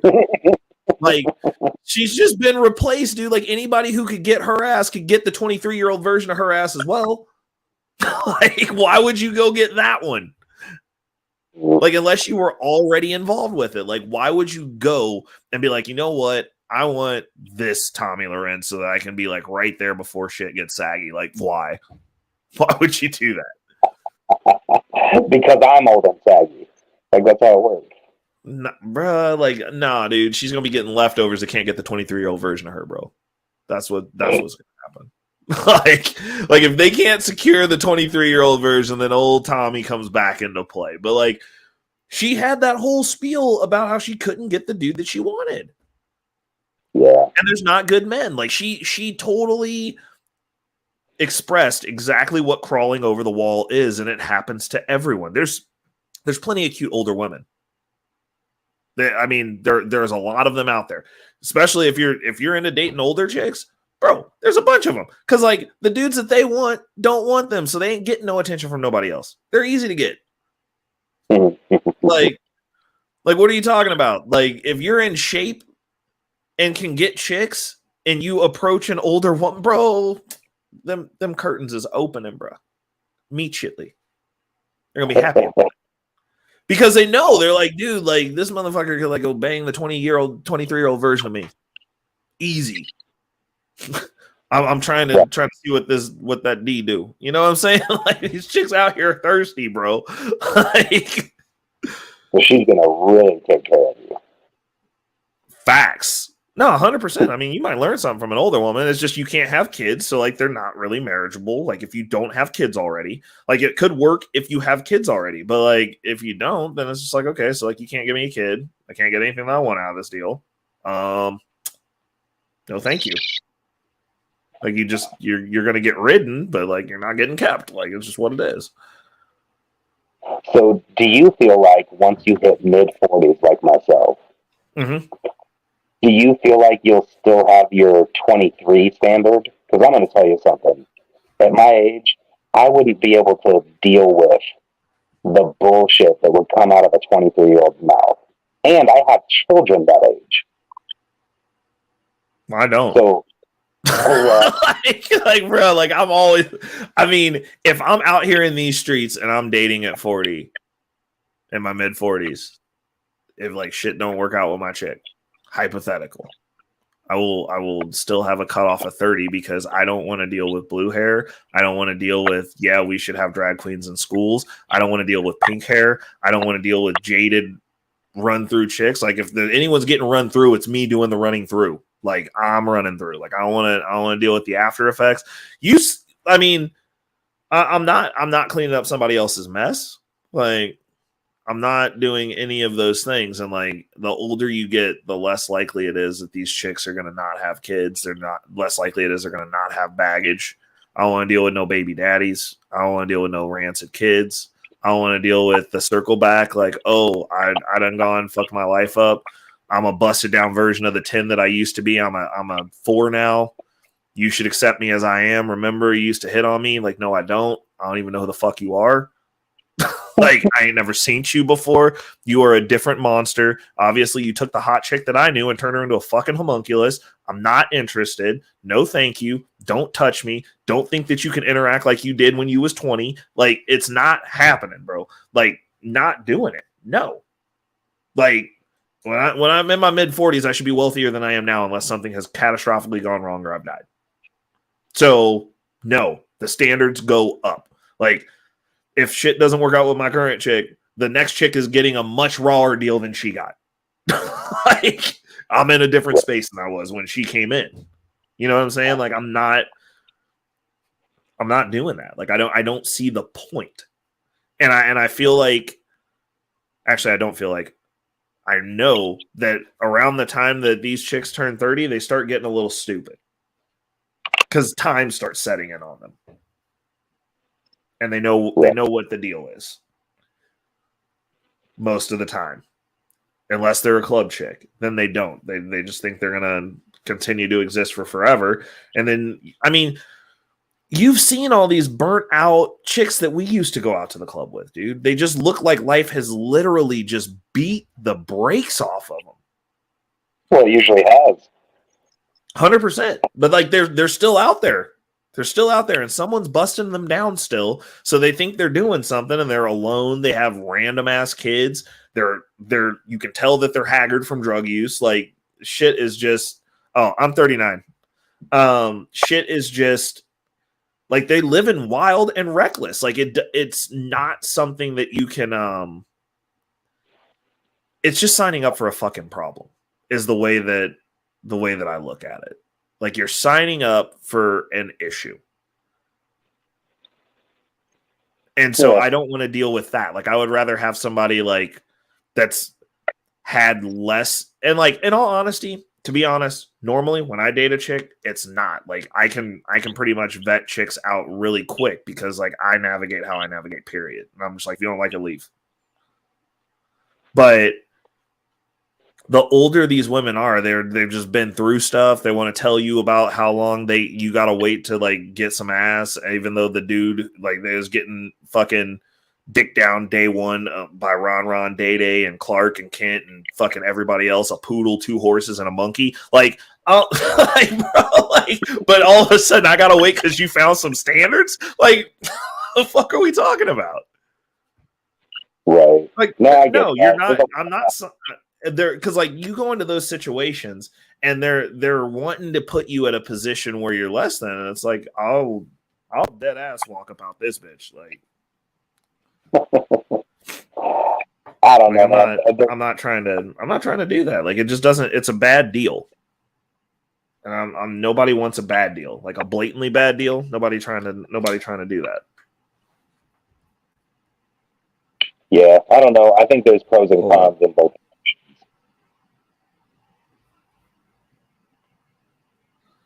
Oh my goodness, my AirPod died. This is the reason I used them separately. Now it's taking forever to connect. Oh, there you go. Okay, go ahead. I can hear you. By the way, I was going to say, I'm actually, for the first time, playing the audio through my headphones. So. Oh, nice. Right. Usually it's playing. It won't even do like the speakerphone. Like it'll only play through like it's a phone call. Oh, nice. And I gotta like hold it up to my head and shit, even though I'm wearing my headphones. Yeah, it's weird. That's wild. That's freaking awesome. I like it. Innovation. But yeah, I mean, I'm just not trying to sign up for like a shit deal, and I'm not gonna. I have a really bad issue with feeling like I've been gotten over on. Like it's literally a trigger for me. Like I don't like it. Like when I feel like I'm getting fucked, I'm like, I'll burn this whole shit down. Like I don't care. I'd rather nobody have anything. That's real life. That makes sense. 100%. Like I don't like it. And like now, like with the dating market, like you go out and like if you're out here dating, like before I met Kelsey, like not before I met Kelsey, before me and Kelsey actually went out and started dating, like, you know, like I had like that older chick that I was rocking with, but I was like, well, we can't get married, so this isn't a hard decision for me. Also, you're kind of racist, and like you don't want to admit it. And I never got unmad about it. I was like, bitch, you're not gonna talk crazy to me like this. Like, what are you talking about? Like, hey, now, in her defense, it's not her fault that you can't get a driver's license in order to vote.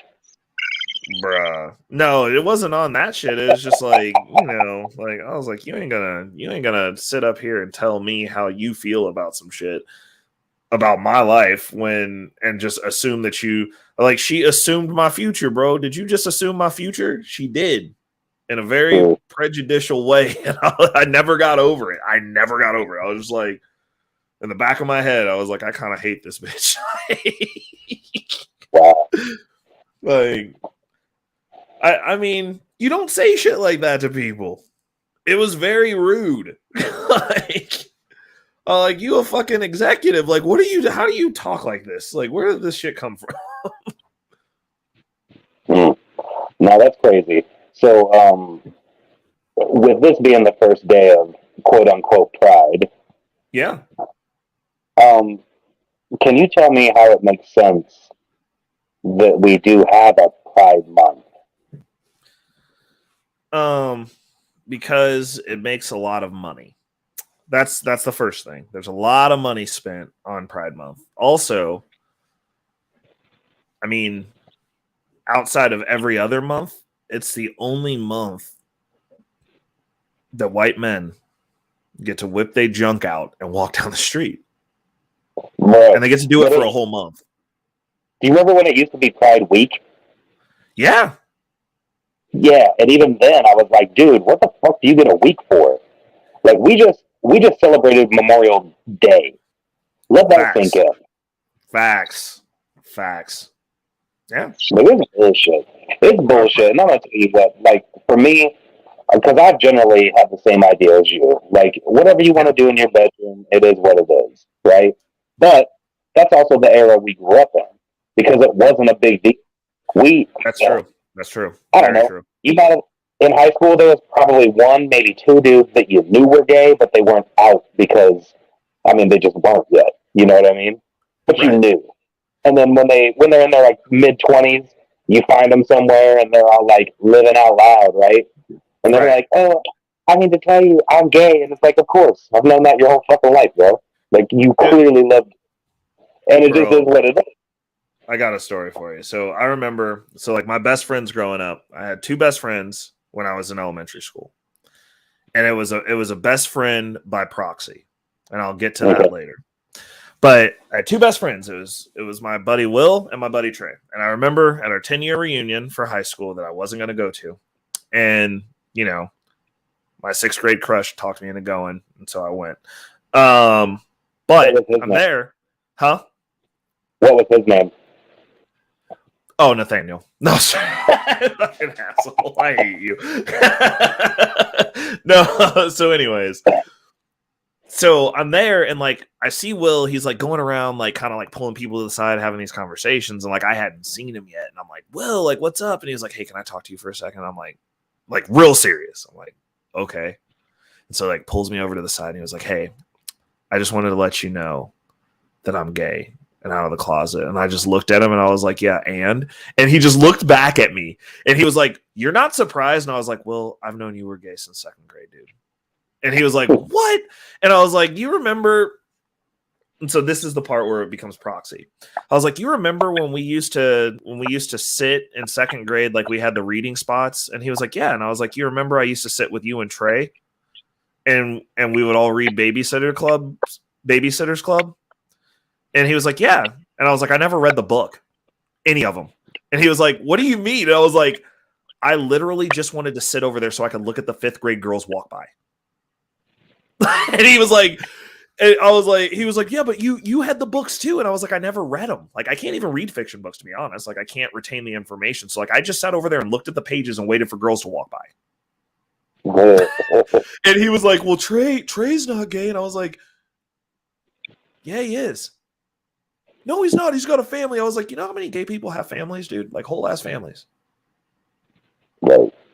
I literally sat over there to look out the door at girls. You guys actually read the book, and Trey did gymnastics. Like, come the fuck on, bro. And so did you. You guys did gymnastics for the talent show. Like, Yeah. So that's a really interesting thing. Lawrence's comment here. And that's it's crazy. I would have interesting. never pegged that. Would have never pegged it. Well, I mean, that's not the part that's interesting. Can you drop the link real quick? Lawrence, are you able to talk? I'm dropping it right now. Coming at you, Lawrence. If you want to come up, sweet. Casey's got questions for you. Yeah, and it really has to do with the whole Christian faith part of it. Because I'm going to tell you something, like, I think it's admirable that you've been celibate for that long, but I also kind of question why. And if it's the Christian faith that's stopping you, I also need to know why. And I'd like to know how everything works with all of that. Because honestly, again, like scientifically, we now understand that, like, once you hit 16, your sexual preference is set. So no matter what happens at this point, you are going to be you. And you shouldn't be made to feel less than or anything like that. But at the same time, you also shouldn't be put on a pedestal for some shit you can't control either. Well, I mean, I think that there's so from what I've experienced, at least in the real world, is there are a lot of conservative people that, hey, what's going on, Lawrence? Welcome to the chat, bro. Hey. Like, but I've like met a younger gentleman who is kind of in a weird space where he's like, I'm looking for an actual relationship. Like, I'm not just out here trying to participate in hookup culture. Like, I have conservative values, but I'm, like you said, Jeremy, 16, you're set. He's set, right? Yeah. And I'm like, like that's really admirable. But he was like, it makes dating like it's next to impossible because like he runs into people and he's like, they're just like trying to get my pants like immediately. And I'm like, no. Right. So, Lawrence, since you're here, explain to me how those two things work with each other and against each other. Well, I was raised Catholic, and my mother found out about me like when I was 24, and she told me about how it's a sin to act on it and everything, and so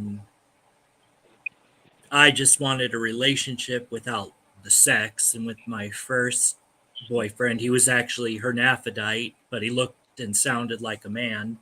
We didn't do anything sexually, where we didn't have intercourse or anything like that. And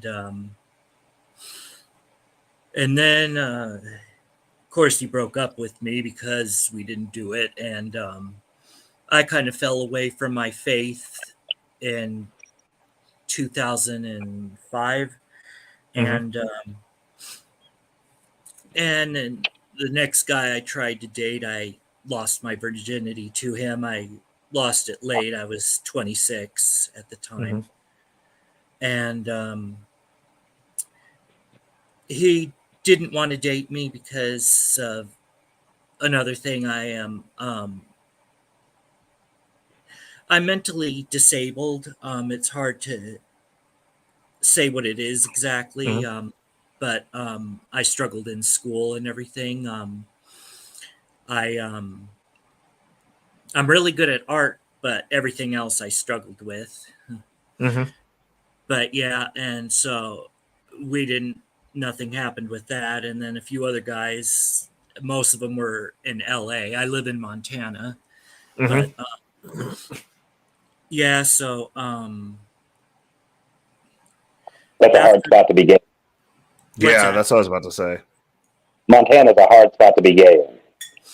Yeah, although most of the people here, they don't really care. I mean, like they suspect that I am, and then I go, yeah, it's true. And they're like, well, you know what? I don't care. And it's like, oh, okay. And but yeah, after the guy I dated in 2007, which was here, and he expected me to have a threesome with his friend, and I wasn't comfortable with that. And that was the last time I dated anyone. And I was like, and then I went to confession, confessed all my sins, and I was like, God, I'm done. And yeah, I've been single and celibate ever since. Oh, okay. Well, so I'm going to set you free a little bit. So, on the religious talk, you still have a strong religious faith. Yeah, I mean, I don't go to church anymore. I stay with my father and help him out, and he never really liked going to church. I got you. So, but you do believe that Jesus Christ died for your sins so that you could be saved and everything else, right? Yeah. Okay. Yeah. So, here's the real cool thing about that. If that is what you believe, then you also have to believe that that sacrifice actually means something. And what I mean by that is it's kind of like, you know how they tell you that you have to accept it in order for it to count? Mm-hmm. That really takes a lot away from the act itself.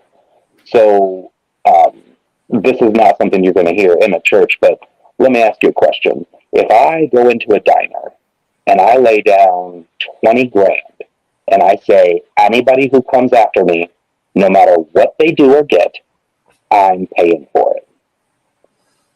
If you come into that diner after that, no matter what you get, no matter what you think or believe, don't you still reap those benefits?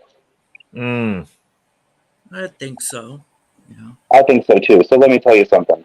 Unfortunately, you have this inner struggle, right? Because you think that the way that your life has gone has put you into a life of sin. The thing is, you can be every bit the person you are, enjoy your life the way you are, and understand that if that is what you believe, then that promise is there for you. So just fucking be you, because at this point, you don't have a choice. Mm-hmm. Yeah. Yeah, and yeah, like I said, the religious aspect was only one of the reasons. The other reason was I just got tired of everything. I mean, a lot of the guys judged me because of my mental disability. I have a hard time understanding certain things, and they got frustrated with that. And then the other reason, I was addicted to Xanax and Ambien for 10 years. I was put on the Xanax because of anxiety, but I did not know how addicting it could be. And slowly but surely they upped my prescription to where I was taking 4 pills a day. Oh, And Jesus. yeah, and it was just horrible. And then my late mother, she got addicted to it too. I mean, the first year I was fine, but the second year it stopped working and they were putting me on more and more. And it made both of us really emotional. I mean, I was just ultra sensitive, really, really emotional. And so, yeah, and she had other problems. She had Crohn's disease and osteoporosis, and she had to take certain medications to treat that. And being that she was addicted to both of those drugs, she kept missing taking her prescribed meds for either her health or she would have to what did she, oh yeah, or she would take too much. And by 2012, she had to go to the hospital and she almost died there, but they managed to help her out, and she was in there for 3 months before she got discharged. And when she came back, she was like worse than ever. And she finally went into rehab in April of 2013, and she came back clean, and she was like back to her old self again, really cheerful and kind. And but unfortunately, it was a month later. She had to go in for a checkup, and there was something wrong. See, she had to have stents put in her in 2012, and the stents were clogged because she didn't take her stent medicine correctly, and she couldn't make it, and she passed on in the hospital. I'm sorry to hear that, man. Yeah. Definitely sorry to hear that. Yeah, and me, I was still addicted to the stuff too, and then in 2016, I tried to get off of it cold turkey, but I couldn't do it, and I looked online and found out doing it like that would actually kill you. And so, it's so crazy that like those are the types of things that we prescribe to people. And then it's just like, yeah, if you ever decide you want to stop taking this, like you run the risk of like the toxicity of like your chemical balance changing back can take you out. Like that's crazy. Yeah. It's very unethical. Couldn't you like make something else, like literally anything else? Right. So I had a question for you in regards to dating, because the gentleman that I know that's here in town was saying that he had like a really hard time because of his value set. Because he's very, very intelligent, very able to like have these conversations, kind of a different mindset, but like he's not about the hookup culture. And so like that's where he's running into issues, is like, because it's dudes. Like I know how dudes are. Like if it's just like a bunch of dudes, I mean, like in all honesty, being celibate, like, do you play Xbox, bro? Like, I mean, like, really? Like, if you're just, like, you can take the sex out, it's just hanging out with your homies, man. Like, that doesn't sound too bad. I'm like, now that's a movement I could get behind. It's like, bro, you want to get some Call of Duty in? Like, let's do this. Yeah. Well, with my addiction, when I was addicted to that stuff, it took my desire for sex away pretty much. And even though I've been clean since 2018, it never came back. That sucks. But that was just a whole bunch of other desires left too. Like I rarely feel joy, but I rarely feel pain as well. But at least I'm doing better than I was then, because I was just an emotional wreck. And and how I got off of it, that's where the Ambien came in. I took a whole bunch of Ambien while I was tapering off of the Xanax, and then I was off of it completely, but I was still addicted to the Ambien. And then 2018, I joined the mental health center, and the new doctor I had, she told me that it was a miracle that I survived, because when I told her how much Xanax they put me on, she was like, they shouldn't have put you on that much. And and so she put me on this lockbox where people would come over and unlock the box and give me a little bit of Ambien, and they tapered me off of that, and I've been clean ever since. Well, that's good. Congratulations. Like that is a crazy story. Like stuff like that, literally, when people are like, you should go see a therapist, I was like, no fucking way. Like not happening. I was like, the devil I know, I can deal with this crazy. I can ride this one out. Like, right. Because I worked in mental health for 6 years, and like this, like coming in and like you're just pacifying people. Like you're not fixing the issue, because you can just give them drugs and they give you money. I'm like, that's not what these people showed up for. They showed up to get some sort of clarity or help with an issue. You know? And turning them into lifelong customers. 100%. Like we think drug dealers are bad, bro. The pharmaceutical industry, they are the real drug dealers. Like they ain't got nothing on any of the stuff that we have out here on the streets, for real. Like that's like when you hear stories like this, like that type of stuff, like literally breaks my heart. Like when I hear about people's experience with like the pharmaceutical end of mental health, when I hear about people's experience with the foster care system, it just makes me mad. I'm just like, I want all of that just gone then. Like, we might be in a better state if this wasn't a thing, because they're not doing it right. Like, Right. and like they're not looking at the fact that like there's a cost to this. Like there is a cost. Like, I mean, Lawrence, like you, like I chat with you all the time. Like every time I see you around, like you always say hi, you always have good stuff to say. And I'm like, you know, like even when it's in the chat, like the back and forth, I'm like, you know, like this guy's like really dialed in. Like you're a part of our community.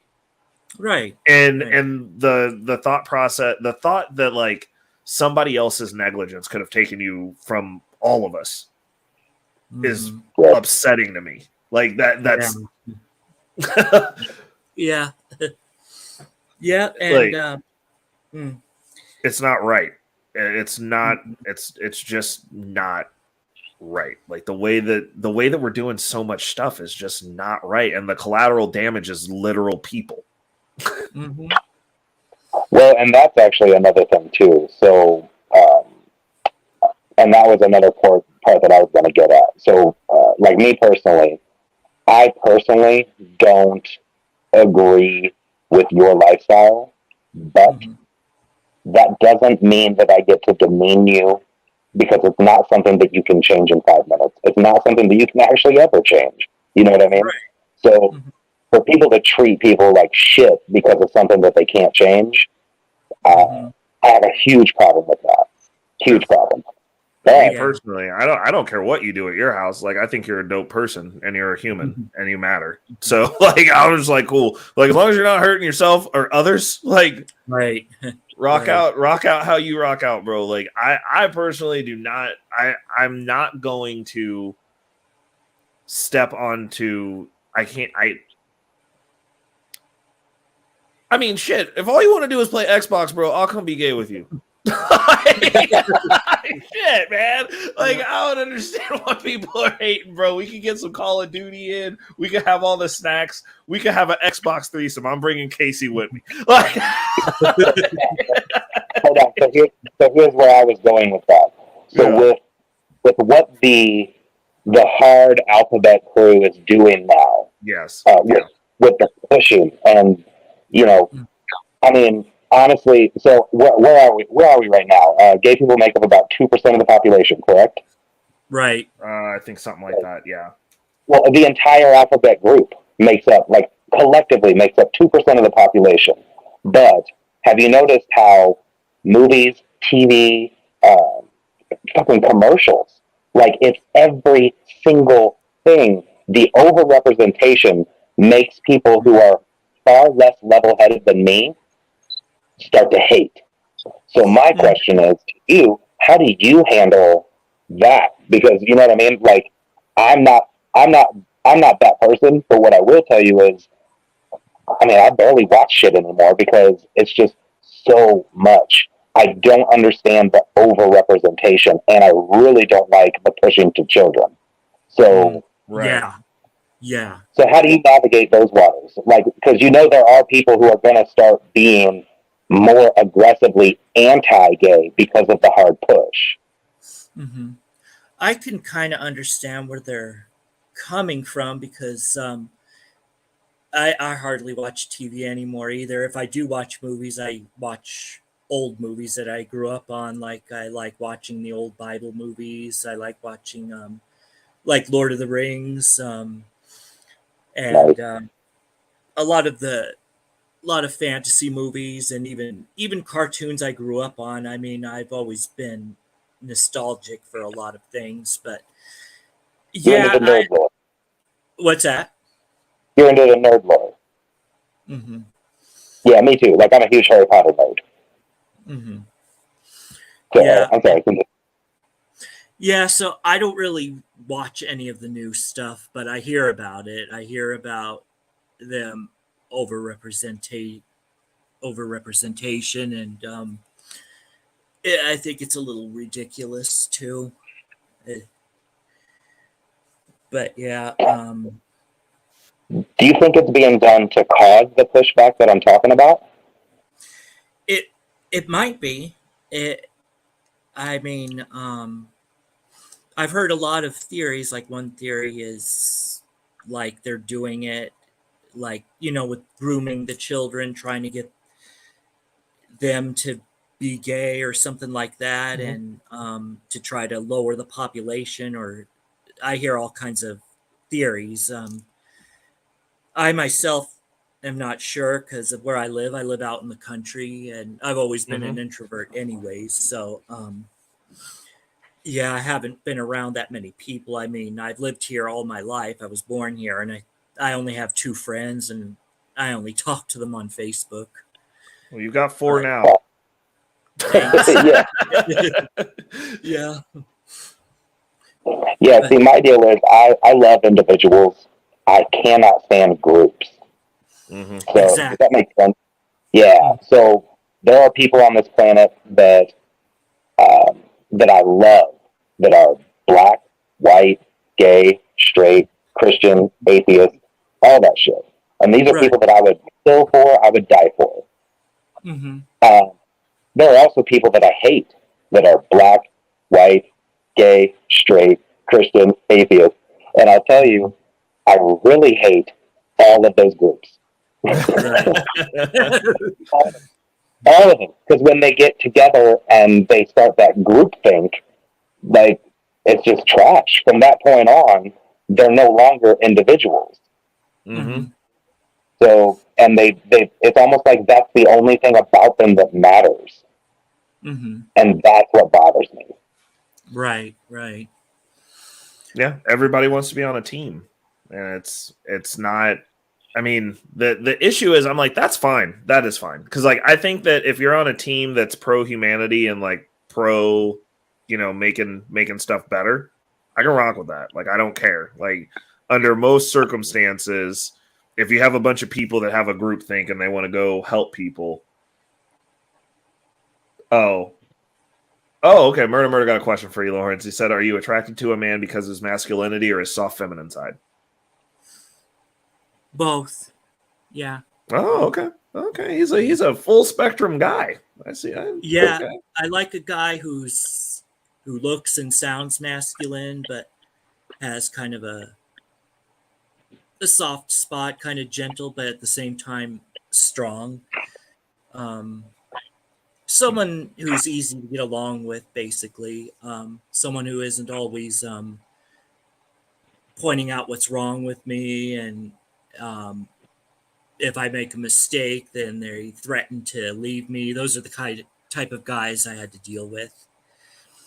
That sounds like that sounds like a very low emotional IQ. Like, you can't. Well, emotional manipulators. Yeah. Yeah, that too. Like, that's not good. That's not good. You dodged a bunch of bullets. It sounds like those guys suck. Yeah. People like that suck. Period. Yeah. So let me ask you this: given the conversation we were having earlier, do you feel like you know what the catalyst was or what the external stimuli was that you experienced that brought you to this in terms of your sexual preference? I started to suspect in the 3rd grade because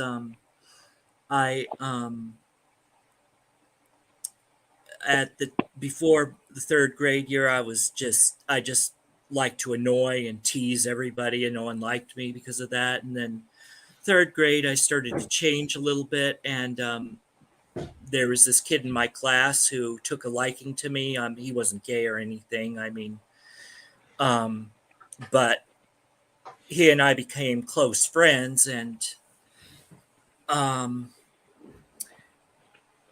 remember at the time when he started distancing himself from me, I started feeling hurt and sad. We were both the same age. He was 9 years old. I was 9. And I remember that whole time all I could do was think about him and everything. I just wanted to spend time with him. I remember one time he gave me a hug because he said he liked me so much. And then one of the other kids said, "You're gay, so-and-so." And we just laughed. And But yeah, that's when I started to suspect, and my mother, that's when she started to suspect as well. And as for my father, he rarely talks. He keeps a lot in, but other than that, we get along really well. And yeah, I mean, the most he said was, "Don't act on it, Lawrence, or you'll go to hell." And I was like, "Yeah." Great. So, would you say because he's so introverted, would you say that he would be considered an under affectionate father?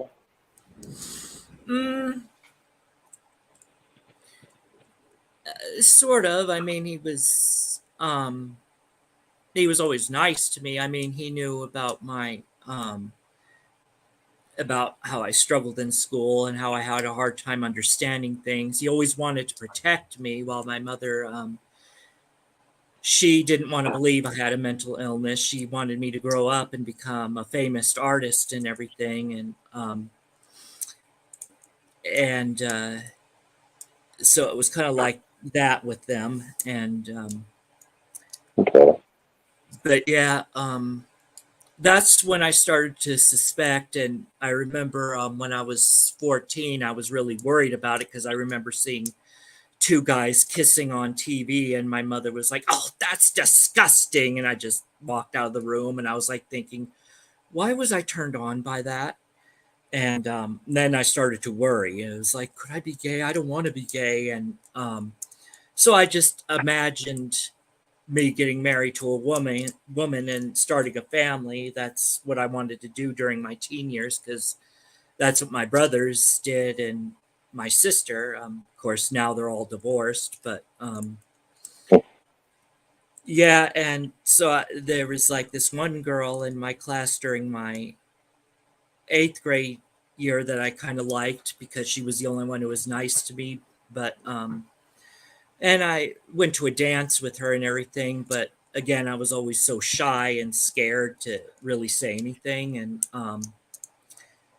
then in 1999, there was that's when I started talking to guys and everything. And of course, I was doing it kind of secretly. I mean, my mother knew I was talking to them, but she was like in denial. She just thought I was just being friends with them because they were nice to me and everything. She always wanted me to have friends and everything. And and my father, he would just tell her, he's fine the way he is. He doesn't need anybody. There was one thing that I wanted to broach on. And this is like coming from somebody who had like a similar experience. Like when I was in school, they wanted to put me on Ritalin and ADHD meds. And like they also wanted to put me on Adderall for a long time. And like my mom was in the same boat, but I don't think that the issue that I have is the way that you frame it, because like if you're good at something, like maybe you're just the way that your brain is wired, it's like overcorrected for you to have that skill. And in order for you to be really good at the one thing, there's normally a cost for that. Especially if you're very talented. So like when I was going through school, like they wanted to put me on drugs because like I acted out all the time, and they didn't think I could read well. Like because like I couldn't read fiction books. Like I to this day I've only read 2 fiction books. It's 1984 and Animal Farm, and that's because those were like tied to something in the real world that was like, hey, you can read this book, and it kind of shows you how stuff's playing out. So like my brain, I could force it to read this thing that was a fictional representation of a real life situation, and like that made sense for me. But when I was in school, like my mom just like literally from 2nd grade to sophomore year, she was just on my neck, like about grades. She was like, you have to at least get a C. Like you have to pass these classes, figure it out. You're not going to be on drugs. She was like, I don't want you to be. And like, so as an adult, I tried Adderall, and I actually need it. And so like everybody else was like hyper, and I felt like I was trapped in my body, and I wanted to off everyone that was around me. And I told my mom about it, and she was like, that's the reason I didn't allow them to put you on these drugs, because it would have made you a version of yourself that wasn't you. And so I have a lot of skills. Like, it was just specifically fiction books. That was the issue, but they were just like, well, you're dumb. Like, they almost, like, my mom, the whole reason she wanted me to have those C's was because she was like, you're not going to be in a remedial class. Like, you need to be in at least a regular class. Right. But I never believed anything anyone told me because I'm very hard-headed also. So, like, I was just like, okay, like, I just think these books are stupid. Like, I don't know that, like, and then, like, as an adult, I realized I was like, oh, if it's not a fiction book, I can read it. Or if it's fiction, it has to have pictures. So, like, I was really into comics. That was kind of my escape as a kid. And I would not believe people that say that you're deficient, especially considering that you have a skill. You have, your brain is just overcorrected for the thing that you're supposed to be doing. Focus on that. Yeah. Like, I mean, like, and I'll tell you, I've worked in some very high level jobs. Like, I've worked in the behavior analysis field for 6 years, like with dealing with children with autism. And the lady who I worked for, what's going on, Black Thoughts? How are you doing? The lady who I worked for, literally, and when I say literally, I mean she couldn't perform normal people functions. Like, she couldn't set up bill pay. Couldn't figure out, like, when she was supposed to pay the cable bill. But you know what she was really good at? Treating children with autism. Like, she had a success record that was out of this world, but her brain, she overcorrected to such a level that, like, other stuff just dropped off and she didn't get it. Because, like, she dialed very far into this one thing, and she was like, I'm gonna fix these kids with autism. I'm gonna help them have normal lives. And she put every mental resource she had to the point to where it was like, she was like, yeah, will you, like, set up my bill pay? And I'm like, how do you not know how to do that? And she was like, I don't get it. She's like, I don't have time. I don't get it. Like, can you just do it? And I'm like, yeah, cool, fine. But so, like, it's not just you. It's most people at a high level of anything are ridiculous. Like, there's a cost. Like, I'm going to start probably posting some videos about some of the biohacking stuff that I do, because there's a cost. Like, I forget all sorts of shit, but, like, in my field, I'm very good at that. But, like, my way to not lose everything and fall down that rabbit hole is, like, I make sure to take supplements. I'm focused on feeding my brain at all times. And I have to be able to switch. Like, I can't, because, like, I'm notoriously not good at switching gears. So, but anytime you develop a skill and you develop an ability to do something, like, that is special. But, like, special people, we only have so many resources that we have access to, and it taxes us. So I prefer you not to refer to yourself like that, because you have a skill. I would lean into that. Like, I want to see you uploading some pictures of your fucking art, and I want you working on that, because, like, you should be a great artist. Like, if you're not going to be good at anything else, do your one thing. Like, that's what you were made for. You're purpose built. Like, you know? Yeah. I actually do have my artwork uploaded on my community tab page on YouTube. I have some of my artwork there. I also make video games too, RPG games. So you have all sorts of skills, dude. Like, get the fuck out of here, bro. Don't say that you're defective. You are not defective. You're doing what you're supposed to do. Like, and keep focusing on those things. Like, I don't want you to continue speaking about yourself like that. Like, as your friend, I'm going to request that you change that vernacular. You're just good at what you're good at, and you're focused on that, and that needs to be your priority. Like, and if anyone who wants you to do some other shit, like, I'm looking at your stuff right now, like, dude, yeah, you made a RPG, like, you made this game. Yeah, I'm still working on it. Dude, yeah, just screw everyone else. Like, what are you talking? I couldn't do this. Like, what? Dude, this castle with the cats? Dude, you got to let us know when you're done. Oh, dude, you made one with the turtles? They're like Ninja Turtles. That's freaking cool. Yeah, fuck everybody. And the one with the wolves, the purple one with the wolves, love that. Yeah, dude. Like, dragons? Or no, those are seahorses. And I like that too. I like those colors. Oh, dude. Yeah, fuck people. Focus on your shit. Like, the issue is people want other people to conform to their version of reality, and you are living your life. You have a skill. You are talented. Yeah. Nothing that anyone says to you that's trying to conform you to the box that they're in matters. It doesn't matter anymore. We're dead in that. Like, you have talent. Like, focus on that and be in that world. It's way better. Like what do they want you to do? Sit in a cubicle and fucking Basically, be boring? yeah. Like, They wanted me to that. get a 9-to-5 job, either washing dishes or I don't know what they wanted, or cleaning houses, stuff like that. And I tried to do all that, but I hated it. I wanted to do my artwork. And I remember when I found that program, the RPG Maker, back in 2000, it was like my dream came true. I couldn't believe that I was going to actually be able to make that. And so I've been using that program since then. And a lot of what I did was self-taught. But yeah, the game I'm working on is really long. It's about exploring other planets. And, that's freaking awesome. Yeah.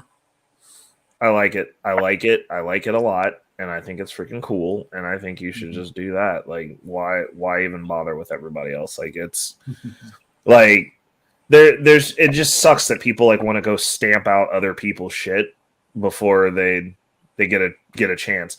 One of the things that I would say though is if you like with that skill, you could probably like link up with, because like they have like games that are in the cryptocurrency space, because like they're trying to make like Web3 gaming a thing, and there's a lot of games that like have that model where like they're trying to get an RPG together that works, and like that could be like a big opportunity for you. Right. Yeah. Like I would because like I completely hadn't thought about that, but like when I was looking at your graphics, I was like, dude, this is freaking better than the one game that I used to play like a couple of years ago, like when I was just testing out Web3 games just to like screw around. And I was like, this is like a cooler version of that. Yeah. So yeah, no, I would definitely not be taking in. You just can't. People that can't see expect you to be blind as well. And that's one of the things I've learned throughout my life. And there's no one who's spoken ill on any of the shit that I was into that's in a better spot than I am now. Right. Like it doesn't, all you got to focus on, and like, you're going to get it your way. And just keep striving and focus on that. And like, people are going to say whatever the fuck they're going to say. They suck. They're not living the lives they want. They're normally not happy. You're not going to have a happy person shitting on what you're doing. Right, right. You know what I'm saying? So why would, like, what? They want you to live their miserable life? Like, fuck them. like that's terrible. Like, it agitates the shit out of me that, like, people will, like, come at someone like yourself who's got a talent that you're working on something, trying to be productive. And they're like, well, you're not being productive the way I want you to. It's like, I don't care. Yeah. Like, I don't. Right, right. Yeah. So everybody wants everybody else to fit into boxes. Yeah. Because that's the society we're turning into. And obviously, from what I said earlier, I hate the boxes. So it's really a weird thing, because they're not all boxes of color, religion, or sexual identity. It's everything. It's what you're doing with your life, how many children you have or don't have. Like, there's all these little itty bitty things, and all of that is set up to divide us, because the idea is divide and conquer, and we've been conquered. Right. And we don't realize it, because we were born into a conquered nation. So we have this really special kind of slavery that really is, it's why they talk about the original sin of slavery so much, so that we can juxtapose that against the slavery that we have now. So I'm not getting beaten every day, and I don't have chains, so I must be free. I have things, so I must be free. And in all actuality, we're not. We haven't been free in this country since 1913. Yeah. So it's important for all of us to be able to come together on a personal level and understand each other. Mm-hmm. Yeah. What were you going to say? Oh, go ahead. I just asked what you were going to say. I think I'm lagging a bit because it seems like you're good. Cut you off. Yeah, no, you're caught up with us. We can hear you fine. I was gonna say, I was like, that's the reason. Like when I talk to people about wealth specifically, like whenever I break down money conversations, I'm like, if we're not talking about working our way towards moving like the bank, like that's a different target. It's not a target that I have, and I'm like, I'm not gonna talk to that because I'm over here trying to like move with the bank. Like I don't want to be out here just like struggling incessantly, which is what they want. Like they don't want us to have the ability, like you were saying, to talk to each other. They don't want us to, like I told that kid that I was talking to, that I was pouring into a few weeks ago, that he should start a YouTube channel, because I was like, you do realize that there's like not a lot of people who know that conservative gay people exist, right? Like that have like that same mindset, those same values, that like they think like the way that it's portrayed is like it's raining men and everybody's out here in Spanish riding in the club. Like they're like those that, well, I mean, it's the truth though, because that's the way it's marketed. So like dudes will go in there and like you wonder why these guys aren't having conversations or wanting to do anything besides get into each other's pants immediately. They're just like, well, right, we're supposed to be like this. At an interesting contingent, though. That is a large contingent. Yeah, no. Well, it's because they're dudes. We're dudes. Like we know what that's about. It's just dudes are dudes. Right. Like if we were, bro, you know how easy it would be to get laid if I was gay? Like, bro, the fuck out of here. Like it'd be ridiculous. Like that would actually, being gay would be like the worst thing on the planet for me, because like it would be a problem. Like I'd burn my dick off.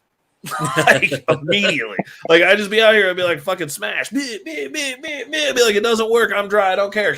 Get it? Like because we're dudes. So like, yeah, I could see how a community of dudes are gonna be dudes. Like that isn't even surprising. I'm a man. I know the urges that I have every day.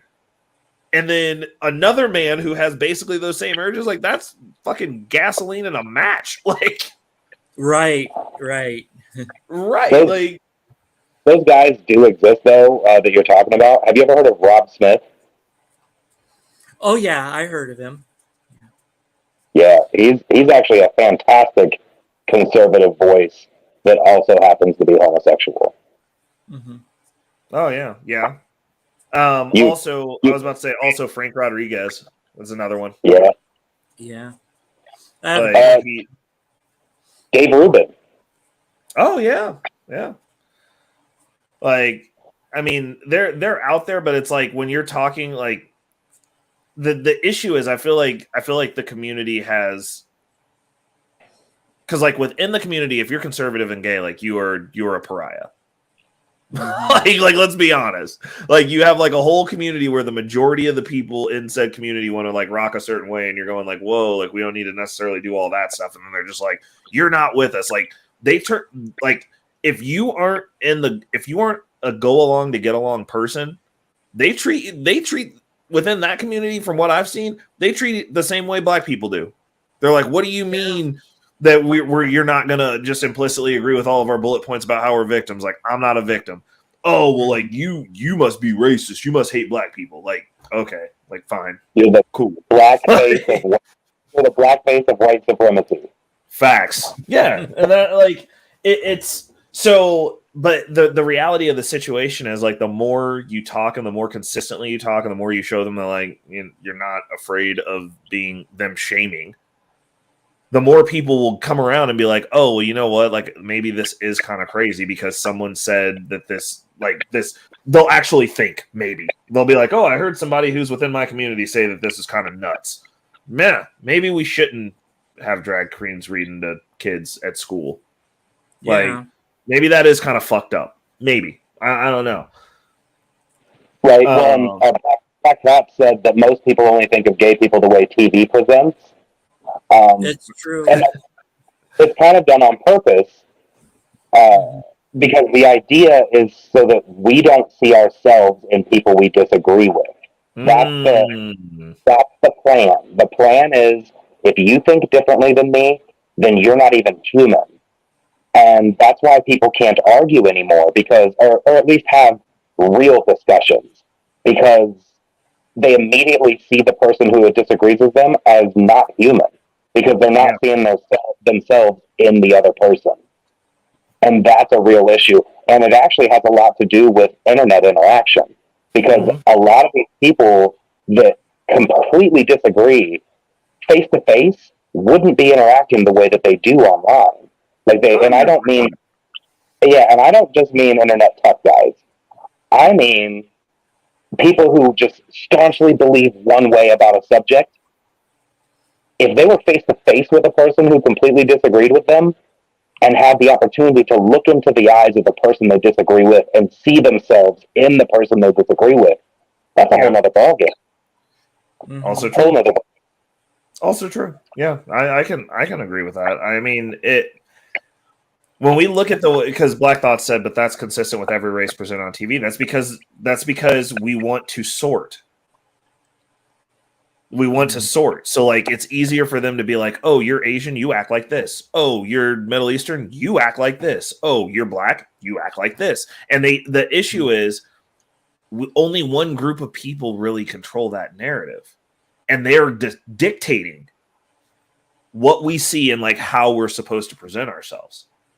Right. Like it's literally it's social engineering at its finest. And it's like me personally, like I do watch TV, but like I can watch TV and like point out and be like, cool, like we don't do that in this house. Like, and like I've had those conversations. Like when me and my chick are out, like if a chick's acting out of pocket with her man, I'm like, we don't do that in my house, right? And she's like, yeah, I know. I'm like, okay, cool. And like we'll have a conversation about it. Be like, this is why we don't do that. Like, because this, and this could happen. Like, I don't want to rock like this. Like, I don't want that style of relationship. Mm-hmm. Like, but it's being able to look at those social cues. Like, I mean, me and my, like, full disclosure, me and Kelsey were in an argument like all last week. Like, we were having a little tiff relationship shit. We've been together for 2 years. Sometimes we argue. Newsflash. Sometimes you argue with chicks. Like, you feel some type of way. And me personally, it takes me a while to not be mad anymore. Jeremy knows this because he knows me. Like there's people who can't be in the fruit aisle with me at Hy-Vee or like we gonna be making fruit cocktails and salads, bro. And that's just forever. I'm like, forever is on site, bro. Like, but obviously in a relationship you can't live like that. But her friends were like, oh, he's controlling because like she informed them that we were in a fight, but didn't like refuse to divulge any of the specifics. She was like, I don't talk about my man like that. Oh, he's controlling you. Like, no, she's like, I just respect him enough to not talk about him like that. Like, we'll get through it. You know, like that level of like, hey, I'm on board with this. Like, and I understand that like when these dudes are out here talking about like these chicks in the streets, I'm like, when I tell you I don't see those chicks, I literally don't. Like, I really like, you know, when I see them at Quick Trip because I can see their infinity wigs in the car that I'm not gonna talk about because it's a beater. It's never a good car, and they're going in to get hot Cheetos. Like, that is an actual fact. But I'm not talking to them. I'm not getting in that car, so it's not actually my problem. Like, I don't even look at them. I'm like, and I make it very obvious. I'm like, you don't exist in my reality. I don't see shit like that. But the thing is, people are not.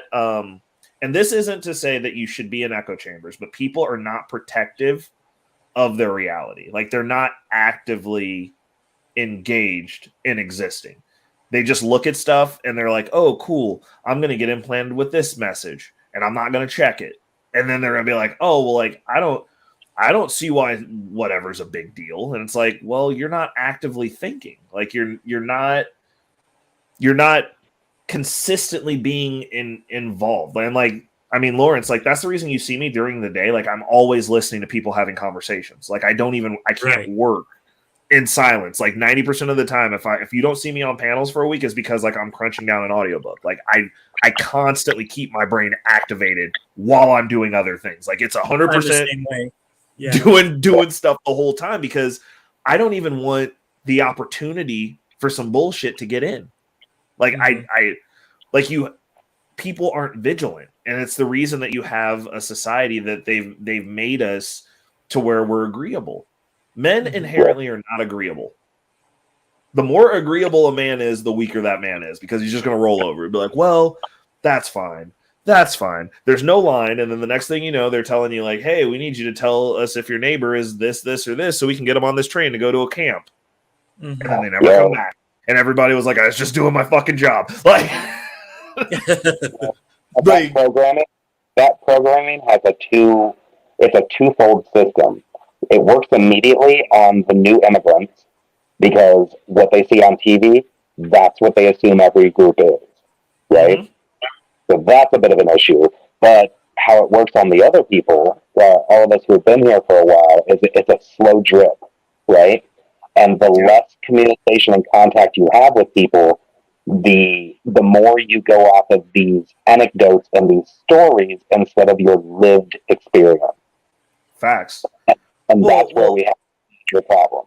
I'm like, but the deal is, the less, like, my level of disagreeability is like so high key. Like, one of the big things that they do here in KC is like, if you're dressed well and you're out at the club, like ratchet 304s will come up and they'll be like, you must be gay. And that's their opener. And I'm like, and like, I'll tell them straight up, I was like, I don't understand why me being dressed well and carrying myself a certain way makes you think that I like men. I just don't like you. Like, that's not, I it's one of those things where it's like, you'll throw this out here, but then like all of a sudden you're all Rainbow Pride Month. Like, you care. But like those same people will use it as a pejorative for a straight man. And nobody from the community, the letter mob, will check them on it. No one will be like, you will see people who, you just see the rainbows, they're doing all the things, they're doing the diversity, equity, inclusion, and they'll sit there and they'll argue with somebody like me and be like, oh, well, you just think that because you must be gay. And I'm like, is that supposed to hurt my feelings? Like, I know some cool gay people. From now on, I'm gonna just hit them with like, well, you know what? I am, and I'm celibate, and that just means I'm playing Xbox with Lawrence, bitch. This obviously has disdain for groups, but that's because there is no community. There is no gay community. There is no black community. There is no white community. We have all of those things in our community. Yeah. But if you think you're a part of it, I'd say that there's a gay community. They mobilize like some motherfuckers, bro. Like, you piss them off, they coming. Like, they move in lockstep. They're like a well-oiled machine, bro. Like, that is a community. You know who else is becoming a community again? White people. You saw what they did with Bud Light, bro. Like, they were like Bud Light, Target, Miller Lite. Yeah. Like, all y'all better get in line. Like, because we're hitting the line. We are hitting the rail. Like, we're getting to the point now to where like people who just didn't give a fuck are now giving a fuck. But yo, those marches and everything you're talking about, that's not grassroots, man. What I'm saying is, you think you're a part of a community, let your house note go unpaid for a month and see who in that community is up to paying it. Mm-hmm. That's how you'll know what your community is. Your community are the people that you have close. That's your community. It's not something that you're a part of. Because that's what I'm saying. Like, Ray, you're like, I don't know, name the community. That's our community. It's us. You know what I mean? It's Lawrence here. It's a whole bunch of other people, men and women, who have all different ideas and thoughts and feelings and preferences and lifestyles. That's the community. What we're creating is a community. And it's a real one, not based off of bullshit. Yeah, I like that. Hold on, Murder 100. I had a question for you. Another question for Lawrence. Putting Lawrence in the hot seat. Lawrence, do you think being able to comfortably be yourself on this show is assisting you with becoming much more confident in yourself publicly? Yeah, a little bit. I'd say so. Cool. Yeah. That's nice. Mission accomplished. I like that. That's good. I like positive Let me positive momentum for the homies. Yeah, Let me ask you something. it's Oh, been go years ahead. since I've been on a panel. I think the last time I was on a panel was in 2021. I remember that was what I was telling you. I got banned from that channel because I was in someone's chat that they didn't like, and I Oh, got wait a second. So they saw you in a chat of another YouTuber that they didn't like, and they were like, "We're banning you from the channel." yeah. That is like a 5th grade thing to do, bro. Like, I'm not inviting you to my birthday party. Like, what is going on with people? Yeah, it was well, the guy told me that first he said, Lawrence, I need to talk to you about some people you're friends with. And then he told me in a text, he said that some guy I was watching, and he said, yeah, be careful of him. The person he's friends with, he used to have a partner in crime that was a molester or something like that. So just be careful and don't mention me to them. And I was like, okay, I won't. And so I stopped going in there for a while. And then I remember the guy was talking about Tommy and Kwame, or he was talking about Kwame Brown. And I just went in to look to see what was happening. And Kwame Brown was in the chat, or someone pretending to be him, maybe. And he was trying to get him to the host was trying to get him to come up on panel to see if it was really him. And I was say, maybe you should go up there so we could see if it's really you. And then, but he never did. And I was like, oh, well. And so I just left. And then the other guy, the guy that banned me, someone told him that I was a moderator in there and that I was going in there a whole bunch of times regularly. And, that I was a mod, and he was all mad and everything, and he blocked me. And then all of his followers, who I thought were my friend, they blocked me too. And Jesus. Dude, yeah, that's like whole ass YouTube war, bro. You're a veteran out here in these YouTube streets. Yeah. Good. Well, I'll tell you one thing about this channel is that we have so many people who have it's a real diversity of thought. Mm-hmm. So what you're not going to have is anybody here, and by anybody here, I really mean the people who are in control. Yeah. You're not going to have us. You're not going to have us being like, we don't like so and so, so you can't associate. Dude, we are friends with people who are definitely not friendly with each other. Facts. Mm-hmm. Big facts. So you don't have that worry here, man. So as long as Thursdays are happening, you're more than welcome. Right. But what I was gonna say earlier is, so my niece was very awkward growing up, super awkward, and she makes the most amazing anime. Like she's legit with the anime. Yeah, that's awesome.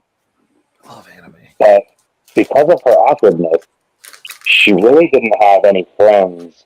And when she did actually get a friend, this girl and her were super, super, super close.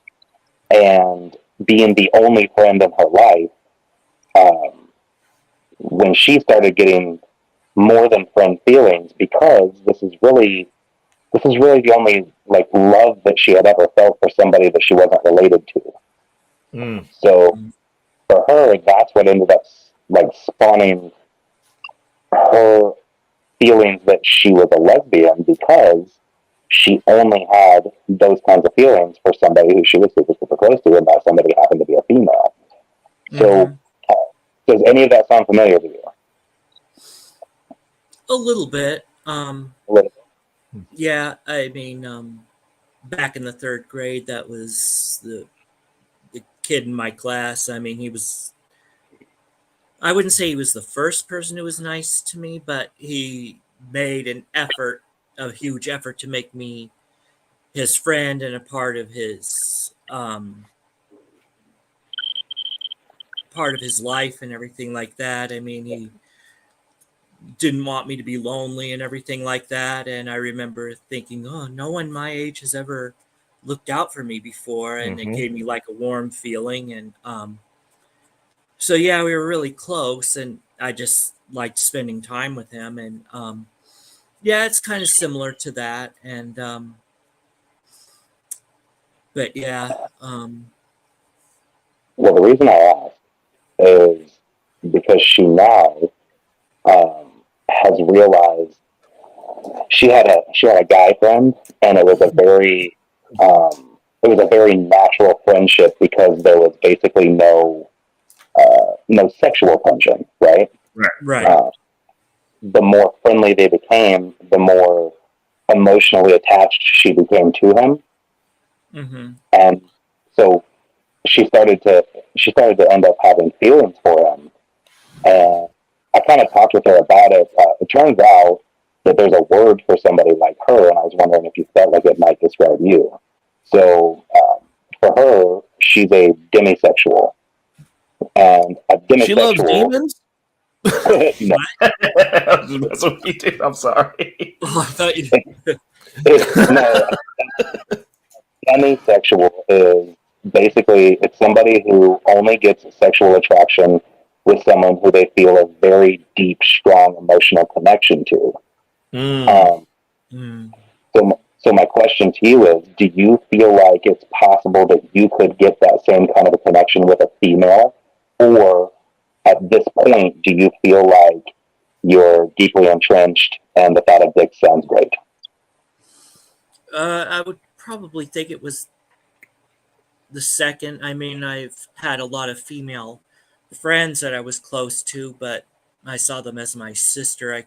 I mean, I remember there was one who wanted to date me, and I was like, I don't like you that way, and kind of like that, and I kind of got nervous around it, and I think that's how I kind of knew that I was gay, because when a man did it, I was like turned on, but like if a woman did it, I was turned off, kind of like that. I mean, like before Jacade, that's the name of the kid in third grade. There was some girl that was flirting with me. She didn't go to my school or anything, but she was at my brother's house, and she was a friend of my niece's. My nieces, they're only like 7 or 8 years younger than me. I pretty much grew up with them. But she was my age. She was friends with them, but she was close to my age, and she was like flirting with me and calling me cute. And I was like, I don't like the way this feels. And then, of course, being a kid, I was like, I would rather have her hate me than like me. And then me and my nieces kept teasing her, but. You said you think I'm cute. Get up out of here. Yeah, that's pretty much. I feel like it's time for you to go. Yeah. I feel like she's not invited to the birthday party. Don't bring her back over. Uh-oh. I have a question. Does it have to be some sort of sexual to be friendly with someone that is attracted to the same sex? Nope. Nah, Black Thoughts, we gonna have an Xbox threesome, bro. we doing that new thing. It's called gay celibacy. It's just hanging out with your buddies. It's great.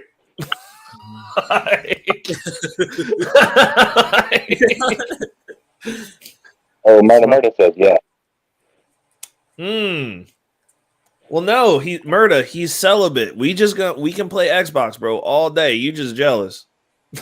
Even if he's not though. So my friend Sean has been gay as long as I've known him. And he's not celibate, and he's still somebody I would consider one of my closest friends. So he's just into some different shit than I'm into. Yeah, right. Like I have friends that are into redheads, and I'm not personally into redheads. You know what I mean? You can bro all you want, dude. I don't like clowns. You don't like what? I don't like clowns. Bro, I'm about to stitch you in with Fresh and Fit, bro. That's outrageous. The idea of red pubic hair is gross. You gotta be like, are you about to seriously say you ain't down with the clown? But yeah, no. So for me, that just is what it is. I look at it that way because again, it's not like we're 15. You know what I mean? Like we're adults now. Like this ain't changing. So that's just you. So Well, I mean, I like you. it's give a shit about anything else. right. But I mean, like literally, like I've been out at bars and gotten hit on by dudes, and I'm just like, I'm not gay. Like, and it's just like cool. Like we can have a conversation. Like that's fine. But like, there's none. Like I'm trying to pick up chicks. Do you want to help me pick up chicks? like you know, like I was just like, I know you got access, bro. Like hook it up. Like I'm not even being weird about this. Like I know you hiding some tins around here somewhere. Introduce me to your friends. Like I don't think it has to be that big of a deal. Like if I was to like go and approach a woman and she was like, I like chicks, I'd be like, okay. Granted, I did have a whole year where all I did was bang lesbians to prove a point. Another story for another time. But I'm just saying, like, but I mean, generally speaking, if somebody's like, I'm not interested in you, you're like, okay, cool, like, keep it moving. Like, it seems like they're like people are so afraid of rejection. Or like so feel some type of way, like, oh no, somebody from the other box talked to me. I don't want to be in that box. And it's just like, dude, like just be a fucking human. Like they just be like, no, I'm not into that. That's cool. If you want to rock out like that, I don't. We can sit here and have a conversation because you're a person and I'm a person. And like if you're out here thirsty, then like, you know, like let's move over to the next guy. Maybe he's into it. Like yeah, there was one girl here in my town. This was many years ago. She insisted that she could change me, and I remember she. Dude, that's a good way to bag a 10, though. I'm just saying, like, if you just want to try it once, you go find yourself like the hottest chick you've ever seen, and then just be like, "Yeah, man," and she'd be like, "I'm gonna change you," and then you just like let her, and then like, cool, like I just want to, like, I'm out. And then you can be sex with one chick, and she was a baddie. Well, this girl, she was hideous looking, so no. Oh no, that's even worse. Yeah. She was like, I'm gonna change you. Like, you're gonna make me change my pants after I throw up in my lap, ma'am. Yeah. And she was also a single mother. She had a whole bunch of kids from different guys. And no. Yeah. And that's the American nightmare. Yeah. Love the streets. Oh.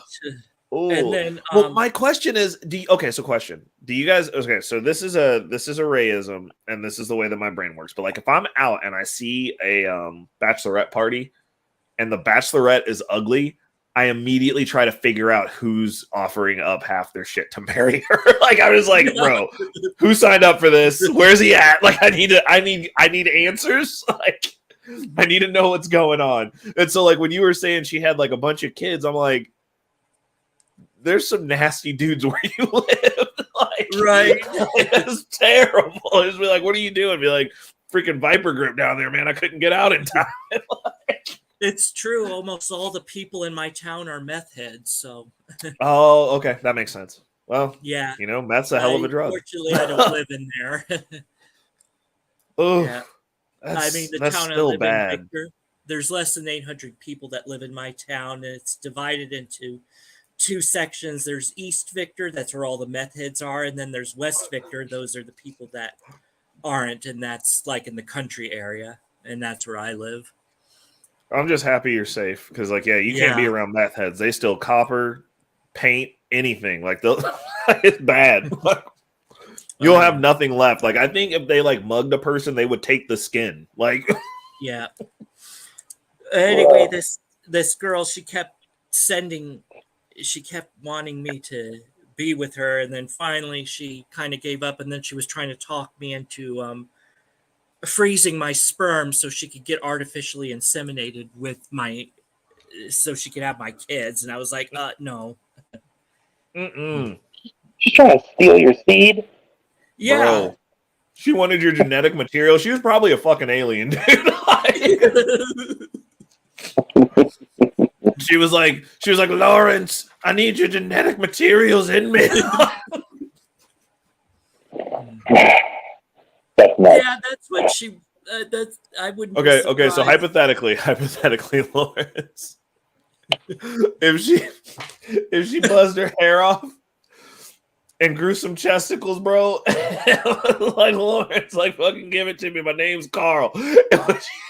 Give me that genetic material. Would she have a shot? No, because I know it wasn't. I knew it wasn't real. Right, Ray, ask yourself that same question. If there was a dude that transitioned, would he have a shot? Bro, I mean, at the rate that we're going, we're not even gonna know no more, bro. Well, no, because, and the reason I say that is because, like, scientifically, from a science perspective, and this is purely a science perspective, once if they start getting like deep into CRISPR and start learning how to flip genes, bro, there could be a way where they could flip those chromosomes and just like make you the other thing, like legit. You know what I'm saying? I don't know. I think we could. I think in the future, like if they're making people outside of people, like it's no longer going to be inside of a people. They're going to just make the baby in a sack. Like, why couldn't? I mean, I don't know why they can't turn CRISPR on people and then just be like, cool, you want to be a chick? It's going to be uncomfortable for a few months, but you're going to be a chick. I don't think that the technology is anywhere near that. Not to make people in sacks. People in sacks, Jeremy. In sacks. An artificial you can uterus. like grow outside of your head, outside of your bed, like a fucking chia pet. Like, I get it, but Sci-fi movie. Yeah. An artificial womb is not the same as basically like giving you a shot to change your chromosome. Well, I wonder if we can make an artificial womb if I could just harvest another me to get its organs. Wow. What, dude? It's me. That's just me. Like, it's not illegal if it's you, because like you're just borrowing from yourself, right? Yes. Mm-hmm. I don't know. I mean, there still has to be an egg. Where'd the egg come from? Listen, I don't understand why I can't have my restorative, future-proof, Alexa-enabled brain chip that will fucking give me superpowers. You're really harsh on my mellow right now. It's getting late. I've started eating Skittles. Like, I just want to live in a world where I can be a murder fuck killbot and I can just go about my business. All right? Ridiculous. Dude, I'm not ridiculous. That's a legitimate ask. Okay, hold up. Let me pull this up. Like, get rid of fucking Myron's goofy ass. Nobody likes to jam. Okay. Okay. Oh yeah. Okay. So this is the future that I'm aiming for right here, bro. Like, you remember this? Let's see if you remember this. Oh, that's not a good picture. Ooh, that's a good. Ooh, yeah, there we go. Okay. Do you remember this comic book series? Fucking Wildcats? Wildcats? You sound muffled as shit. I said Wildcats. Am I still muffled?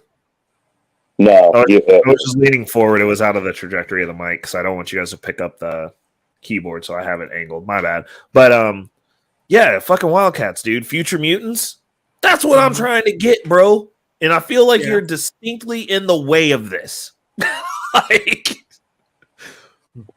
I'll take any of them. I'll be the big fucking Turbo Barney. I don't give a fuck. Like, I just want a superpower and I want to fight battles with things and peoples. I don't care how we make it work. Yeah, dude. Freaking the whole Wildcats universe was dope. Such a good comic book series. Ray, did you ever read graphic novels? Yeah. Okay. So for you, you just need the pictures because there's a lot of fiction that has pictures. Oh yeah, 100%. Like I have to have pictures. Like if there's not a picture there, like if it's not a comic book, I can't fuck with it. Hmm. You know, there's a lot to glean off of fictional stories. Oh, dude, oh shit, Wildcats got rebooted. Your boy's about to go buy some comic books. Settle down. Oh, dude, y'all ain't gonna see me online for a while, bro. Like this could be a problem. So Ray, you've never read The Count of Monte Cristo? No. You never read anything by Alexandre Dumas? No. Dude, he has amazing books. Like The Count of Monte Cristo is the most amazing story of revenge of all time. I mean, like, is it like written like a comic book though? Like it has to be like people in the pictures talking. Like I don't think it can't be a page of words and then a picture over here. It don't work like that. That's a shame. Like, it is a shame. I understand. Like I'm not fucked up, but like that's how it works. Like, I can't. So hold on a second. So comic. No, I'll say it. You're fucked up. I'm not fucked up, bro. Like I need them in the picture, talking in the picture. So I'm looking at the picture, making the picture talk. Right. I don't understand why that's so hard to understand. So if somebody made graphic novels of like you see this shit right here, this makes sense to me. It's a picture, Grifter's talking to that fucking idiot, and he's probably about to whip his ass. Like it's a picture, like that makes sense. Like I'll read the boxes because the picture's talking. I'm about to look up if anybody ever did a graphic novel of The Count of Monte Cristo. Yeah, dude, like this shit, I'd read all those boxes and it would make total sense to me because there's a picture there and he's saying that stuff and he's upset. Yeah. So you've never read Leviathan? Nope. Okay, hold on. I'm gonna do this searching. Jeremy's like, what the fuck is wrong with you? I'm like, you know. Yeah, it's like, yeah, no, I need the pictures to talk. Like, if the pictures don't talk, then like my brain doesn't like it's. I know that it's weird, but my brain doesn't like register the words. Like, I'll read them, but like when I was in school, like when I would have to do book reports, like I would have to sit for like hours reading the chapter over and over again because like I would get to the bottom of the page. And like I couldn't remember what the first paragraph. Like if you were sitting there in front of me and you're like, "What's this say?" But like I don't fucking know. Like, yeah, I mean, like you just read it. Too. Yeah. Yeah, I was like that too.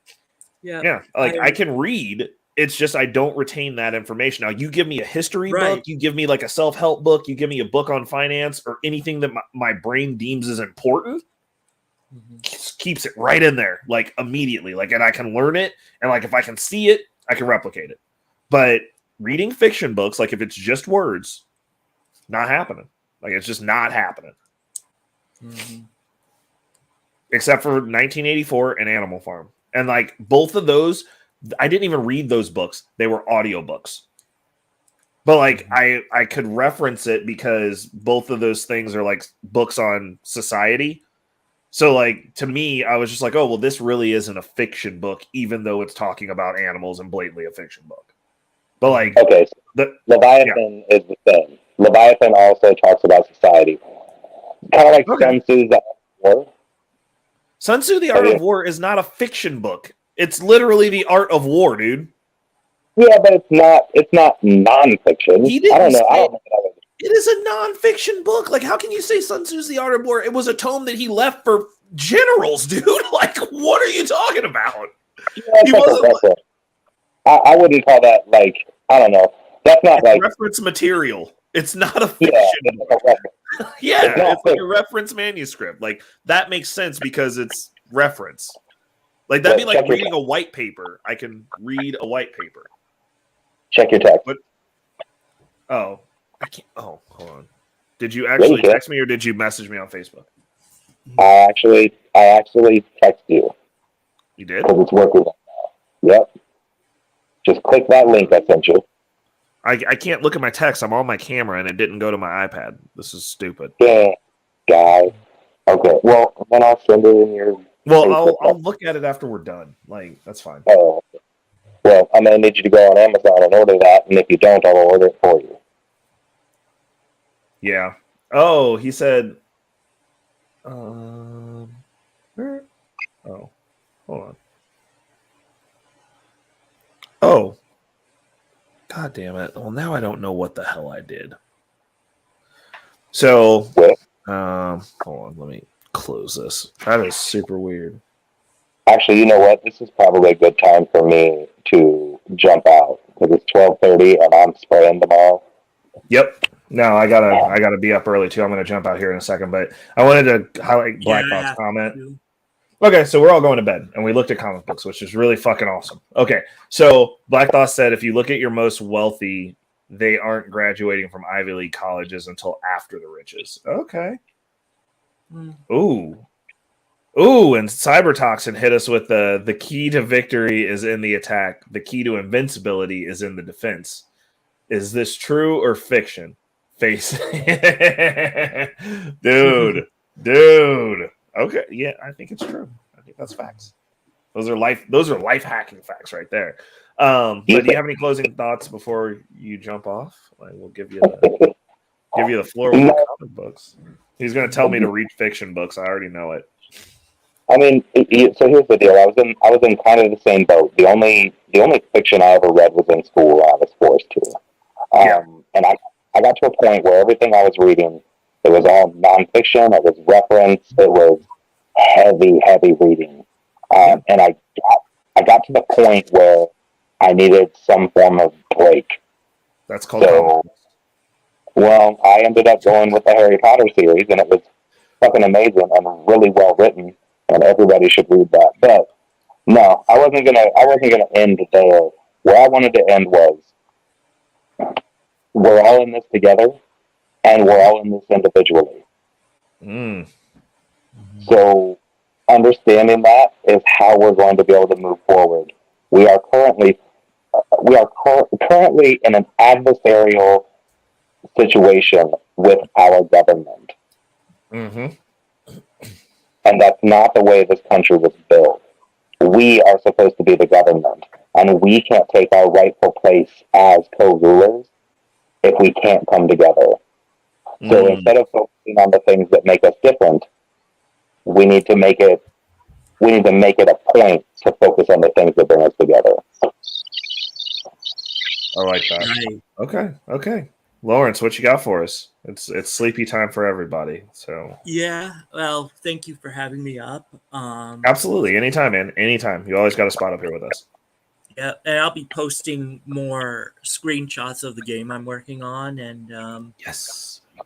But yeah, shout out to both of you, and I want to give a shout out to Tom and his family, and and shout out to the Alpha King.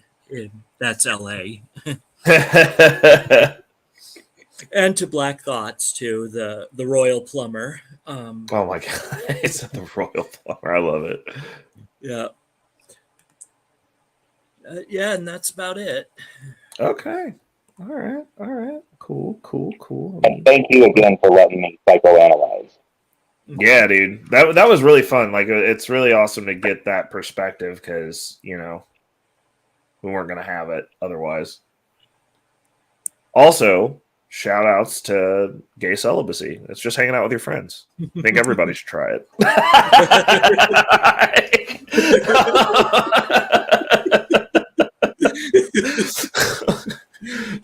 Like, what's the worst thing that can happen? You lose some Call of Duty matches. It's not gonna be the end of the world. There's zero risk activity. No, but I think that it's important that people are able to speak to one another. It's important that people are able to agree respectfully or disagree respectfully, I should say. It's important that we're able to come through with different perspectives and laugh together. It's important that we're able to show that people who have different backgrounds, different perspectives, different thought processes can actually have a conversation without it being the enemy. It's important that we're able to build together. The most important thing for me as far as solutions for fixing the shit show that we found ourselves in is getting to that point to where people start talking and we start figuring out some solutions to some of these issues. And in order to do that, we're going to have all perspectives. Like we can't hash this out into a left-right conversation. We have to do what's right for the country. We all live here. We all have to coexist. We all are riding or dying on this ship. If this doesn't work out, we're all here. It's not going to work out for us specifically. And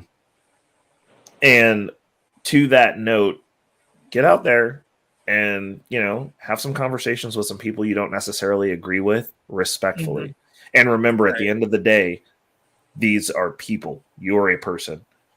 People have an intrinsic value within the community. Like, we're all productive. We're all trying to get through our days. We're all trying to get from point A to point B the best way that we know how. Right. And there needs to be a air of grace. And the other thing that I would urge the people out in these YouTube streets that want to just get on panels and get their point across and get their I gotchas is understand that you can being perceived as right but being dead ass wrong is actually a detriment to your personal growth. Right. You're not going to become a better person that way. You're not sharpening your sword. You're actually dulling it and then ignorantly running into battle. And eventually, a lot of this stuff, when it comes to policy, and the reason I say that like policy is the line, is because that is the point at which there is no return. It's going to affect you. It is the proverbial person coming into your house to tell you how you're going to live in their society. And it's not their society. It's not my society. It's not Casey's society. It's not Lawrence's society. It is our society. Mm-hmm. And we need to start treating it as such. Too many people are out here acting like they're just disaffected because they've been henpecked into complacency. This is your society. The things that our government is doing with money is your money. You're paying for that. The government doesn't make a profit. We are the government's money. So this is our society. They are navigating with our money, and we need to start carrying ourselves, caring, and acting as such. Mm-hmm. And I'm going to, oh shit, hold up. I'm about to, oh God, Daryl said, okay, so I'm gonna stay up and hang out with Daryl. Because he's on break. He's on break. So like I got the link. Oh, hold up. Let me get it over there for you. Hold up. I'll hang out with Daryl through his break. You guys are more than welcome to stay up and rock out with us, or if you're tired, that's fine. But I'm gonna stay up a little bit longer, even though I just gave my monologue to hang out with Daryl because he's my friend. See what he's doing. So Daryl, I just chat. Okay, cool. I just dropped the link for you, Daryl. Like, come on up and rock out. Let's talk about your break, man. How you doing? What's going on? You coming up? All right. Well, you guys have a good night. You too, Lawrence. You too. See ya. Later. Hold on. It's in there? Yeah, I dropped the link in there. It's also... Oh, it's not pinned. Hey, Daryl, I dropped the link and I pinned the message. Oh, that was Lawrence dropping out. It's pinned to live chat, Daryl. Do you got signal? Does he have signal? Come on. There we go. What's good, brother? How you doing? What's good, family? Just on my break, you know me, about to spark up one, chill shit. Dude. Yeah, I was like, well, shit. If you're on break, I'll chill. I'll stay up a little bit later to rock out with you while you're on break, man. Dude, we had a really good show tonight. My bad about the lightning. Casey, psychoanalyzing people to like find out why they tick the way they tick. This was a fun one. Yeah, I mean that's what economics is, the study of people. Nevertheless. Facts. Also true. And it's what you guys are doing, chilling. Well, no, we were. So I actually went on a. So did you see that? What Myron on Fresh and Fit did to Abba and Preach? I actually had a reaction to that tonight.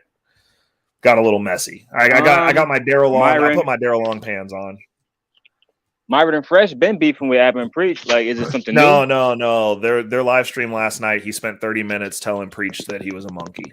And then they had a white dude on their panel that was talking about Preach chucking spears. And him and Fresh were making monkey noises for basically 30 minutes straight. I mean, that's not nothing surprising, though. Like, they did the Preach's wife look like a beluga whale, all that shit back in the day. You know what I'm saying? Oh, yeah. Well, I mean, but my issue is this. Like, these motherfuckers from Sudan, all right? You going to be from a shithole country, and you going to come here and think that you can talk about people like that. And I understand that Abba and Preach aren't from here, but, like, if that's the way that he talks, also with the shit that he said about black women. Right. No, Both of those things together, I'm like, you that. don't. No. I mean, I used to when I first got into the manosphere, like when I first got in the red pill space, like I fucked with them heavy because I was mad, obviously. So, but I'm like, if you have these opinions and you're trying to co-sign when you and Fresh came here from other countries, I was like, bro, I'll turn into Eric real quick. Like, I'm like, I can talk shit about black people. You cannot talk shit about black people because you ain't us. And we made it so that you could be here, bro. like show some fucking respect. The thing I don't like about people like that is they just don't. I was about to say, yeah, they don't show no respect, bro. No. When I say no respect, the respect be at an all-time low. Look at this door, somebody fucked up. Oh shit! What? Motherfuckers done backed into it, can't even close up. Oh no, they just out there backing up into shit. Some of the drivers asking what the fuck they doing, while others do not. Man, that is wild. My buddy here in town, he drives trucks for Amazon, and he was like, "No, it's not as easy as you think." And he was like, "Some of these people are stupid, and they got like no spatial acuity, so like they can't like back them up right." Yeah, and Amazon, like they get like those Dodge Ram trucks too. It's almost like a little UPS truck and shit. Bro, have you seen the Rivians? I do like other stuff here. You say what? Oh, I said, have you seen the Rivian delivery trucks? Man, I haven't seen their delivery trucks. I've seen Teslas, but I like the Rivian just truck, period. You know what I mean? Dude, okay, so if you ever see an Amazon truck that looks like a big-ass cube, it looks like a really elongated Kia Soul, basically. Mm-hmm. Those are made by Rivian. They got a contract with Amazon. We have them here, and we were working on a house, and this dude stopped to take a smoke break. And he was like on the other side of this pond, and like we walked over there because like we were talking about buying Rivian stock, and I was like, dude, is it cool if we like look at this? Like we're working, like we're not trying to like fuck your break. He was like, no, dude. It like showed us all the stuff, told us what he liked about it, told us what he didn't like about it. I was like, dude, this is the coolest shit ever. No cap, bro. That do seem like some super clutch shit. You know what I mean? Especially if you can make some money off like on the back end too. I just signed up today for 401k here. Yeah, second job. School season is out now, so yes, sir. Yeah, gotta focus on the summertime. Keep the bag coming, man. Always. That's all you can do. I think it's important that you're, you know, like I always tell people, I'm like, you got to do the best you can. Like you got to make the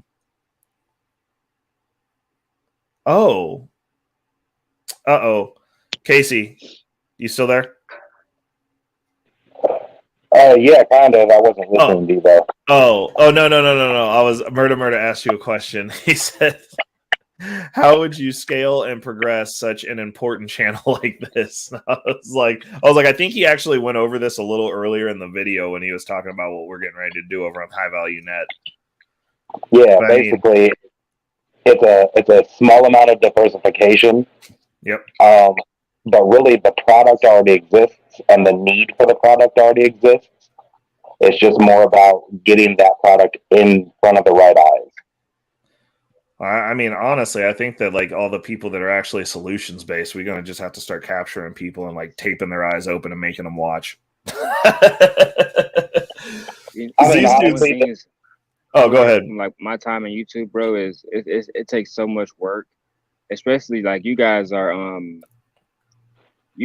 doing like real information, which a lot of people don't even come to the internet to see. You know what I Facts. mean, they come to the internet to see drama. They come to the internet to see bullshit. They don't really come here to see like your real conversations, one that they feel like they can grow from, especially ones that surround math for a particular set of people. I'm not gonna say which people, but you know, for a particular set of people, that's not a good conversation for them. It almost make them feel uneasy, in my opinion.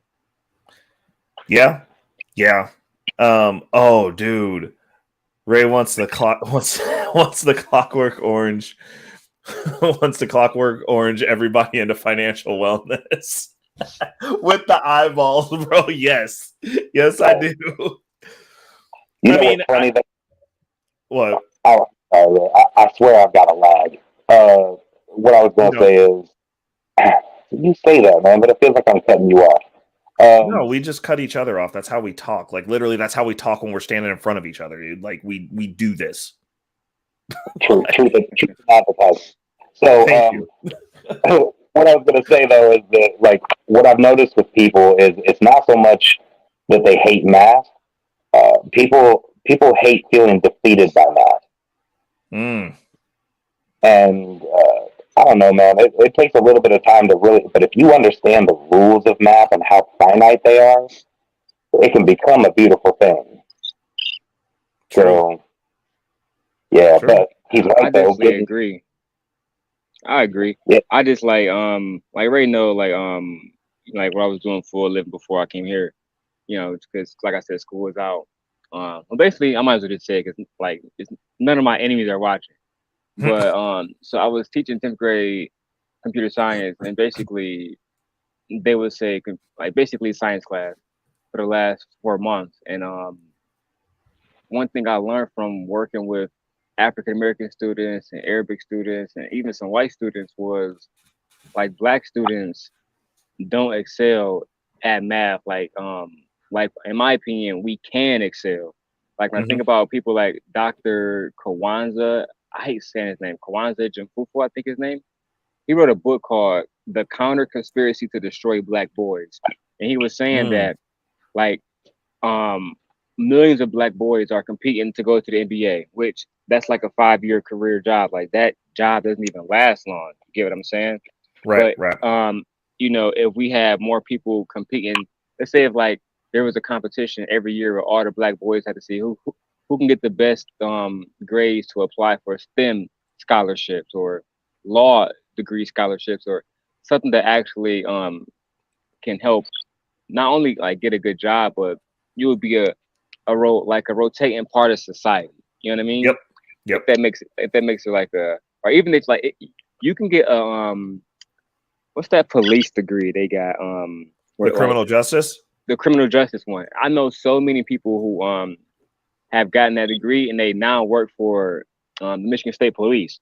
And people think it's crazy, but you got to have that degree in Michigan at least to work for state police. Oh yeah. I mean, I just think that it's because culturally we don't value education the way that we should, or the way that more competitive cultures do. Like it's just not valued. Like I was on I did a panel with Black Man Unfiltered, and I was like, bro, hey, thank you, Murder 100. You know, I'll be trying to put it out. So like that's one of the other things is like you're going to be seeing a lot more stuff getting dropped out because I'm chunking my stuff down to topics. So that way it's a little easier to get through because I'm wordy. But I was on a panel last night and I was telling them, I was like, dude, we need to stop telling people that they can do whatever they want. Like we need to be like, you're going to be a lawyer. You're going to be a doctor. You're going to get in STEM. You know, like we're going to start valuing this stuff. Like you can't leave children to their own devices because they're going to want to do what's easy. And I agree. And be like, you know, you can do whatever you want after you get this degree. I mean, you look at who's the dude that played Mr. Cho in The Hangover. He's a comedian. Cho yeah, I can't think of his You remember name, that guy? Yeah. I was going to say gay. Yeah. Yes. You remember, like, I remember he was talking about his life and how he always wanted to be a comedian. That man is also a doctor because his family was like, if you want to tell jokes, that's cool after you get this degree. Oh yeah. I remember one Go day he be was talking funny about that in then. one of his interviews. Yeah.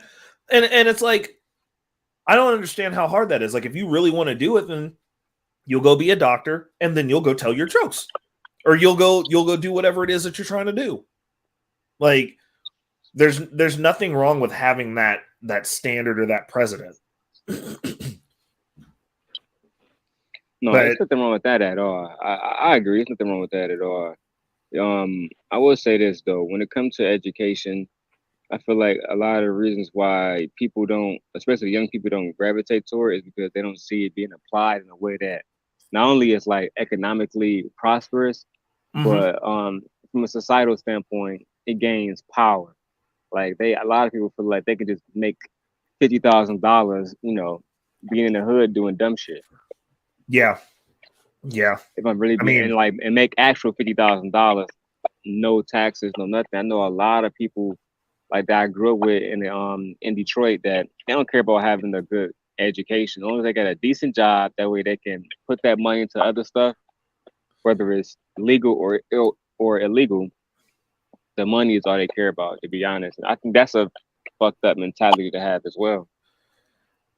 I can agree with you if you're because you're not looking at it as a tool. Then like you're looking at it as something else, and like all it is a tool. I think that being financially savvy, like you can go that route. Like that's it's an option, but you got to really be like involved in like building something at that point, like because it's going to be a harder road. So like if you're not moving in a financially sound way to where like you're building something and like you're starting to get that money to make some money for itself and like you're growing something, you're gonna eventually have a hard life because you can only break your body so much for so long, Well, and it's making money the end. It's making the money the end goal instead of a tool to reach your end goal. Right. I mean, you can't really talk about any of that stuff without at least acknowledging the concerted efforts that have been made specifically to Black Americans, where like everything's about the quick, get this, get that, and it's almost like it's children running the show, because we got a whole generation of Black folks that are watching their parents just not work and get their money, right? Right. And that's a very childlike situation to be in, and they're being put in that state by a system, and that system comes from LBJ. And I really wish you would read up on that Great Society, not just like the footnotes on it, because that's really where it started. All right, I'll get a book on it. God damn. But no, I mean, you can see the end results of a lot of those things. It's learned helplessness is the gist of it. Like that's the reason I'm like, well, I know the footnotes of it because I know how learned helplessness works. Like if you just keep giving people stuff and then you're training them to not work, eventually they will not know how to work on their own. And if you do that to enough people, it'll be a self-perpetuating cycle because children are visual learners. Like you learn everything from looking as a child. So if you're going, everybody's sitting around, guess I'm going to be sitting around when I get older. Like you can kill a person's drive innately, like off the rip. I think too, Ray, is a lot of men in our generation, they want everything to come easy. Yeah. Like here in Michigan, we're a blue collar state first. Like people might be doing real estate, you might be investing in stocks, you might be fucking doing crypto. Mm-hmm. But if you don't have multiple jobs and you're not really working for checks, we're gonna laugh at you. You know what I'm saying? It's some people in this factory here that's making $2,000 a week right now. Dang. All right. And that's working our regular 12-hour shifts 5 days a week. When they work that 7, oh my God. Yep. Right? Yep. Because we get paid time and a half past 40 hours. Right. And working 12-hour shifts to add up quick. So like, and they match 401k, you get health benefits, life insurance, all that stuff is covered. Not to mention stock options. That's obviously in the 401k, but I think a lot of people like don't want to work so much. Like even when I meet so many YouTubers, and then like you've been in YouTube for like years, and you haven't really made like the money that you wish you would have made. I think that's when it's time for us to really be like, all right, it's time to like either look into another job or a different business, a different hustle, or something that's going to generate revenue. I think a lot of people just be wasting time. Well, you get when you look at people who do these panels, I mean, they get their dopamine hit from it. I don't think it's a wasted time. It depends. Like, I don't feel like people use YouTube effectively either. Like, I really don't. Like, I see a lot of people like talking on panels and like wanting to build, but like they're not actually like connecting and like they're like, we're gonna build and we're gonna just build in this virtual world, and like there's no real world result from all this talking on these panels. Like they're not like identifying people and being like, I need to have this person in my network. Like I want to be connected to this person. You know what I'm saying? Like it's like they just get on the panel, they want to get their shots off, get their little bit of clout, and have people tell them like, oh, you got him, and then they just go about whatever they're doing in the real world. But there's a lot of really smart people in these spaces, and it's like, why ain't none of y'all connected? You know what I'm saying? I agree, but it just doesn't. Back to work. I'm probably about to lose signal. Like 20, 30 seconds. Bet. I'll get at you tomorrow, brother. You have a good one.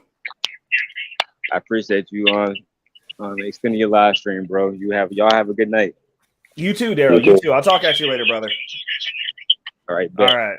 We're about to shut this down, and we're gonna do it with our traditional ending for our community. Toast.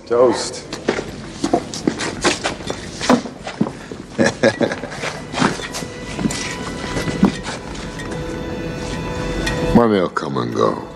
We know that. But the most important thing in life will always be the people in this room. Right here. Right now. Salute me, familia.